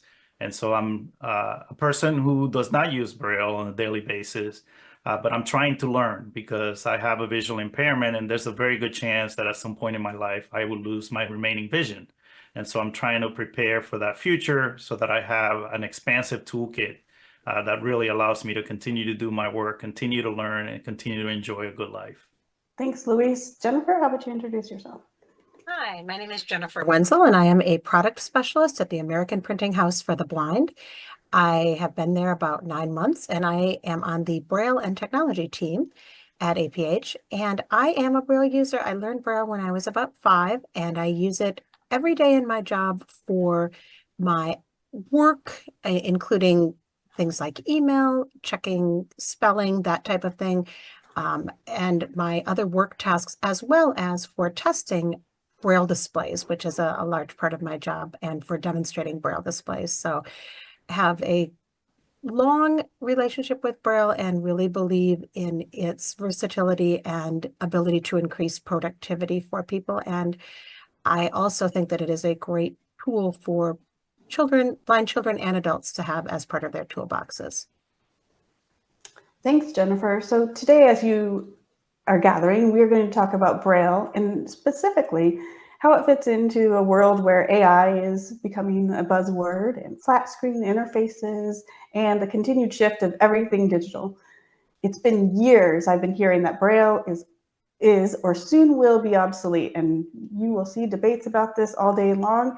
And I'm curious, Jennifer, what is your response when you hear that, being that you're a Braille reader and you're probably pretty passionate about it yourself? Yeah, I am very passionate about this, and it really upsets me to hear this. And I too have heard this for a long time. And my response is that as technology gets better and more relevant and we use more technology, Braille is not becoming obsolete. It's actually becoming more available and more needed and necessary.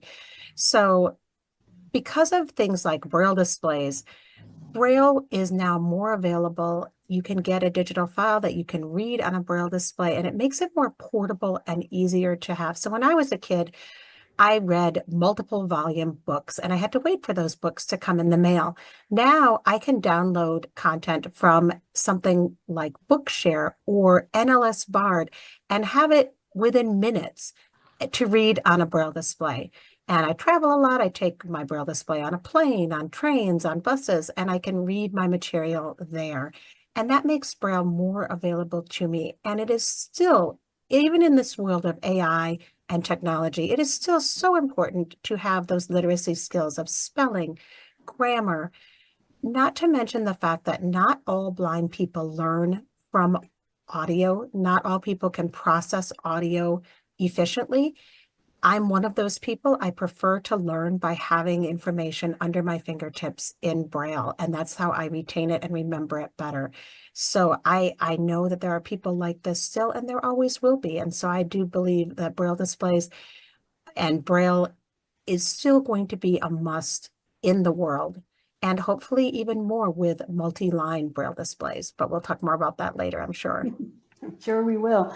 Luis, you are newer to Braille, but you're not new to universal design and making sure inclusive environments are a part of the world in which we live. And so I'm curious what your perspective of Braille, like in the built environment and in places where you have found that, hey, if for whatever reason I needed to use Braille more, it fits into that universal design. Well, I want to go back to our previous question about, Braille and do we need it to this day, right? And while I'm not a Braille user, I do use a white cane, right? And I see some parallels there because with all the technology that there is out there in terms of wayfinding, I still find that my white cane sometimes is the best tool for the job. Right, it's the tool that really gives me that independence and that I feel more confident in. And one of the things about my white cane is that, it doesn't require connectivity. It doesn't require batteries. And so it's something that I always have available to me in terms of helping me find my way around the environment. But also when it comes to universal design for learning and universal design, right, we think about options. And we think about providing the information in a variety of different ways. And a colleague of mine came up with an approach called audio-supported reading, where you can use Braille alongside text-to-speech. And it just means that you're getting the information in 2 different ways, right? And it gives you more opportunities to see connections and get insights from the information. So rather than thinking it's one thing or the other, sometimes we can think it's a yes and.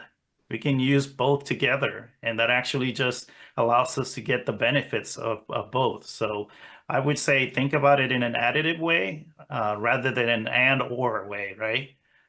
So that's something that I really believe as an advocate of universal design for learning. Yeah, I really appreciate that. I am a person who works in tech support, and I'm currently using 3 or 4 different platforms on a regular basis.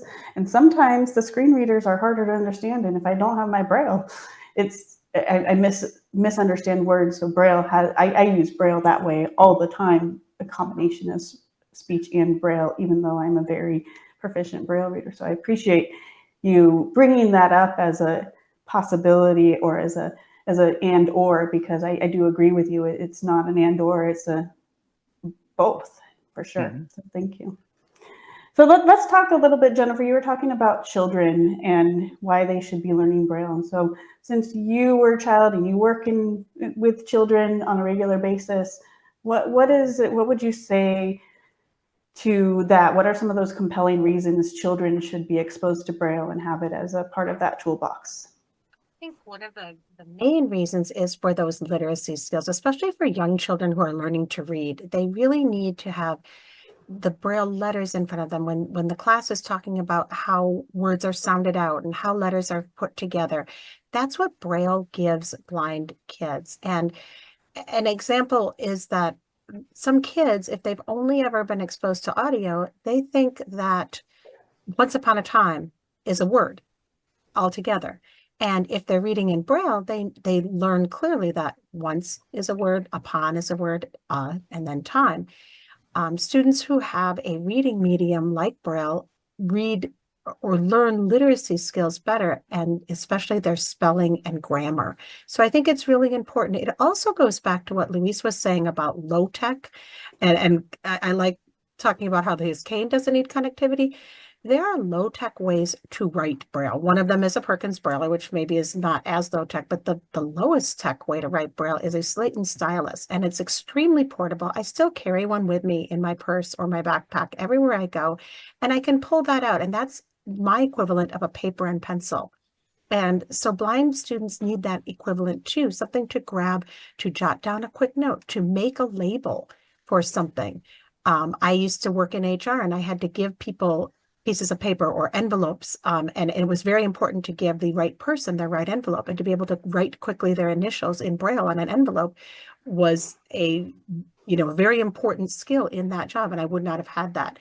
So I think it's really important for young students or students who lose sight later in life to have those literacy skills in Braille. And if they're students who are predicted to lose quite a bit of vision later on, they should start Braille as early as possible to have that tool in their toolbox, so they don't have to go through a time when maybe they can't read print anymore, but they suddenly don't have that Braille skill either, and they're struggling to catch up and keep up with their peers. The way they'll be able to keep up with their peers is to have that Braille literacy as a foundation for them. Cool. Thank you so much. I agree. I think there are so many different ways to learn in the world. I think Braille is one of those tools. I, as a child, wished I had learned how to handwrite. I did learn to Braille. My brother, on the other hand, wished he had learned Braille. So we had opposite problems, even though both of us were blind. And I think being able to provide children with a positive mindset in learning rather than a deficit model of learning is such an important part of it. Luis, why don't we talk about adults for a minute? You are an adult Braille learner, and you're not a Braille learner yet, but where have you seen it important for maybe adult learners or even adults in general? Well, even before I get to adults, which is primarily the population that I work with, I want to go back to some of what we just discussed with children. And the fact is that it takes a while for children to develop technology skills, right?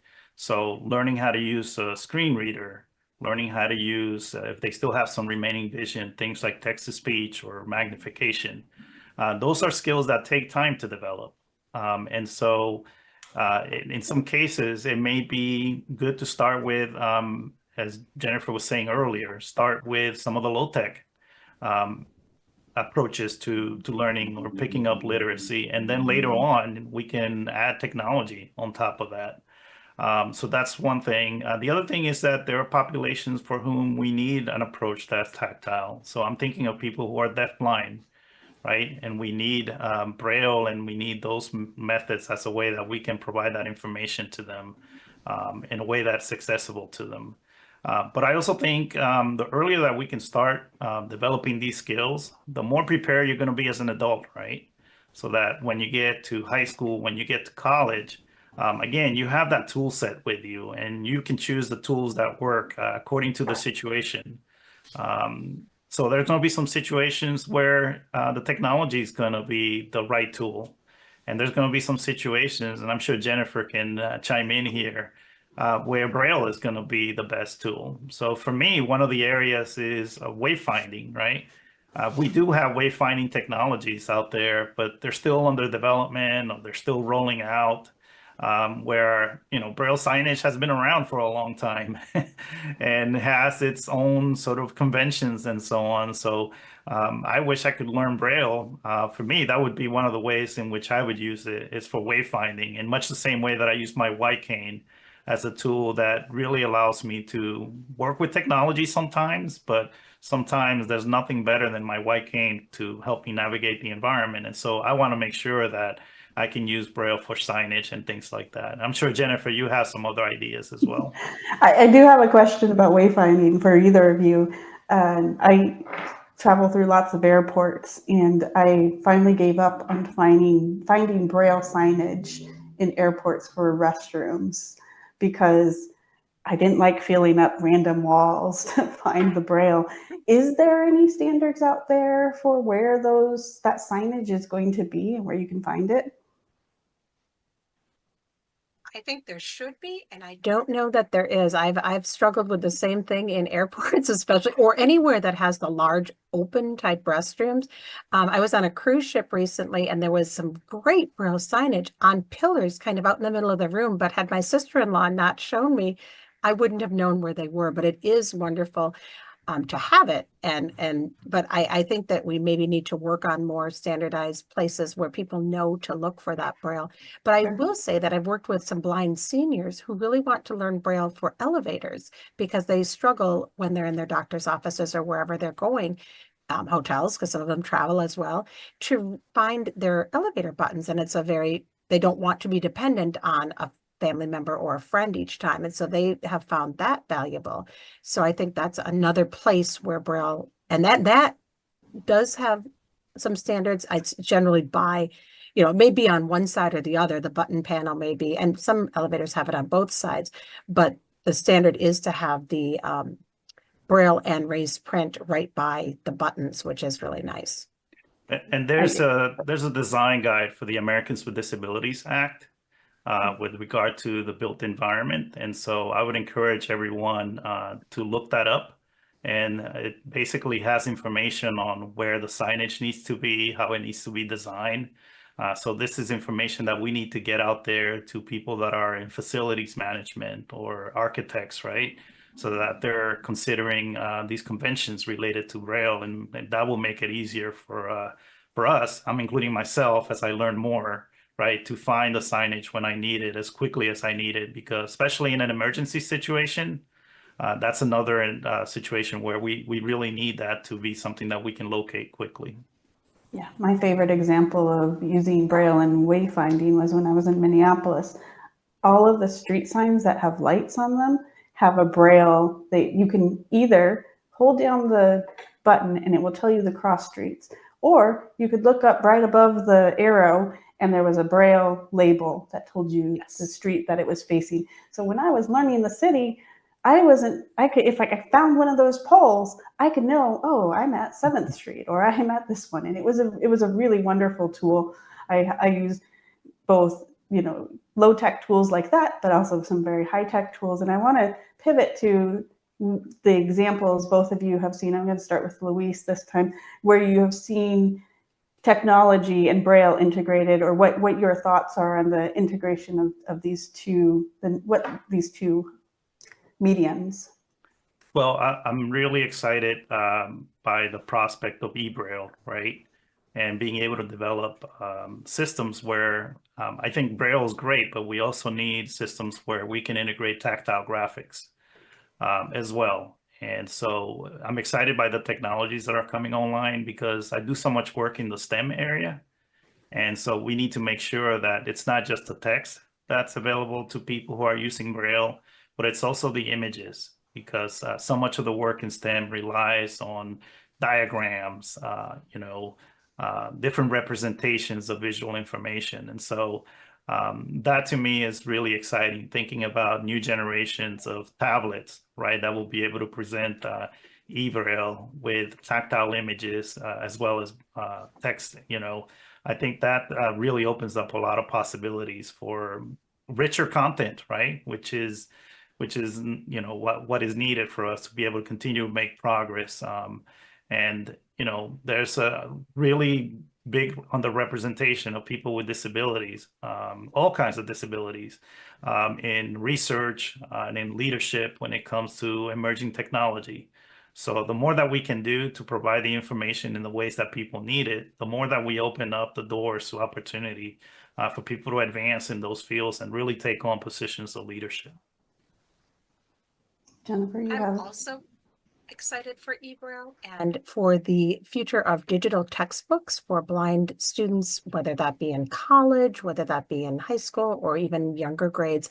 So one of the great things that eBraille will be able to do is when a student comes to something like, here's a picture of a cell and the parts of the cell, they will be able to open that picture and immediately have a raised tactile representation of that. And that is something I would have loved.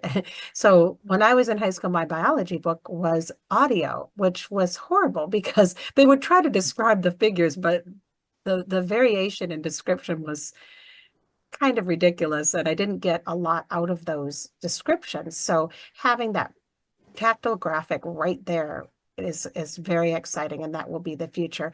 Another place I see Braille really integrated in technology, and you had mentioned AI before, Brooke. One of the ways I really like to use AI is in image description. So the screen reader I use has a feature where you can get a picture described, or it will also work during meetings when someone is sharing their screen to describe what is being shared. And it's wonderful to be able to read those descriptions silently on my Braille display while I'm still listening to what's going on in the meeting, rather than having to split my attention between the meeting speech and the screen reader's speech. And so I find that very valuable. And I think there'll be more and more of that for description, for content. I also find it valuable to be able to use Braille to follow along with PowerPoint presentations. And then, of course, there's for my own presentations, having technology and Braille with Braille displays. And I just think that that will grow. I think that it will be wonderful when screen readers support multi-line Braille displays and you're able to, in Braille, follow along on an Excel sheet, find information quickly. You can skim in Braille, sometimes a little more efficiently and quickly than with a screen reader. So I think it will become more and more commonplace for Braille to be integrated with technology. That's at least my hope. So I'm curious, if you could say something to people who work in tech who aren't necessarily Braille readers or not necessarily know much about Braille, is there anything you would give them advice about how to make this like images be more available? Or how we can integrate eBraille into the technology? What would we say to the world about what they can do to help? Well, I'll start by making a universal design for learning case for this. Not surprising, right? Since this is my area of expertise. But I think to your point, Jennifer, about, with lots of complex images, we could provide a description, but that description is not going to be really practical, as you said, right? It's going to be really, really wordy and take you a long time to process. Whereas sometimes you can capture in a tactile way the relationships, right? that are important. And so I would say that when we develop tactile representations of information, it's not just blind people that are going to benefit from that. There's lots of other people that could benefit from just a different representation of the information, where maybe you can hear it, you can see it, and you can touch it, right? So you're getting the information in a variety of different ways. So I think that's the first thing, is to highlight the benefit that serves, what's essential for some is almost always helpful for all. It's our mantra with universal design. And so I see lots of examples where this technology can benefit all kinds of populations. But that also gets to what the limitations are, or the challenges. And one of the challenges is marketing these technologies, right? And making sure that for equity considerations, that they're available at a price that makes a lot of sense for people that are, that are blind or who have other visual disabilities, because we do know that we're not participating in the economy or in the labor force at the rates that we would like, right? And we're not earning as much. So we need to make sure that these technologies are produced in a way that makes them attainable to as many people as possible. So I think sometimes looking for broader applications can be helpful in terms of getting these technologies to market at reasonable prices where more people can afford them. Wouldn't that be great if we could have a curb cut effect for this type of technology, so that image descriptions and tactile images became something that everybody, or a large bit of the population, had on their desks and as part of their projects and integrated? I mean, that would be amazing. I'm participating in a design sprint next week, and a lot of that has to do with whiteboarding, and some of it's electronic on electronic boards, and some of it's maybe on sticky notes. But wouldn't that be amazing if everybody, that the technology we were using in those rooms had that capability? Jennifer, what do you have to add? It would be amazing, and it would help people with various learning styles. My dream is to have a Braille display that connects seamlessly to a smart board, or some kind of electronic board, where when people are up there writing, it's showing up on a Braille display tactily and with words and images right as other people are seeing it. I think that people who are designing these things need to remember that there are deaf-blind people, so speech is not the answer for everything, and that when blind people are getting information, if a blind person has the information in a way they can perceive it, whether that's a tactile image, a short description, or a combination of those things, they're going to get that knowledge, and they're going to do with that knowledge amazing things. They're going to be able to, do a job much more efficiently and contribute in ways that nobody has even understood yet, because that information hasn't always been available. So people just need to remember that it will help blind, it will help deaf-blind people, and it really could help other learners. There's many learners who benefit from being able to have their hands on things and view them in a tactile way as well as the visual way. The Montessori system, for instance, is very multisensory, and it's been shown that students grasp concepts through different multisensory approaches. And we need to remember that as we look at what's going to best teach our children and what's going to work well for employed adults. Yeah, I appreciate. Thank you for that. I want to touch on something briefly. If you're a person who, for some reason, doesn't have tactile ability to feel within your fingers, or that, what would you say to them about this topic, or Braille, and how, like, we've been cheering it on, but what would you say to somebody who may or may not be able to actually learn Braille? If someone can't actually learn Braille, they can still be a Braille advocate for others. And maybe we need to be rethinking how Braille is produced. Maybe right now, some people have had success with electronic Braille displays because the Braille is firmer and, different feeling than on paper. Maybe in the future, there will be other ways that Braille can be perceived that will take away some of those limits for people with things like diabetic neuropathy or being unable to feel in their fingers. I think we need to keep that in mind. But they still can be champions and help others understand the importance of it. And sometimes they might be able to feel just a letter or just something that still could be a bit helpful for them, so they can keep trying that as well. And we can keep reimagining Braille. Yeah, I mean, what about haptics? Could Braille... Right, could Braille be done in haptics? That's a great way. That's what came to mind to me, because I know, for instance, in the deaf community, sometimes the use of jackets that transmit the sensation through the body has been used, and so we don't know the answers until we ask the question.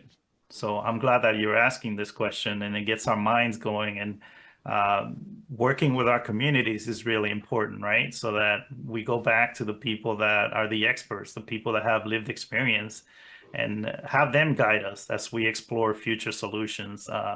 So it's good to innovate and to ideate, right, and come up with great ideas. But I always say, make sure that as we develop these new ideas, make sure that we're co-designing it with the communities that we serve, so that some of these ideas are not based on erroneous assumptions. Like, for instance, I remember when sign language gloves, right, were all the rage, and you could not go a week without seeing an article sent my way about sign language gloves, but those gloves were missing a big component, what it means to use sign language. So I don't want to see the same thing happen with Braille. And so I think we should innovate, but we should also innovate responsibly and in a way that's responsive to the communities that we serve, and co-design is a great way to do that, in a way, great way to involve more people. Sure. One of the things that stuck with me from a conference I went to earlier this year was, as we talk about AI and AI being able to identify accessibility barriers on web pages, we have to make sure we don't take away the things that work before too early. We have to make sure that the replacement of those things actually work, and the community believes in them and has the confidence that they're going to do the thing we need them to do. I want to end with this last question for both of you. And if you had a magic wand and you could change one thing about the future of Braille, what would it be? Luis, do you want to start? Or Yeah, I would say that we continue I'm not asking for a lot. It's just that to touch on what Jennifer said, that we grow the community of advocates for Braille, right? That even if you don't use Braille currently, that you can continue to advocate for basically one of my favorite shows when I was growing up in the 60s was Batman and Robin. And what attracted me to that is I love the gadgets, right? The tool belt that Batman always had on him, and all the cool things that he had in him. And I see Braille, and I see technology, and I see even human supports, right? Or guide dogs as just different tools in your tool set, right? That you use depending on the situation and depending on what you need at a specific moment. And I think that's what gives people agency, is that you get to decide what makes the most sense at a given time. It may be that there are situations, you brought up the bathroom, right? Maybe I don't want to use Braille in the bathroom, especially at a public bathroom at the airport. Who knows how many people have touched that Braille, especially when we have pandemics these days, right? But there are other situations when trying to access a recipe, maybe that where I don't want to be distracted by the audio, and I just want to refer to that recipe in a different way. I'm just coming up with a few examples, but I think just giving people the agency to choose the tools that they want to use depending on the situation and what makes the most sense. I think that's my ultimate goal for people. And I would like to see Braille taught with high expectations to students. So not just taught, but with the expectation that when students learn to read it, that they will be able to read at an equal level to their sighted peers, not taught as, well, you have this system, but it will always be slower for you. I want to see it taught with high expectations, with excitement, with joy, like print is taught. And I would love to see it be as common and as much a given for a student who is blind or has a significant vision impairment, or who may have a lot of vision in kindergarten and first grade, but stands to lose that vision. I want it to be an exciting, hey, you get to learn Braille and we're going to show you Braille and you're going to have that reading all the time. And then I want us to keep imagining ways that maybe it can work for people who lack feeling or lose feeling in their fingers. Maybe it's haptics, maybe it's something we haven't even thought of, but I want there to be a lot of joy around Braille. Sometimes it's taught with sort of a sadness of, oh, they have to use Braille. I don't want that. I want to see Braille as you are privileged to be able to get Braille. It's exciting that you get Braille. And I mean, if I really could wave a magic wand, I'd have everybody learn it, sighted people as well, because maybe it would help them learn. Maybe the tactile system would be better for them. I know that would never happen, or probably will never happen. But if it could, and it could be that accepted and that much joy around it, and you know, as a given in our society, like print is a given, that would be a wonderful thing. Don't say never, Jennifer. We don't know what the future holds. Far in the future, but I would love it to be as accepted and as, you know, and you know, more games to be available, more fun activities to be available in Braille.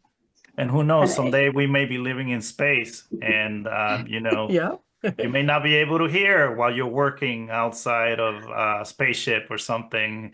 And Braille may be the solution in that situation. So it might be, or we might lose light. You know, I mean, we might have significant power outages in the world, and Braille might be the solution to reading in the dark. I guess you never know. You never know. Well, I really appreciate you. If I had a magic wand, I would make sure that this tactile graphic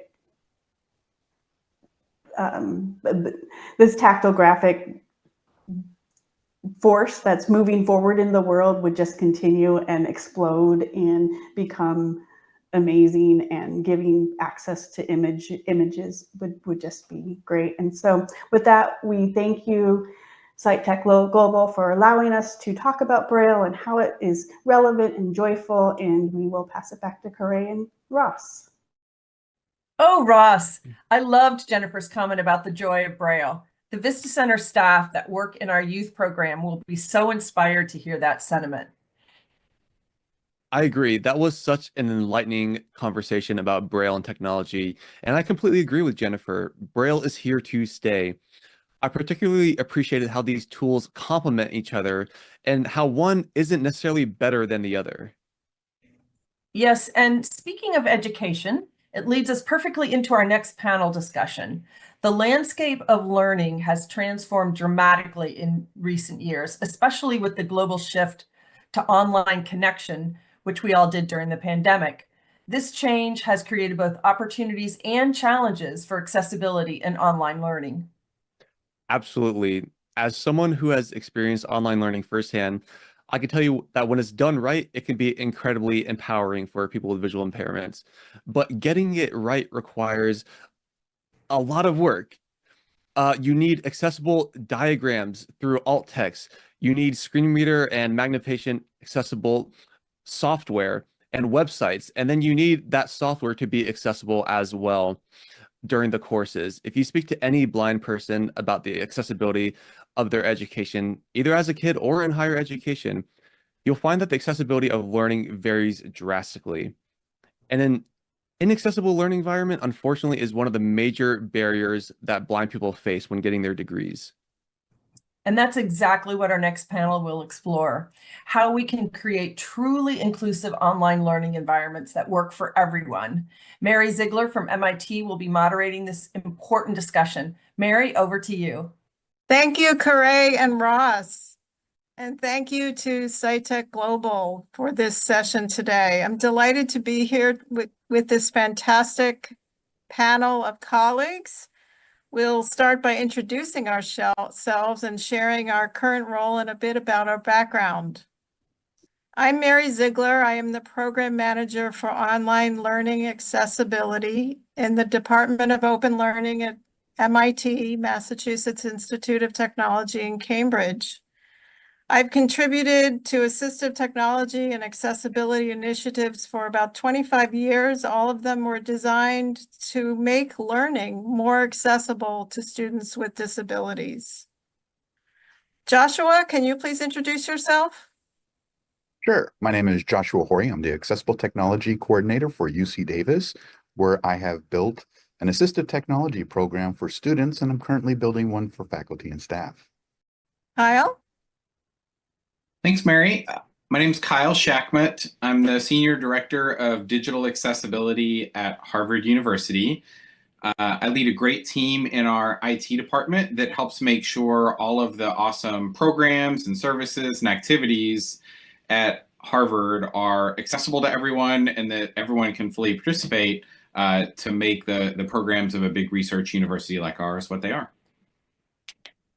And hi, I am Sam Chandrasekhar. I serve as the Global Accessibility Lead at D2L Corporation, which is an education technology company based in Canada. Before joining D2L, I taught inclusive design for over 6 years in graduate programs in OCAD University and in the University of Toronto.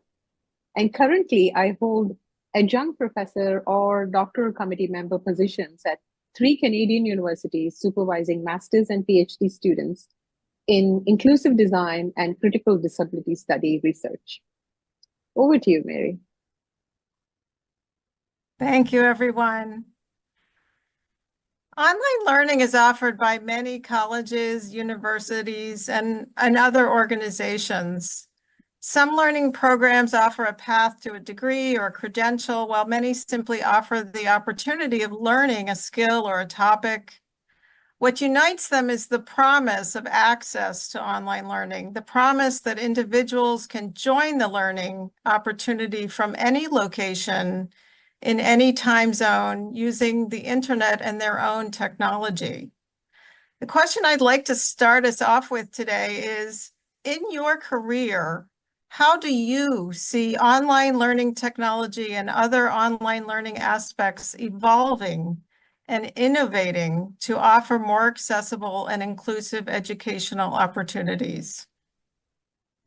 Kyle, would you like to start us off? I'd love to, Mary. That's a great question and such a big question, right? This has definitely changed a ton in the time I've been working in higher education and technology, and I'm sure the same for everyone here on the panel. But one of the biggest functions and opportunities we've seen is that online learning has such a different scale, right? It used to be that if you wanted to learn a skill or take a class, you were kind of limited to what was available in your town, at your local community college, at your local university, in your state, right? And since the advent of online learning and the way many institutions have been able to scale them and make them available to anybody, sometimes millions of learners at once, right? You now have a plethora of opportunities available to you to take courses, and that offers so much more opportunity.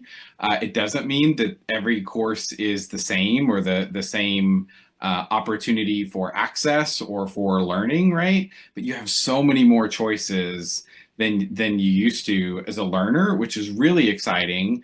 And then for those of us trying to create and teach courses, you don't have just your local area to draw from anymore. You've got the whole world, and that's really exciting.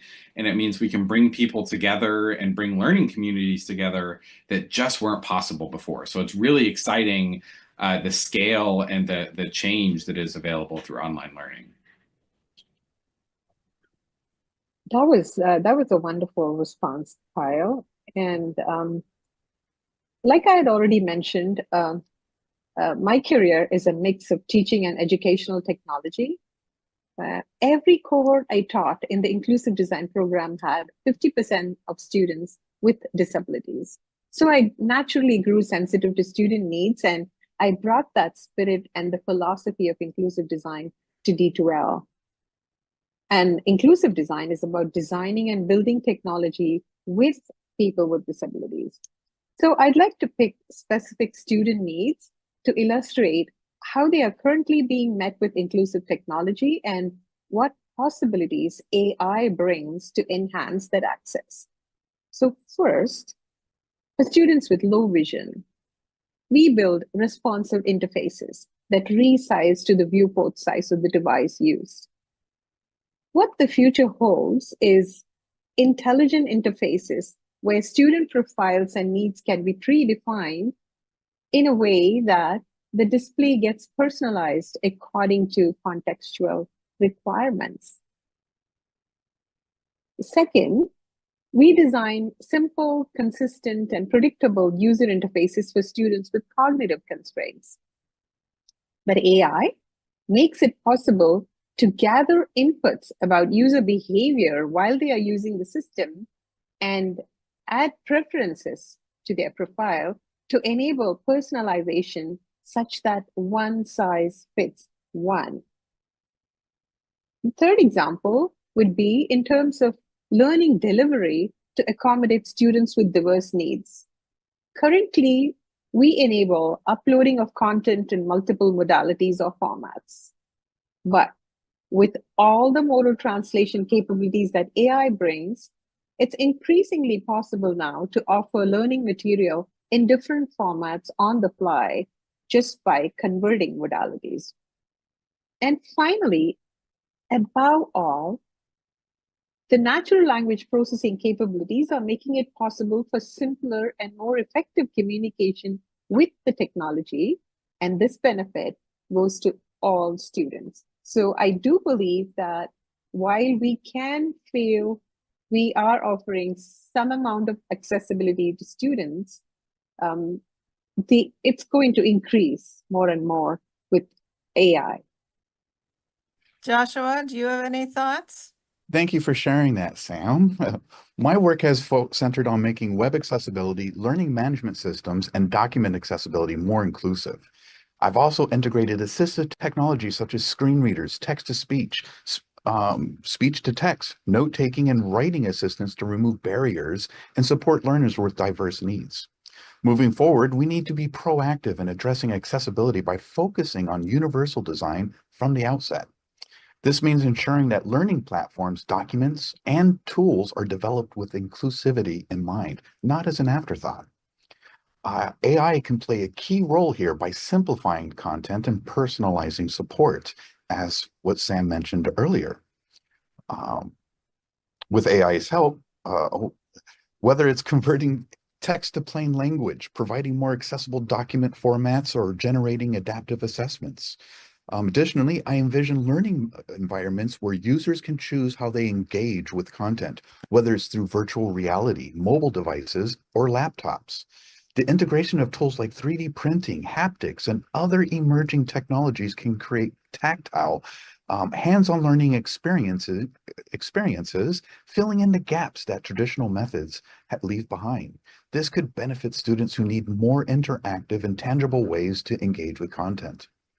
To meet the promise of accessible education, we must move beyond simply meeting compliance and instead building learning environments that proactively adapt to every user, ensuring equitable opportunities for all learners.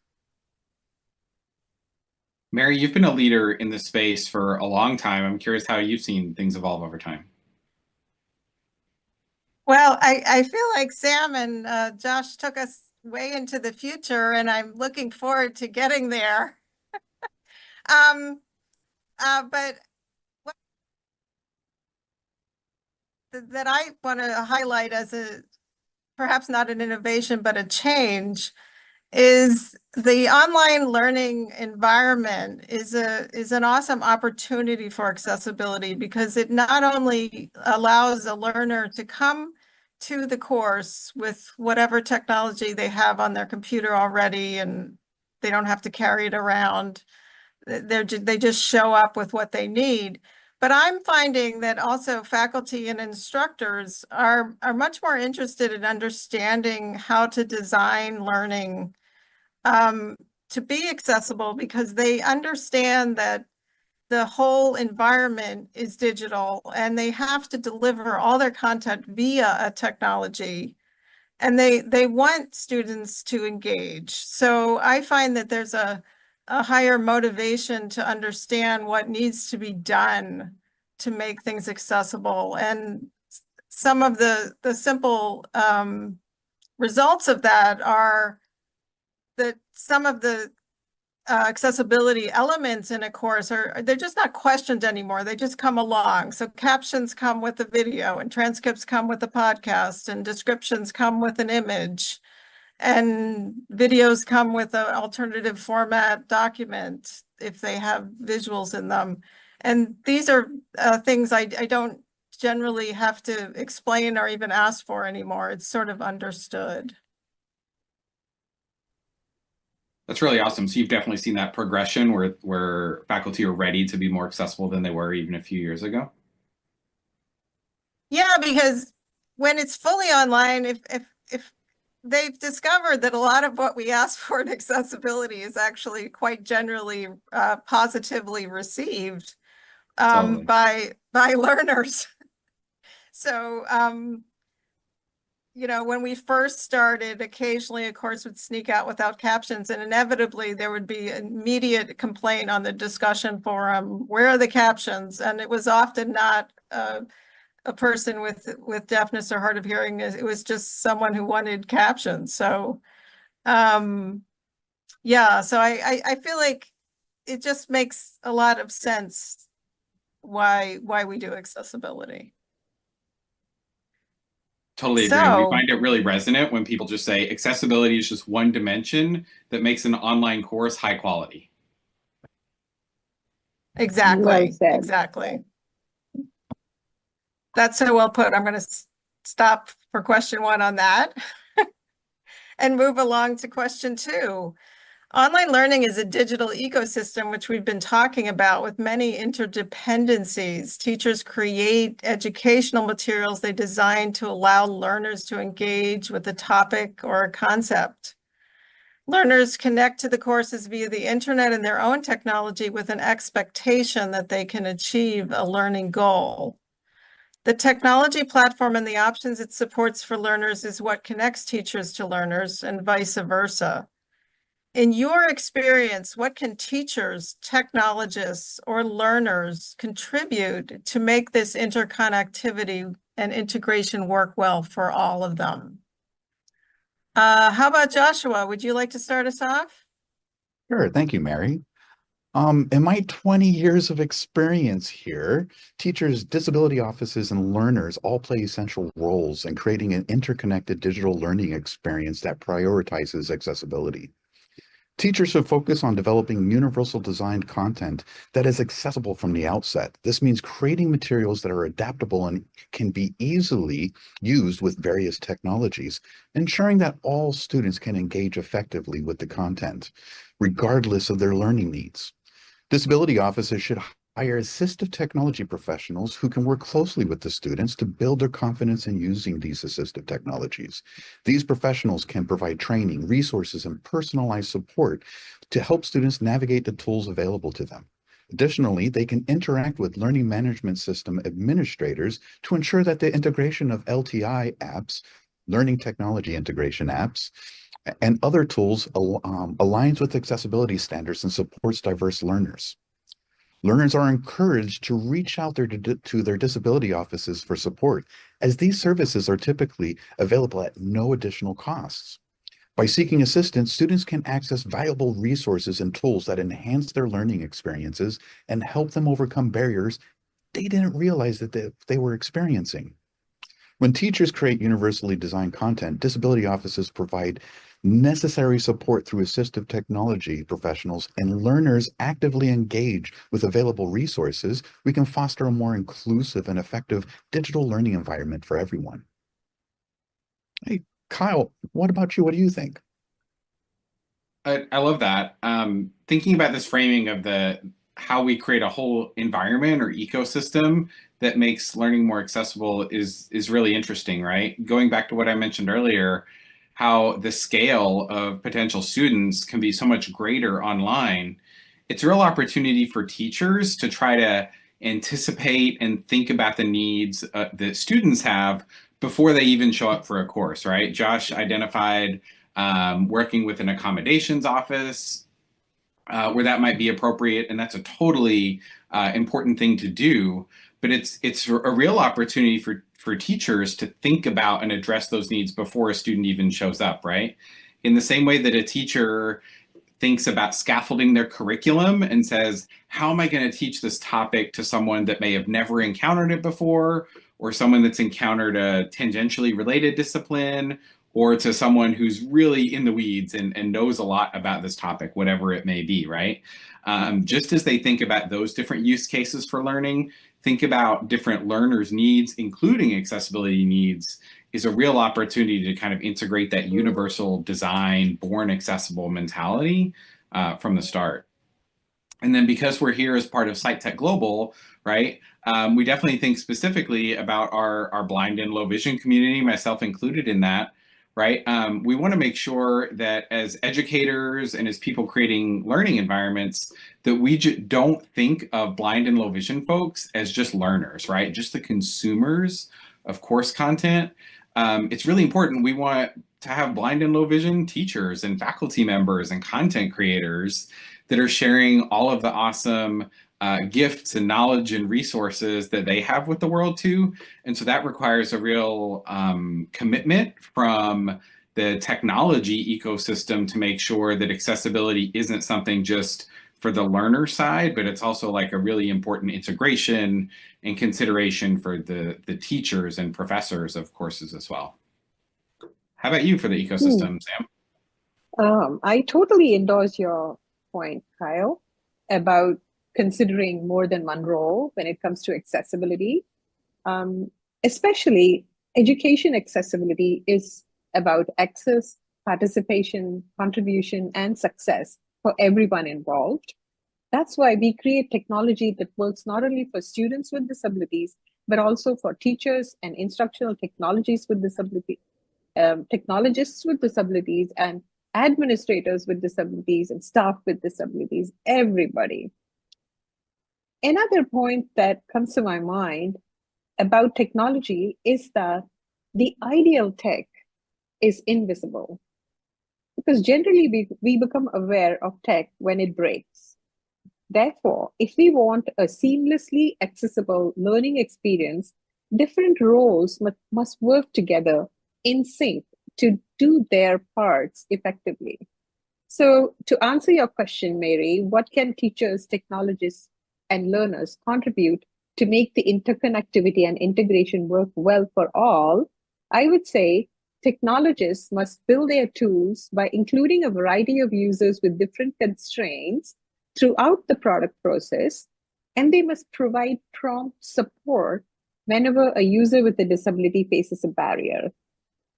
Institutions must have a procurement process that's focused on accessibility, and teachers must also ensure that the apps they want to include in their classrooms are usable by all students in the class. Institutions must also ensure that they have a process in place for the creation and maintenance of accessible content. And it goes without saying that learners have that key role of trying everything out and providing feedback. Mary, what's your experience? Well, I agree. There's so much interdependency with the different technologies that are used. And while teachers can contribute by thinking more creatively about how they design their courses to work online, they are often, the channels that they use are either constrained or opened, depending on the platform and the technology and how their ability to make the content accessible to the learner. So we need a lot of supports in the space and guidelines to make sure that that connection actually works for tech teachers and technologists and for learners. And you're right, we do depend a lot on the learners to show up and tell us what is working and what is not working. I always worry it's a little bit of a burden. I don't like to burden students with accessibility, but we very much need them in the space to tell us what's working. Do you have that issue also, that you don't want to burden your students with telling you if things don't work?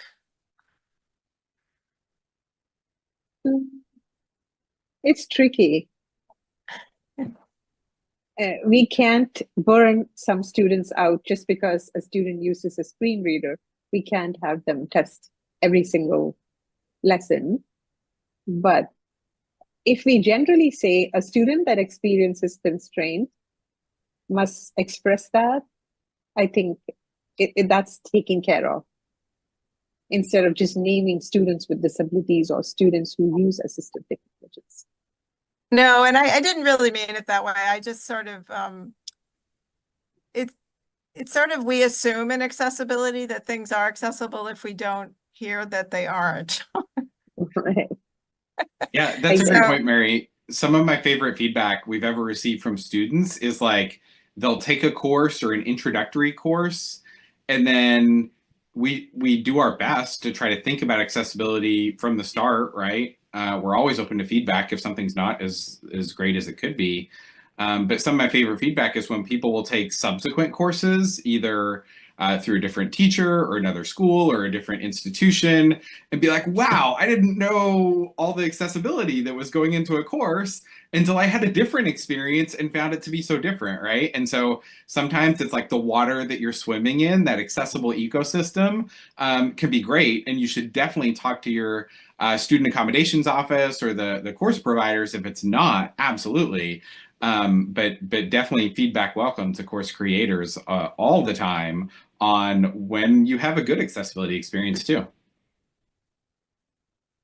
Positive That's a accessibility, wonderful I call it. segue. Oh, sorry, Sam. Did you want to say No, something? I call it positive accessibility, like positive psychology. So that's a wonderful segue, because we're talking about learners. About I also wanted to ask the panel, what would you share with a learner embarking on taking a course online? Sam, do you have an idea what you would say to a learner? I would begin by saying that every learner has unique needs. And again, the needs could be permanent, temporary, and situational, all of them in one single individual. So the same online course might meet the needs of different learners differently. So there cannot be any objectively labelable online course that is accessible, because disability is a mismatch between the needs of the learner and what the online course offers. Therefore, I would sensitize the learner to the fact that they must try the course and determine what works and what doesn't, and provide feedback. Because in an ideal online learning system, there would be a process for receiving feedback from students and taking action with an urgency that's commensurate with the severity of the barrier faced by the learner or the student. So if I know about such a mechanism, then I would share with the learner that mechanism for sharing feedback, and hope that they get timely help to be able to continue learning without losing their motivation or morale. What about you, Kyle? Love that, Sam. Providing feedback is definitely really useful to the teams or individuals that create online courses. If someone was considering it from the start, right, I would definitely encourage maybe to proceed with caution, right? Maybe caution and some optimism. As Mary was mentioning earlier, I think accessibility is definitely much more there across the board than it may have been in previous years. But as a sector, as an industry, we are not where we could or should be either.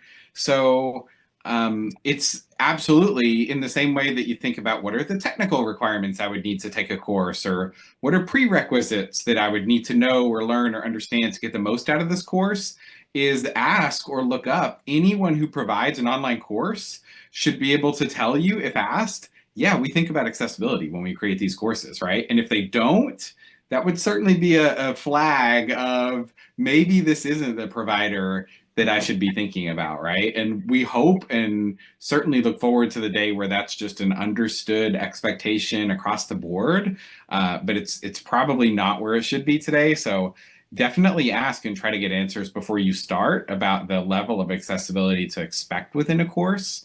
And then, you might identify or find a gap where you could even create your own more accessible learning opportunity or find a different platform that does. So lots of opportunities there if you're thinking about diving into a course. How about you, Mary? Yeah, I think trying courses is important, and reporting when you have any accessibility experiences that are not, seamless.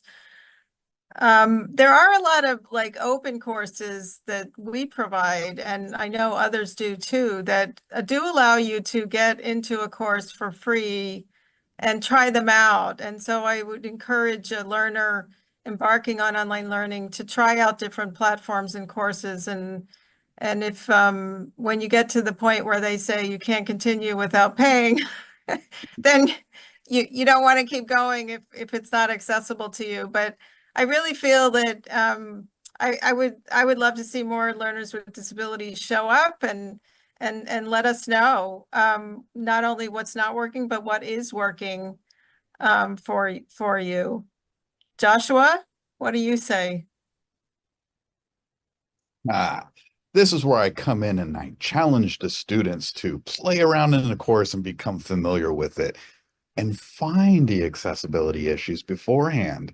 How do you access your textbooks and course materials? How do you contact the instructor or fellow classmates? Check the syllabus and become familiar with what's required from you as a student, and make sure you can access all those areas. And if you're having problems with any of it, reach out to your disability office and request accommodations, because that's where we're going to come to find out what needs to be fixed. Mm-hmm. Well put. So as we wind down a little now, what is the one thing you would want the audience to take away from our panel today? Could call on someone, but maybe I'll wait for a volunteer. I'll go ahead and go since my mic is already open. One key takeaway I would like the audience to have is the importance of collaboration in creating inclusive online learning environments. It's crucial for teachers, assistive technologists, and learners to communicate openly and work together. By sharing insights and experiences, we can better understand the diverse needs of all learners and develop solutions that genuinely enhance accessibility. The integration of assistive technologies and universal design content should not be an afterthought, but a fundamental aspect of our educational practices. Together, we can foster a digital ecosystem where every learner feels empowered to succeed. I love that. It's very aspirational. I have an aspirational takeaway too. The one thing I want the audience to take away from our panel today is that the field of online learning is paying attention to accessibility and learning as we go.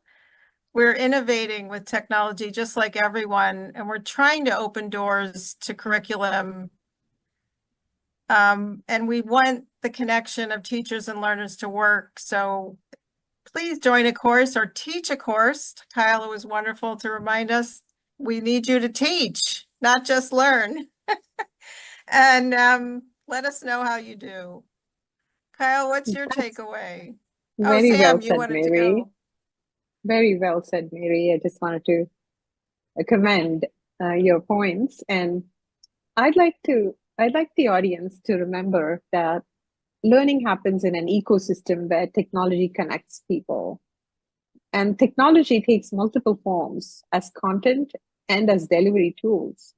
So the most crucial requirement is that all forms of technology are usable by all the people involved. And this can happen only if we involve people with disabilities at every step, because nothing without us, because everything is about us. That's the slogan that we use in Canada. So I'd like to reiterate, nothing without us, because everything is about us. And Kyle, you have the last word for the day. I love that. Thanks, Sam. I guess I'll bring us from the aspirational to the practical in thinking about it. And we talked a lot that learning happens in an ecosystem, right? It relies on everybody. It's generally not just a solo journey. Even if it's an online course, you're interacting hopefully with peers or previous learners or a community, right? And that means we all have a role to play in some way, whether it's speaking up like we talked about when we encounter issues.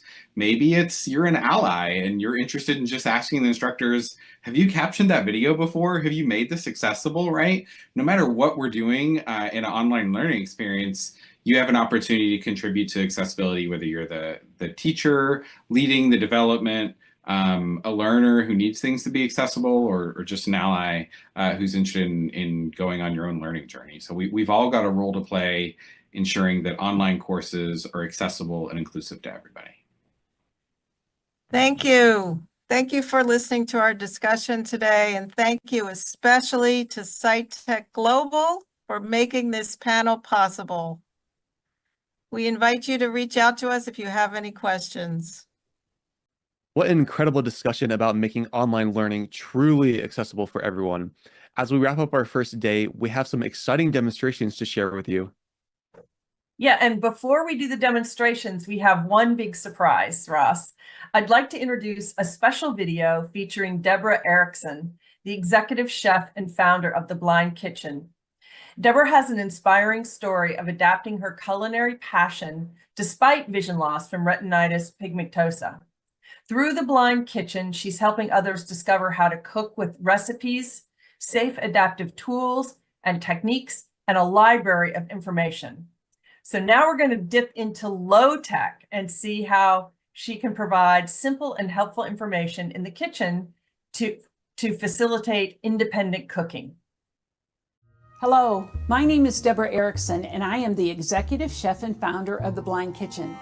The Blind Kitchen is a web-based company that provides adaptive culinary tools and cooking strategies for people with vision loss who want to cook safely, confidently, and independently in their own kitchens. I want to thank Sitech Global for inviting us to be part of this wonderful event. In The Blind Kitchen, we use technology all the time, from smart speakers to smartphones, talking scales, talking thermometers, and from labeling systems such as PenFriend and WayAround. But there are also some tools in The Blind Kitchen that you may not be aware of, and I want to share those with you. The Auto Measure Spout is a tool that dispenses exactly 1 tablespoon of liquid into a pan or a bowl, and then it stops. Here's a clip to demonstrate it. So here we go. I'm going to turn it upside down.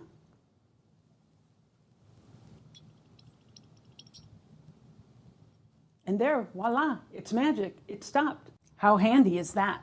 The second tool is the boil alert disc, and you put it in the bottom of a pan of liquid that you want to bring to a boil, and it produces an audible rattle when that happens. Listen.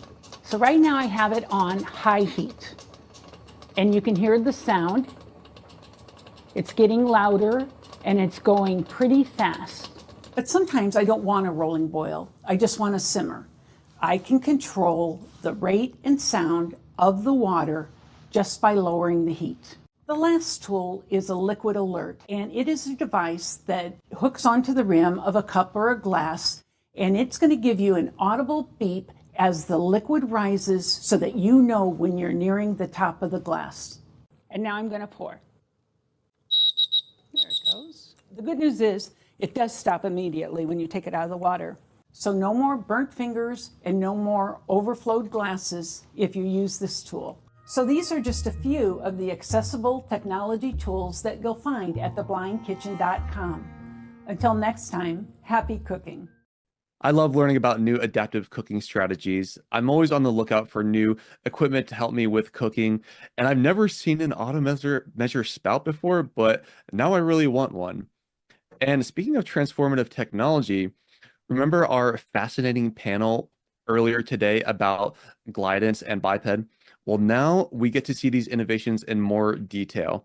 I'm especially curious to learn how these devices will deal with rough terrains, what their battery life will be, will they be water resistant, and most importantly, how affordable will they be for the blind community? For now, let's check out the 2 spotlights. Hi, hello everyone. This is Amos Miller. I'm the CEO and original founder of Glidance, now co-founder alongside Luke and Kyle, from whom you'll hear later on today. Just so excited to be here at Sitech Global, and the Vista Center is always a wonderful event every year, and really excited to share with you what we're doing here at Glidance. Before we jump in, I just wanted to share with you what we are doing here and why. There comes a time when something happens that changes everything. And I believe that we are now at this time. I would put it to you that if you imagine a city street, let's say 5, 6, 7 years down the line, you will see many, many more blind people out and about. People of all ages walking confidently and with purpose. Some of them will be using a white cane, others will be using a guide dog, but many will be assisted by some form of an intelligent guide. It's a device. It's not the friendly character in your ear that tells you what to do, or a body armor that you wear that vibrates from different angles. I also don't think it's going to be maybe a form of a humanoid that's wearing a hat and walking around with you. These devices are going to be part of you, an extension of you. And they're going to give you a profound sense of independence, confidence, and flow when you're out and about. I would also put it to you that these intelligent guides are going to be so easy to use, powerful, and affordable that anyone who is blind will be able to get out of their home without hesitation. And you'd all know what I'm talking about when I mean the hesitation when you sit at home and you're wondering, am I going to go down to the shop, or am I just going to call in for delivery? Am I going to visit that friend today, or am I going to stay in today? These are questions that are going to be a part of the past. You will no longer hesitate before going out. You will just feel empowered to go. This is an inevitable future. It is going to happen. And the reason we are talking about it now is because this change is happening now. These intelligent guides are going to have a profound impact on everything. What does O&M training look like? What does safety look like? Will people buy these devices on Amazon and just walk? How do we expect the public to respond to them? Does it still symbolize a blind person in the same way that the white cane does or a guide dog does? How will these devices accelerate orientation and mobility training, empower our amazing O&Ms, organizations that empower the blind, low vision community, such that we can get many, many more people out and about? We definitely don't have all the answers. Often we don't have all the questions. And it really is on us here in these kind of discussions and engagements to explore these questions as a community, as we shape this exciting future together. As I said, my name is Amos Miller. I'm the CEO and original founder of Glidance.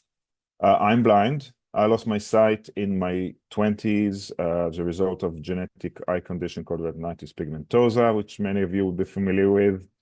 I'm on my 6th guide dog. His name is Boots. I started my guide dog's journey in my mid-20s. I enjoyed a super exciting career in technology, computer science, and engineering, but I still find it difficult to get around. I always loved technology. I tried all kinds of things through the years, GPS and haptics. I worked at Microsoft for many years, and some of you might be familiar with my work on Soundscape. And yet, when I sit there at the airport and I'm waiting for assistance and argue with my person with the wheelchair that I really don't want to sit in a wheelchair, I still wonder. We have autonomous cars. We can get rovers on Mars. Where is that intelligent guide that can simply take me to my gate. And what I realized is that if we are going to navigate confidently, if somebody who lost their sight in their 50s and starting to get their head around what does orientation mean, to walk through a crowded space, the information that we get even from the best AI and devices is just not enough. It's not enough to navigate your way through a crowded space with street furniture and everything. What we need is something that is physically connected to the ground and guides. And that is exactly what we're working on at Glidance. So let me introduce Glide. Glide is a new primary mobility aid. It's an autonomous, intelligent guide, and it uses autonomous driving technology to guide the way. It has those two wheels on the ground, a long handle. You hold the handle, you nudge the device forward as you walk, and as you begin to walk, the wheels autonomously begin to steer a little bit to the left, a little bit to the right, guiding you around the obstacle, along the path, keeping you safe on that path, helping you approach line of sight targets and ultimately getting you to your destination. And why is this important? Well, you've all been there. Trying to navigate a crowded space like a city street with people everywhere and street furniture, lampposts, trees. Glide is physically connected to the ground and guides you. It weaves you among the people, among the obstacles. You wouldn't even know they're there. When you cross the road, you might be worried about veering off. Glide will see the lines of the crossing, see the lines, the up curb, and guide you straight to the other side. If you're getting out of an Uber, you need to find that door. Glide can detect line of sight targets and guide you to them. Inside, finding elevators. That's what Glide is about. Incredibly powerful, very easy to use. That is why I believe that this is going to change everything. It is an inevitable future. Intelligent guides are going to be part of our day-to-day life before long, empowering many, many of us to get out and about. At this stage, I'd like to introduce Kyle, my co-founder and head of product, to walk you through the product, and after that, we'll do a quick demo. Kyle, over to you. Hey everyone, Kyle Buzzard here, co-founder and head of product. I'm here today to introduce you to the Glide product, tell you a little bit about how it works and some of the really cool features that we're building into the new design. So for those not familiar with Glide, the device is about the size of a cantaloupe, two wheels that sits on the ground. There's a stem up to a handle. You hold onto the handle with either your left or your right hand, and you simply start to walk.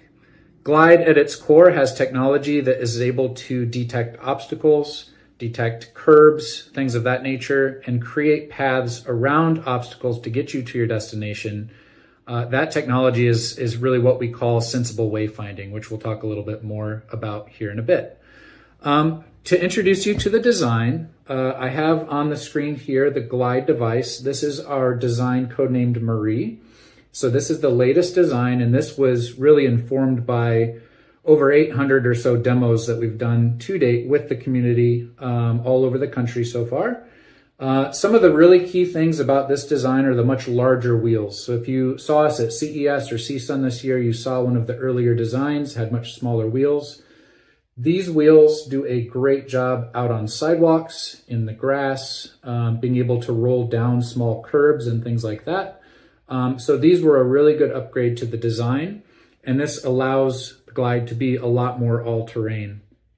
You'll notice also there is a handle on the front around kind of the front side.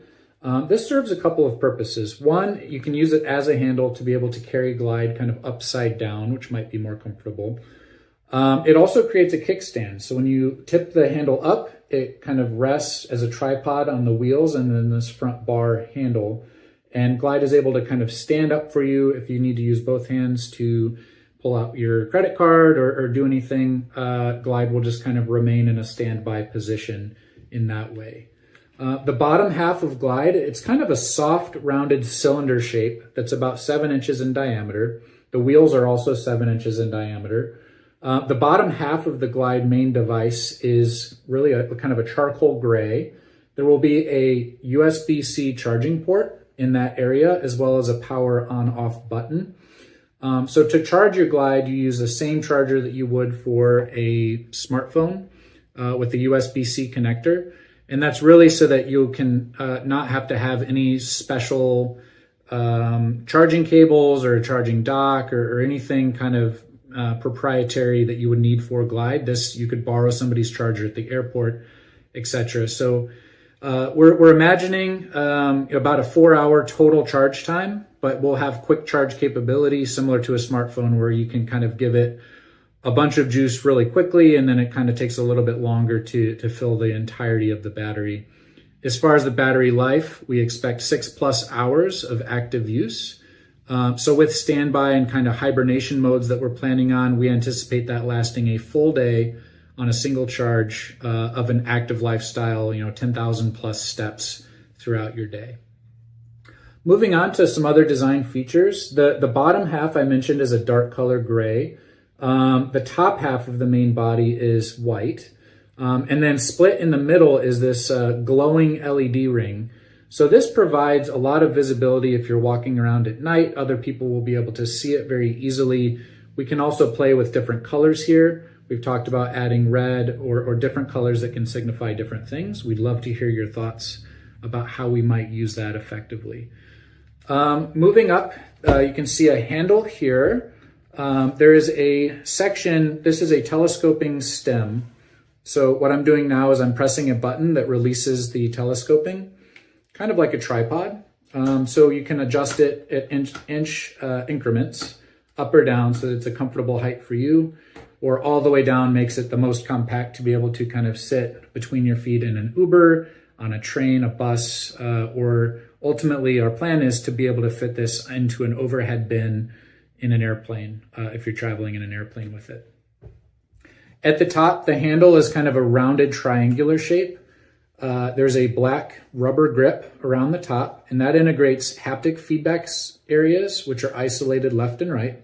So you'll be able to have haptics kind of buzz on the left side of your hand or the right side of your hand to give you feedback about, let's say, upcoming turns or something like that.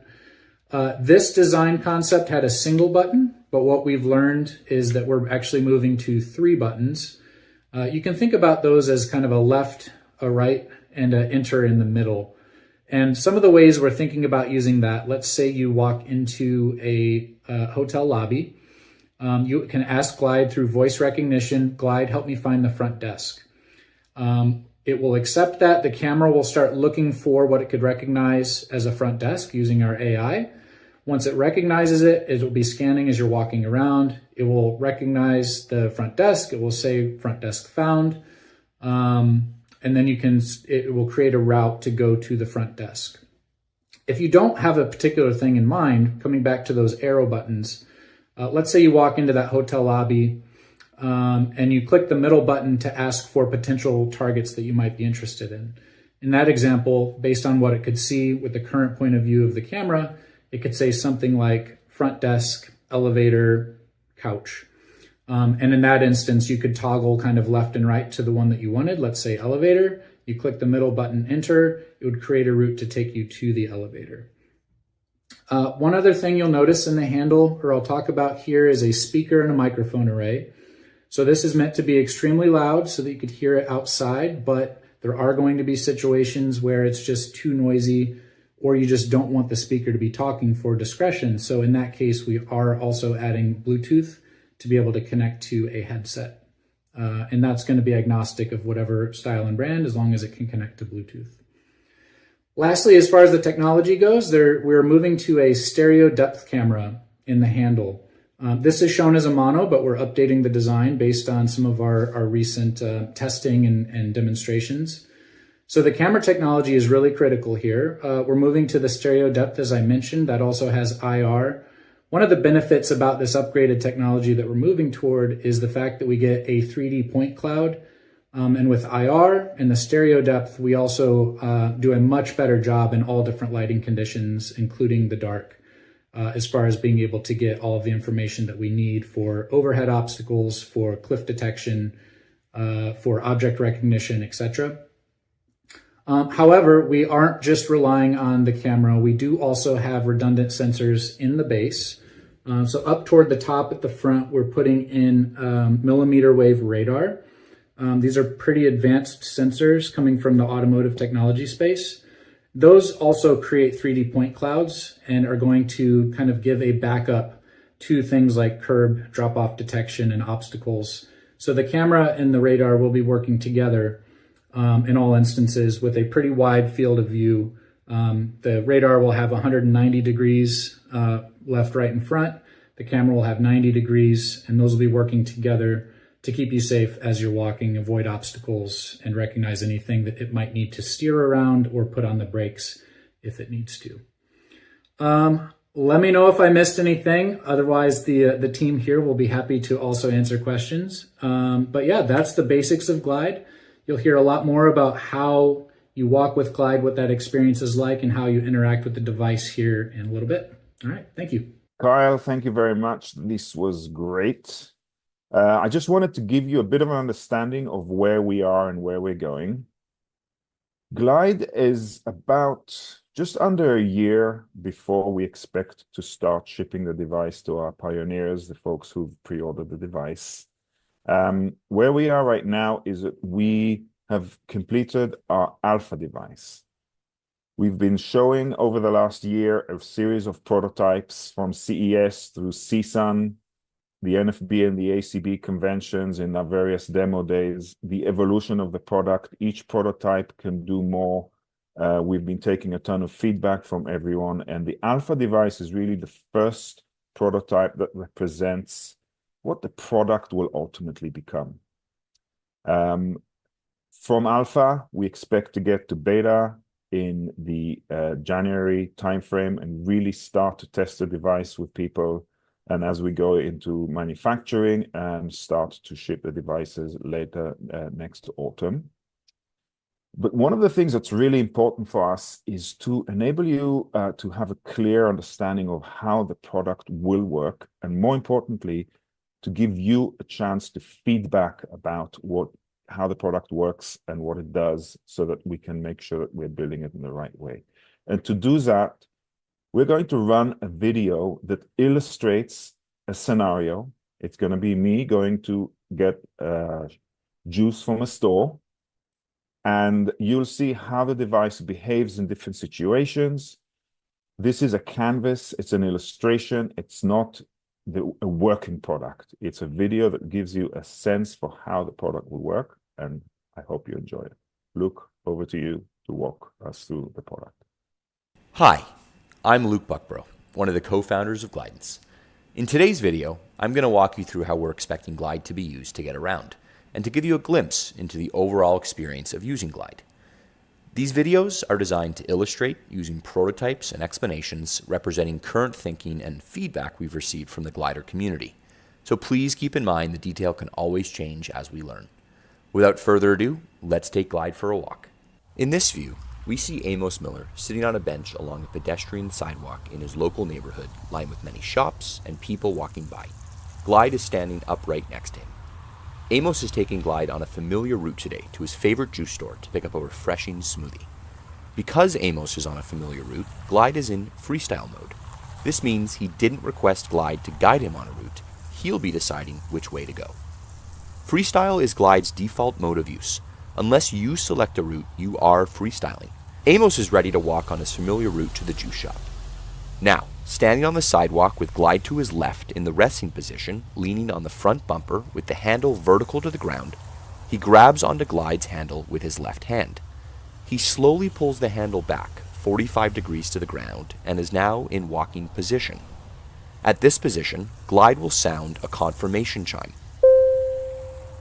The confirmation chime is accompanied with a haptic buzz in the handle and is designed to give him the confidence that he is in position and Glide is ready to go. Amos nudges Glide forward and begins to walk. Remember, Glide is not pulling you, you are pushing it. always in control of your speed and pace. After a few seconds, Glide announces to him, "Found the line," accompanied by a double haptic tap in the handle. Finding the line assures the user that Glide has a clear understanding of the path, its boundaries, and any obstacles, ensuring a safe route as you walk ahead.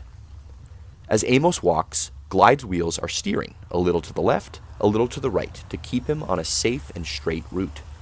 That's until Glide's camera spots a restaurant happy hour sign in the way of his path.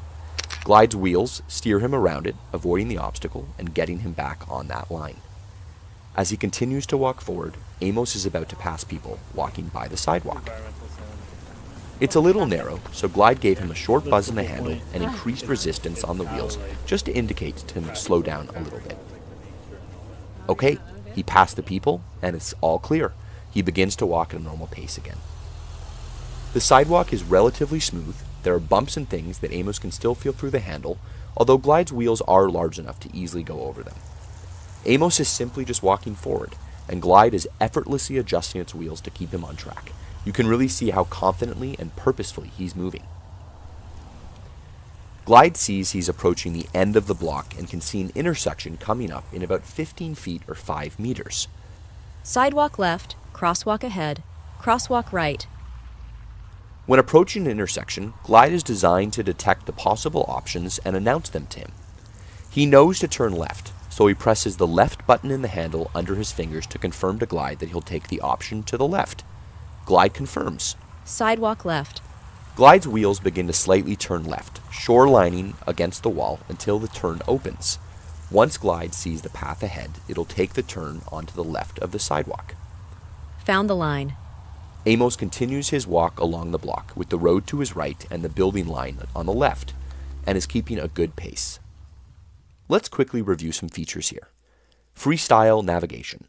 Freestyle is Glide's default mode of use. Unless you select a route, you are freestyling. Glide will keep you on a safe path, avoiding obstacles, but to look for your input on turning left, right, or crossing intersections to get to your final destination. Target and path detection. Finding the line. Glide will always notify you when it's found the line ahead, making sure you feel safe and confident and that Glide is doing a good job. Amos is approaching the end of the next block, and here he plans to cross the road to his right. "Sidewalk left, crosswalk ahead, crosswalk right." He selects the right option, thereby selecting the crosswalk on his right as his target. Glide confirms his selection. "Tracking crosswalk." He begins to feel a gentle haptic buzz in the handle grip. This is called the tracking buzz, and it's Glide's way of telling him, "I've got the target, follow me." Glide first guides him a little to the left to avoid a pillar and line him up to approach the curb on his right. He feels the increased resistance in the wheels telling him to slow down, and Glide will apply the brakes to bring him to a complete stop right at the end of the curb. "Crosswalk reached." Let's review some features here. Target selection. Glide is constantly losing its camera to find your targets. Tracking buzz. Glide is making sure you know it's found its target ahead and is taking you to it. Target approach. Glide will line you up to perfectly approach the target you seek. Waiting to cross, Amos keeps Glide in position while he assesses the traffic. The traffic is quiet. He squeezes the button in the handle to unlock the brakes and begins to cross the road. Glide is keeping him nice and straight on the crosswalk, staying within the outline zone and colored lines on either side. The tracking buzz in the handle tells him that Glide is targeting the curb on the other side. "Crosswalk complete." Amos turns right to go to the juice shop. "Found the line." Let's review some features. Squeeze to unlock. Glide wants you, the user, to be confident of your choice and the surroundings, and it's taking extra precautions to make sure that when crossing roads or intersections, you feel it's safe to do so as well. Road crossing. Glide's camera sees the other side of the intersection, targets it, and keeps the user on a safe path to the other side, keeping them away from the street and in between the crosswalk lines. Amos is still in freestyle mode, walking along the block heading to the store. The building and shops to his left, with the road on his right. He knows the juice store is approaching his left, and when he feels he's getting close, he squeezes the handle button and requests, "Hey Glide, find the door." Glide responds with a haptic buzz to confirm it is searching. Amos angles the device and the camera to the left to allow the camera to scan the area and find the door. Targeting door. He feels the tracking buzz, and they walk confidently to the door. Glide is lining Amos up to walk towards the door handle. As he gets closer to the door, he feels the resistance in the wheels and slows down until the brakes come to a complete stop. Door reached. Amos puts his hands out, finds the handle, and opens the door. As he walks into the store, he squeezes the button and requests, "Hey Glide, find the counter." Glide double buzzes to confirm. Targeting counter. Amos walks to the counter until the brakes turn on and Glide has reached the counter. Counter reached. Amos orders his smoothie and is one happy camper. Glide is trained to detect a wide range of potential targets that you can request it to locate and guide you to. To summarize, in the past few videos, we learned how Glide works in freestyle mode. When you walk on a path, for example, a sidewalk, Glide finds the line and guides you while avoiding obstacles. When Glide detects potential targets in range, it offers you a choice, and you select which option to take by guiding Glide towards it. However, Glide practices intelligent disobedience until it indicates it is safe to take those turns. We saw how Glide assists you to approach the curb and cross the road efficiently without a concern that you veer off. And finally, we learned how you can ask Glide to find primary targets in your surrounding, and Glide locates them and guides you to them. Most importantly, Amos has his smoothie, feels refreshed, and is ready to take Glide on its next adventure. Hey everyone, my name is Luke Buckborough, one of the co-founders as well and head of growth here at Glidance, and I'm so excited to be wrapping up our Sitech Global 2024 session with you all. I want to give a quick shout out, thank you, and massive appreciation for everyone at the Vista Center for putting this together. Corey, you and your team do so much. We're so appreciative and thank you for all you do for the community and for all the hard work you've done with Glidance thus far. We are especially excited to be doing our Glide Demo Day with the Vista Center tomorrow at their San Jose location. So if anyone's hearing that on the call for the first time, feel free to pop by. We are so excited to further connect with our current glider community and potentially a few new gliders that we meet on this call today.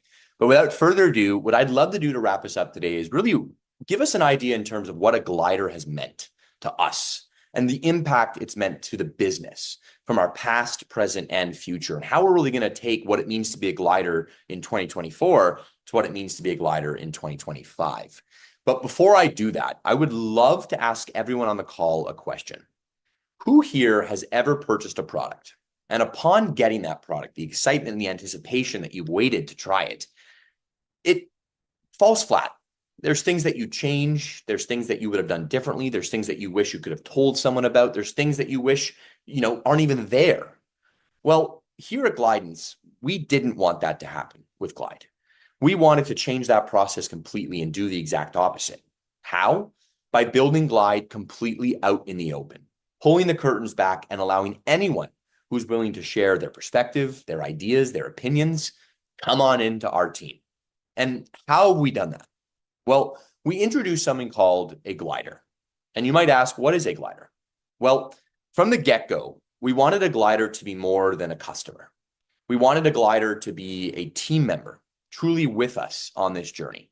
We wanted a Glide member to feel like a contributor, to really feel like a partner on this journey, and to really feel like when they get Glide into their hands, that they feel as though that they had a part in doing it.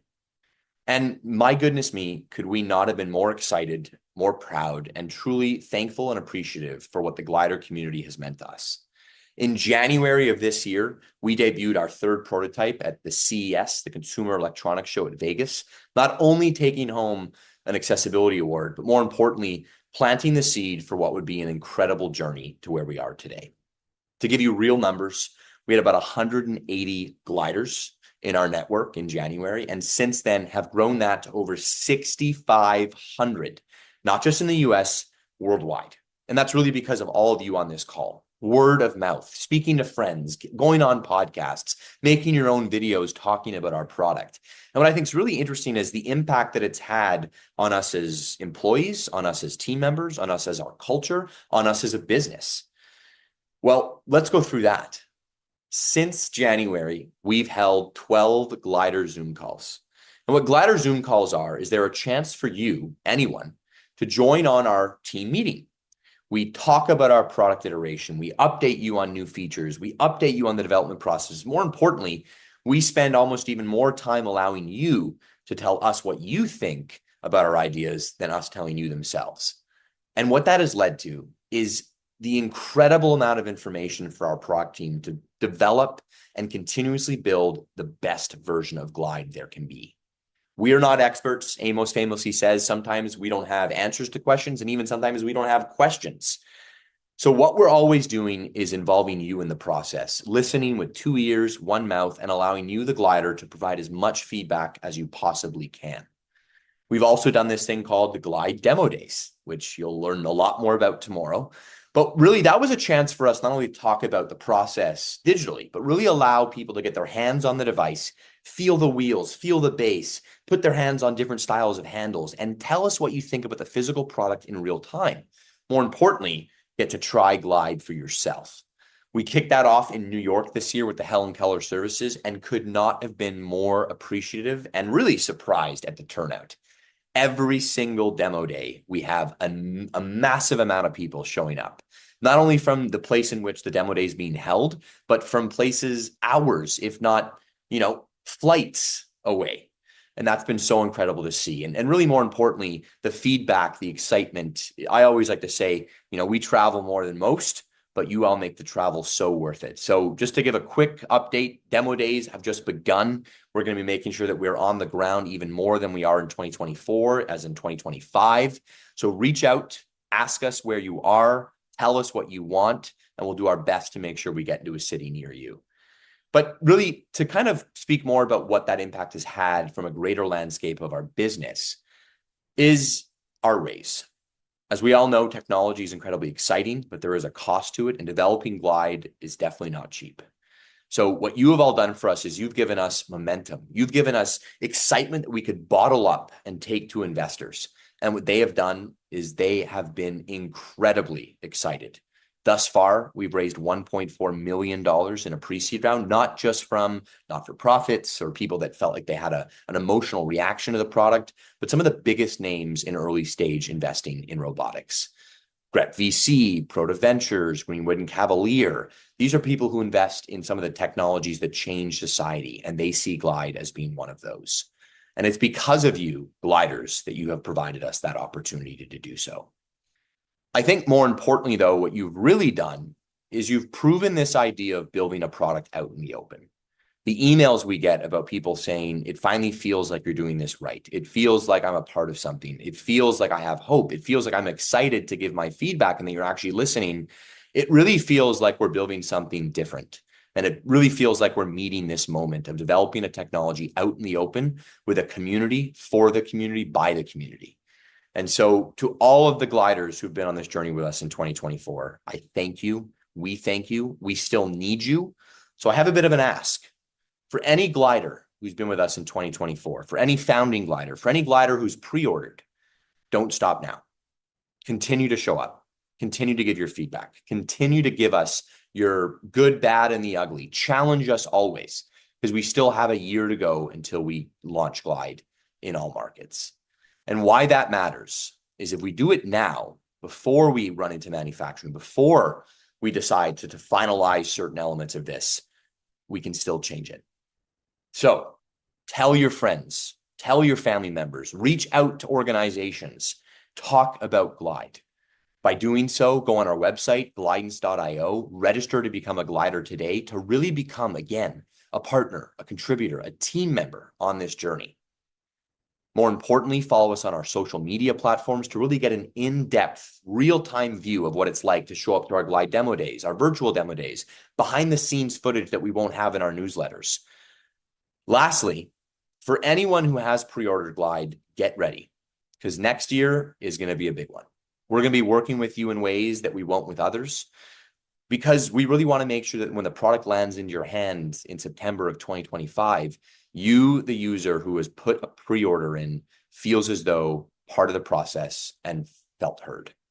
For anyone who has not yet pre-ordered, we won't be ending that until December 31st, 2024 of this year. If you have questions, please reach out. We have payment plans. We have opportunities in order to really get involved in a different way. And most importantly, if you don't Do not worry. You will always and forever be a glider. We know that one day we'll have Glide in your hands, and you will be part of that journey no matter what. So for everyone on this call, I thank you so much for your time today. The Vista Center, again, thank you for having us. This journey has been filled with so many exciting moments, and what I'm even more incredibly excited about is all the more to come next year. 2024 has marked an incredible time for Glide, both from our team formation, both from our glider community formation, and more importantly, the momentum that we're building around the product, the idea, the team, the way we're building it, and really the way that we're taking technology. I wish everyone a happy holiday season. I wish you a fantastic end to 2024, and I cannot wait to see you all in 2025. Thank you, Carrie and Ross. Thank you so much for hosting an event like this. I think it's really, really cool to see that much degree of excitement for new assistive technology, especially in the small field of mobility. So my name is Mael. I'm the co-founder of Biped.ai. I launched Biped about 3 years ago, and we have our first products on the market. And just for the anecdote, the Vista Center was actually one of the first places I visited to demo the device within the first year of the creation of the first prototype. And I'm joined today also by Gustavo, who's one of our very early adopters. So Gustavo, if you want to just say a few words. No, thank you so much for the opportunity. I am Gustavo Carvajal, and this is my new look. So I have been for years a marketing executive living in New York and commuting with Lisboa. And I'm very fortunate now that I am propelled by NOAA to have a more independent life. That's the reason I'm here. I want to share my journey with you and also to share how is my biped path. Awesome, and thank you again for taking the time, Gustavo. So in the presentation, we'll just do like a brief overview of what the device is about, and then it's really about Gustavo, and leaving the floor to Gustavo to also explain how he's using his device, and what the kind of benefits he's seeing from it, limitations where he wants it to go in a transparent way. So as a quick mean of introduction, we're a Swiss company. We are based in Lausanne, in the French-speaking side of Switzerland. We're a spin-off from EPFL, that's a engineering school here in Lausanne. I met my co-founder, Paul, who's our CTO, as he was working on autonomous wheelchairs. And Marco, who joined us as a COO, was actually one of the co-founders of Sunu, that some of you might know. And Sunu was an obstacle avoidance technology. And so came together and launched NOAA. NOAA is a device that is addressing the target of mobility for those who are blind or have low vision. We've run extensive studies, and the key finding was loss of mobility and independence is very often cited as one of the biggest pains for blind and visually impaired people. And so this is something we want to address. So far, the main methods to address it are really based on training. So depending on the country, depending on the scheme, training is done with orientation and mobility specialists, and they're doing a fantastic job on the field with a base training. For example, here in Switzerland, we've got a base package of 20 hours, and then we've got about 2 to 6 hours of training for every new route A to B. And that part remains quite hardly scalable, especially when you want to discover a lot of new places. And one thing we've also realized is that, looking at existing technology, you've got GPS systems, you've got electronic canes, you've got smart glasses. They can all do something somehow, but quite often a GPS system is not going to be precise enough to tell you when to turn. A smart cane can potentially detect obstacles that are on the way, but they do not detect like ground level obstacles like holes and drop-offs, or they can hardly pick up like lateral moving obstacles. And smart glasses can be used somehow to find the front desk or find elevators, but they're not the most practical to use outdoors for mobility, even though they're doing a great job indoors. And so, thinking about all this, we started to design a product that takes all of these aspects into consideration. How do we build an all-in-one mobility solution that is hands-free, that can guide the person, that can help avoid obstacles, and that can solve this last mile challenge of actually finding the entrance, finding the door of a building, or finding a crosswalk, or like visual elements. We named this device NOAA. So NOAA stands for Navigation, Obstacle, and AI. So we didn't look too far when it comes to finding the name. We literally picked the acronym of the features. NOAA is a small mobility vest that I'm currently wearing on my shoulders, and so is Gustavo. The mobility vest weighs around 2 pounds, 1 kilogram. We have on the left-hand side 3 cameras that have 170 degrees of field of view to replicate the field of view of a sighted person. We have a small AI computer on the right-hand side that has a set of buttons and controls, not to have to control it with a smartphone, but to be able to really just type in on the buttons, and the battery behind the neck. And the key idea is that the device, as you walk, will give you GPS instructions. Turn left at 10 o'clock, continue straight for 30 feet. It will give you obstacle avoidance features that you can turn on and off and customize the range with beeps that tell you about an incoming obstacle. And we have integrated AI features to solve this last mile challenge. So be able to find the door, be able to find the entrance, find a front desk, or find, for example, a crosswalk. And so really trying to bundle together all of these features. So that's mostly what NOAA is about. I have a quick demonstration video where on the video we can see someone walking with a cane in the street, avoiding a pedestrian that is on his right, and the person just hears a beep, beep, beep, beep, beep as the obstacle comes closer. The beep itself has a 3D effect, so you can hear it from the top, from the bottom, from left or right. And then we present a small video of what the software actually visualizes inside of the device. So it's running in real time. It's running at about 10 images per second. And so the device basically captures all of the surrounding obstacles and is trying to predict in real time where the obstacles are going and is there going to be a risk of collision. This allows us to filter a lot of the potential obstacles around the person and only plays sounds when it's actually rather relevant. And in the video, the person is then reaching closer to an intersection where the GPS in the same headphones would tell him turn right at 2 o'clock, and the person makes the turn. We've built NOAA as a complement to white canes and guide dogs, involving dozens of orientation and mobility trainers to address the limitations of a traditional white cane without replacing it. And I think that's the main aspect that we usually want to carry. It's a device that is positioned as a next step to someone who's feeling confident walking with a cane, with a fast and scalable training in the sense that learning to use the device, the initial introduction is about 2 hours. And after 8 to 10 hours, we see most people picking up replicable skills for new journeys. The vision around the company is really to go from having people feel safe today when walking in their neighborhood to then feeling empowered to discover the world with the device. And I think Gustavo is probably in a good position to comment on these things. But it's really getting out of the comfort zone, even when it comes to mobility. And for that, what we need to do is make sure that, with devices and with all new types of technologies in general, when we introduce them, people feel confident, they use it, and they actually have an improved mobility. And so that's why we're running very frequent user surveys.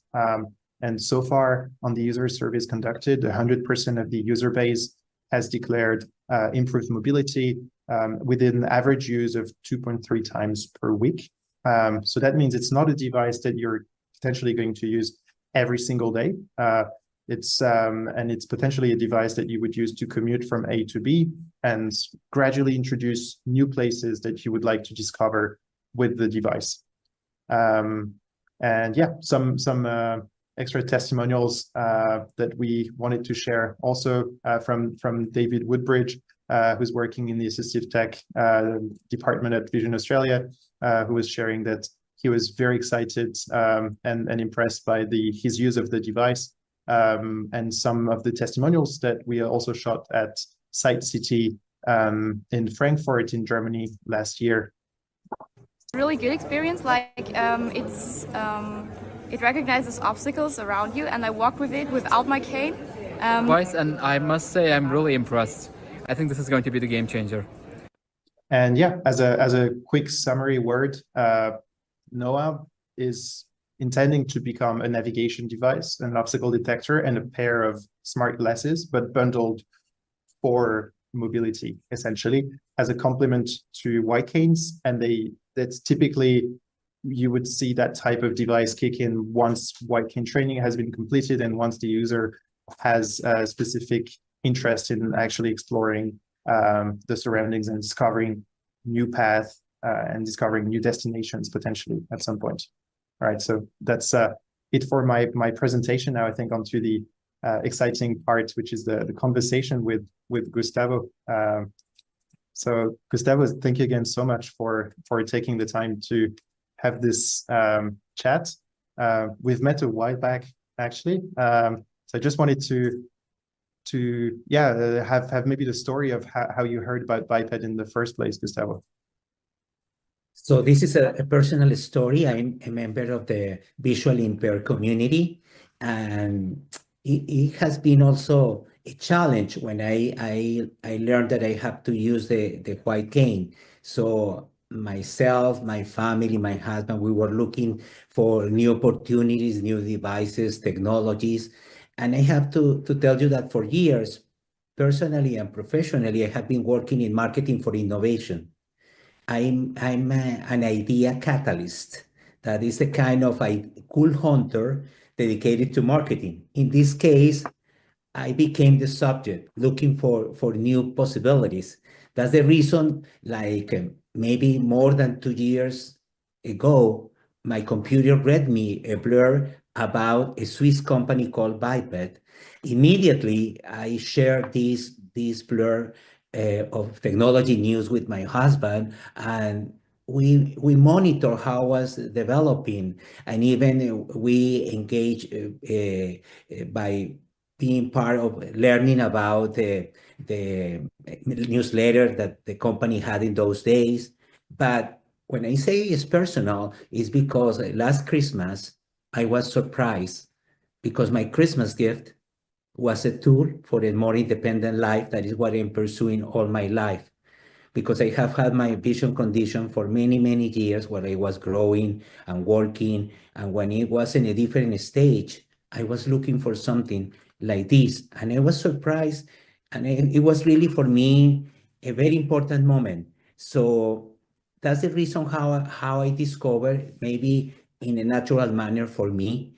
But what I see in this kind of events is how each person of the community, of the visually impaired community, we need a team around. I say that it takes a village to help a visually impaired person. And when I say village, is also the family, the friends, everybody. So this message has to reach that kind of community. So I was so happy when I learned about this, and it began a team effort. And I began to train myself, but I believe my family, my friends, my husband, everybody is trained and familiar with Biped. But that's the reason I feel that I'm propelled to going to places I know by my old roots, but also discovering new ways to land in those places, and then going to brand new places by myself. That is something that we need, this kind of accomplishment. Yeah, that's great. And I also remember like just getting the order shortly before Christmas and like rushing in because we had very little supply of devices. So it's definitely like also was a very special one for us. And the very first time we actually had a unit ordered for a Christmas gift, and I found it very very touching, also as a story. And so maybe like once you got your device, can you share a bit like your story? Because of course there are a lot of things that can be improved around like the training, the content, and all these things. But I'm curious also to hear about your training experience and what it feels like unboxing the device and like doing the first sessions with it, and how long it took you to feel confident using it. Well, that Christmas was very special for me, and it's a gift that has continued on the time. And using Noah for me, on a personal matter too, I'm a trilingual person. I speak English, French, and Spanish. Now I feel myself that I'm learning a new language. I feel that I'm learning new vocabulary, new syntaxes, language syntaxes. Maybe I know that there is not magical solutions. So that's the reason I really feel that I'm like developing a new sense. Sometimes in my personal case, we know that everybody has five senses, but I believe having this device is like developing new ways of perceptions. So I believe that we need to learn that kind of language and master those skills to be able to walk with confidence. So in my case, I decided to have a brand new dashboard. Sometimes I have to forget things that I usually do and learn new things. It's an academic program for me. So for me is that the key element for be successful with Noah is practice, practice, and practice. I know that you narrate how many of the users, they use the equipment 2 or 3 days per week. I try to use the equipment at the maximum I can. I have it like a resource in the case I went to a place, but now the plan changed and I need to go to a new place. I have Noah. I'm able to do it. So beyond the practice, I have to say that we follow all the instructions as a team at home. Even I have to narrate that at the beginning, I was walking with the cane and the Noah device, and my husband was on my back in silence, looking how I was doing. Like, it's like gaining trust in the technology. It's like when you walk with a friend that knows that you have a visual limitation, and that person really helps you to go, to stop, to go up, to go down. That is great. But with this machine, with this device, we have to learn to trust Noah. So it was incredible because it was in a progressive manner. I would say that it was step by step, street by street, corner by corner. So when I'm going to leave, I have a plan. I study my map, the blocks I have to go, how many bus stops, if there is construction, many things that I have to remember. But also with Noah helps me sometimes when things change to bring like order to the chaos that the city is. So training has been very important. We follow all the features that the device has, the online. And one thing that sometimes I use like an emergency line is the WhatsApp, because there is a real-time WhatsApp. When I'm lost, something happened, I type, I record, and I receive a message in real time that help me to do it. And also there is this companion screen that my husband has and can help me remotely. How far I am, how I don't understanding something, because it's like mastering. So for me, nowadays I have to tell you that it's me and Noah, because to be transparent, when I received the notice I have to use a white cane, for me was challenging. It was a tough time that I had to digest internally to accept. When I received Noah, was an enabler. It was a complete different paradigm for me. It was a tool that can help me be more independent, because attending these centers of independent life, I need immediately I had the need of having this kind of life to be more equal to others. So training continues for me. Yes. Training continues, and each time there is a new feature, I not try to use all the feature at all time. I'm a cautious person, and I master in Noah. And someday I'm going to be maybe a master, a real master of Noah. But now I'm training and following all the instruction and being cautious and use criteria to walk the city. Yeah, that's I think a great point you were mentioning on like this continuous training aspect, because of course there's one aspect where the technology keeps evolving.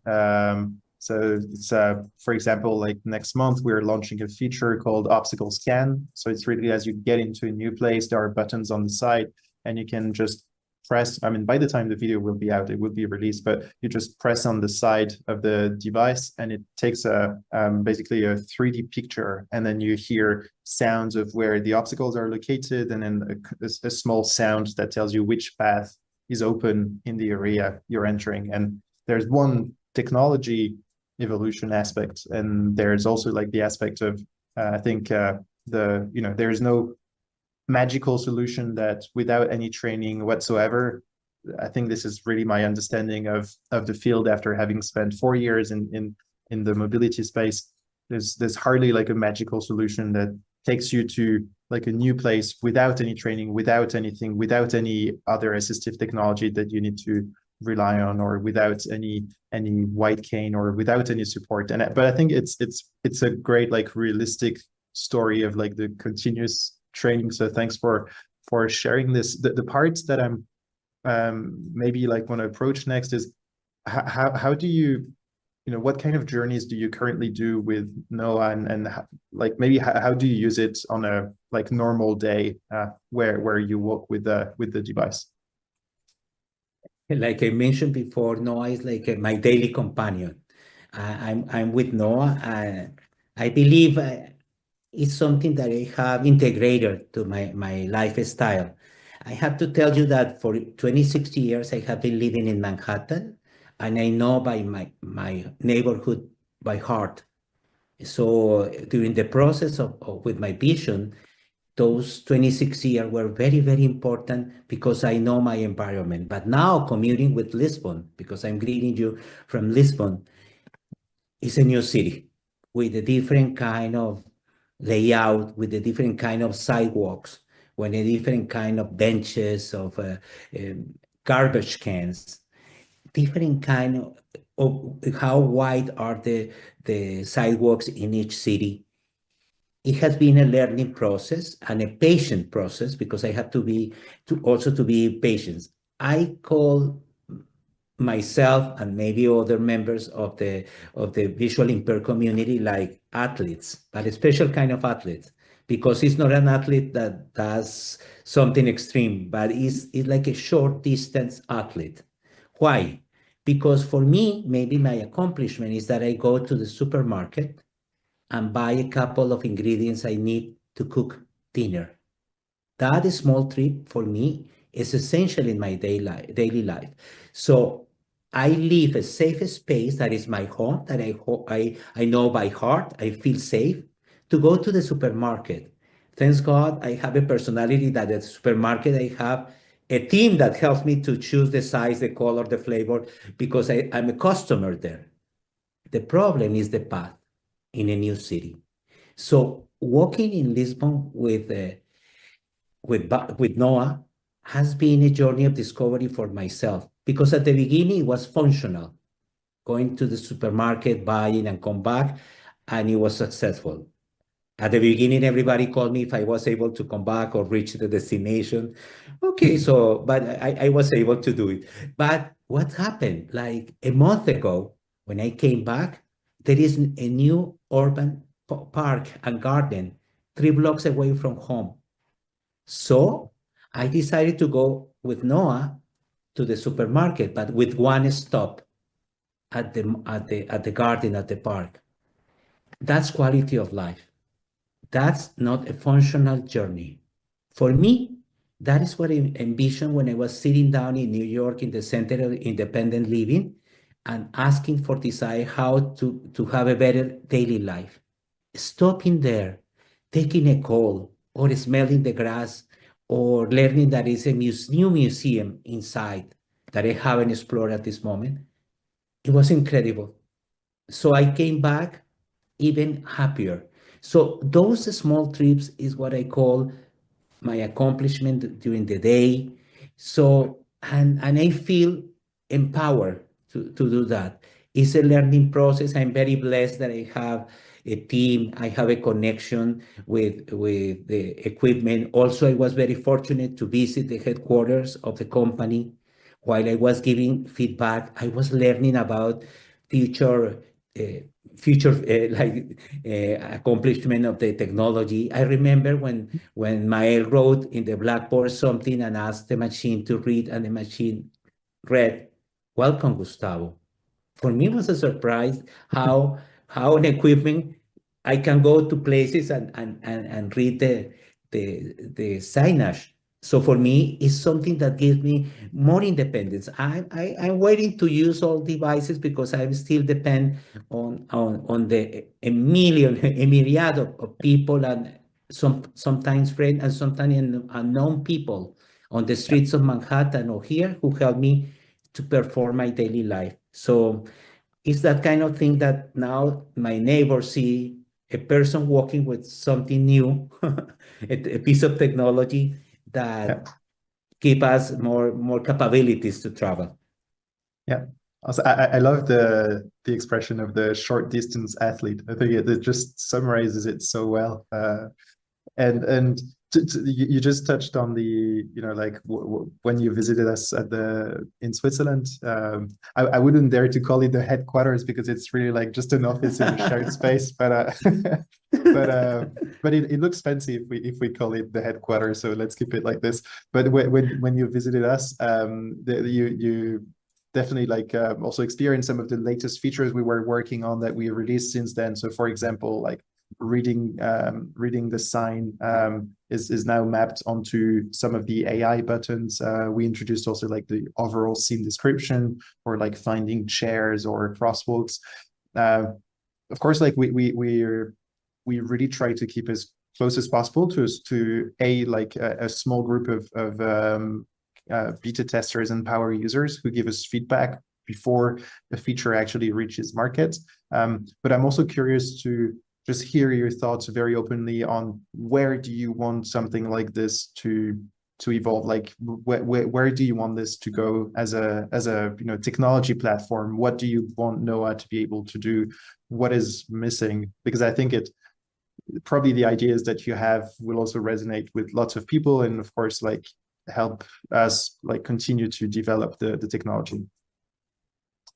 I have to say that I love this question because maybe you haven't listened, because we haven't talked about this idea of the short distance athletes. Also, lately with my friends in a natural manner, I have been talking about machine learning, but I added human learning. I think that each personal story in our challenge of our daily life, a visually impaired person or a blind person, is quite different.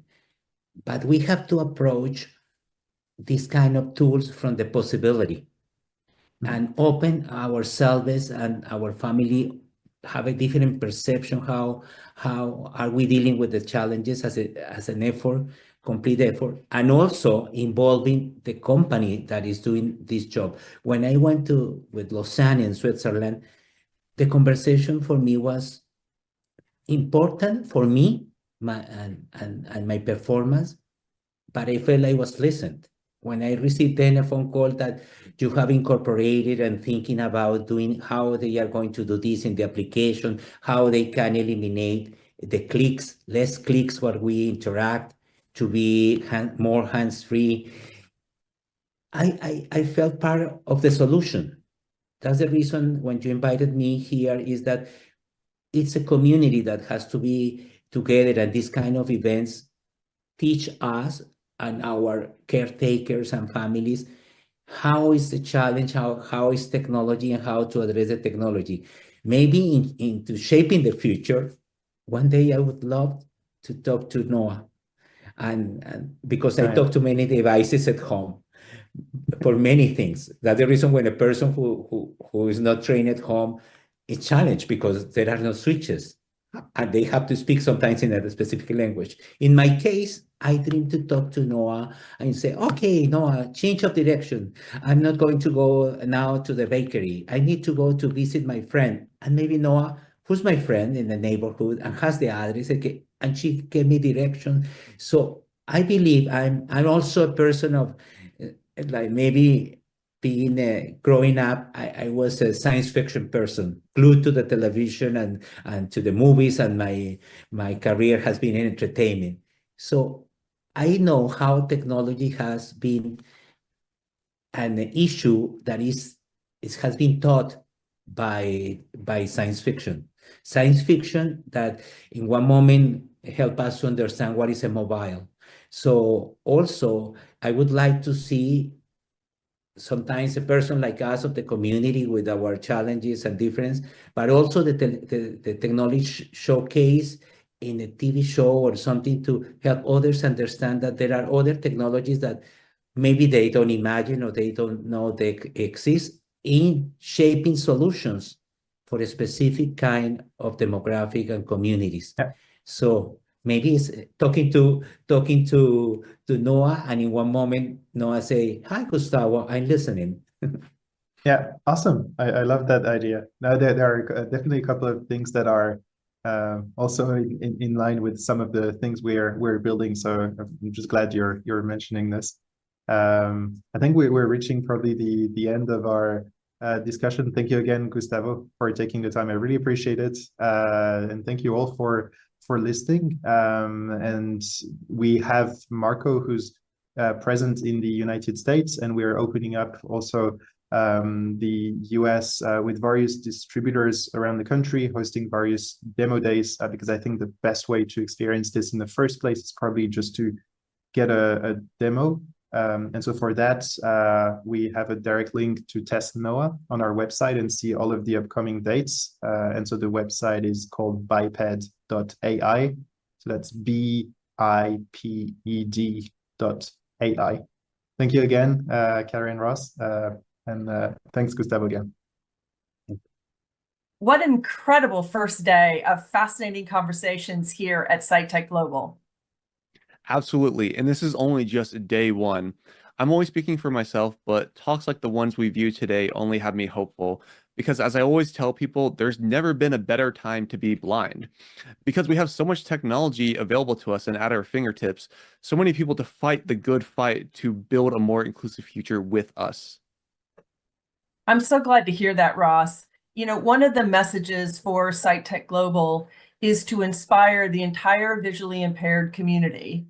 We are a passionate group, and with so much dedicated creativity and innovation, accessibility advancement is progressing. So to our audience today, if you enjoyed the content and want to help Vista Center, as this is a fundraiser, it will help us with our programs and services in serving 3,700 people every year. Please consider making a small donation at the Sitech Global website. There's a donate button on the top right-hand corner. We'll see you tomorrow. That's a wrap. Thanks for joining the event. See you tomorrow at 8 a.m. Pacific Time.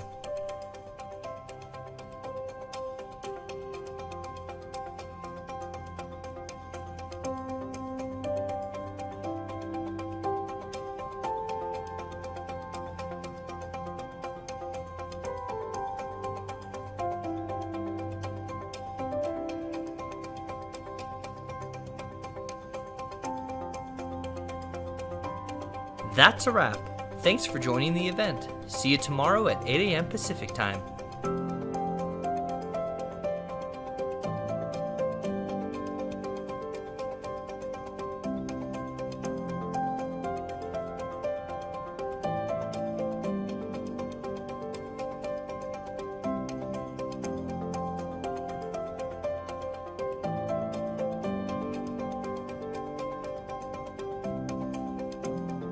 That's a wrap. Thanks for joining the event. See you tomorrow at 8 a.m. Pacific Time.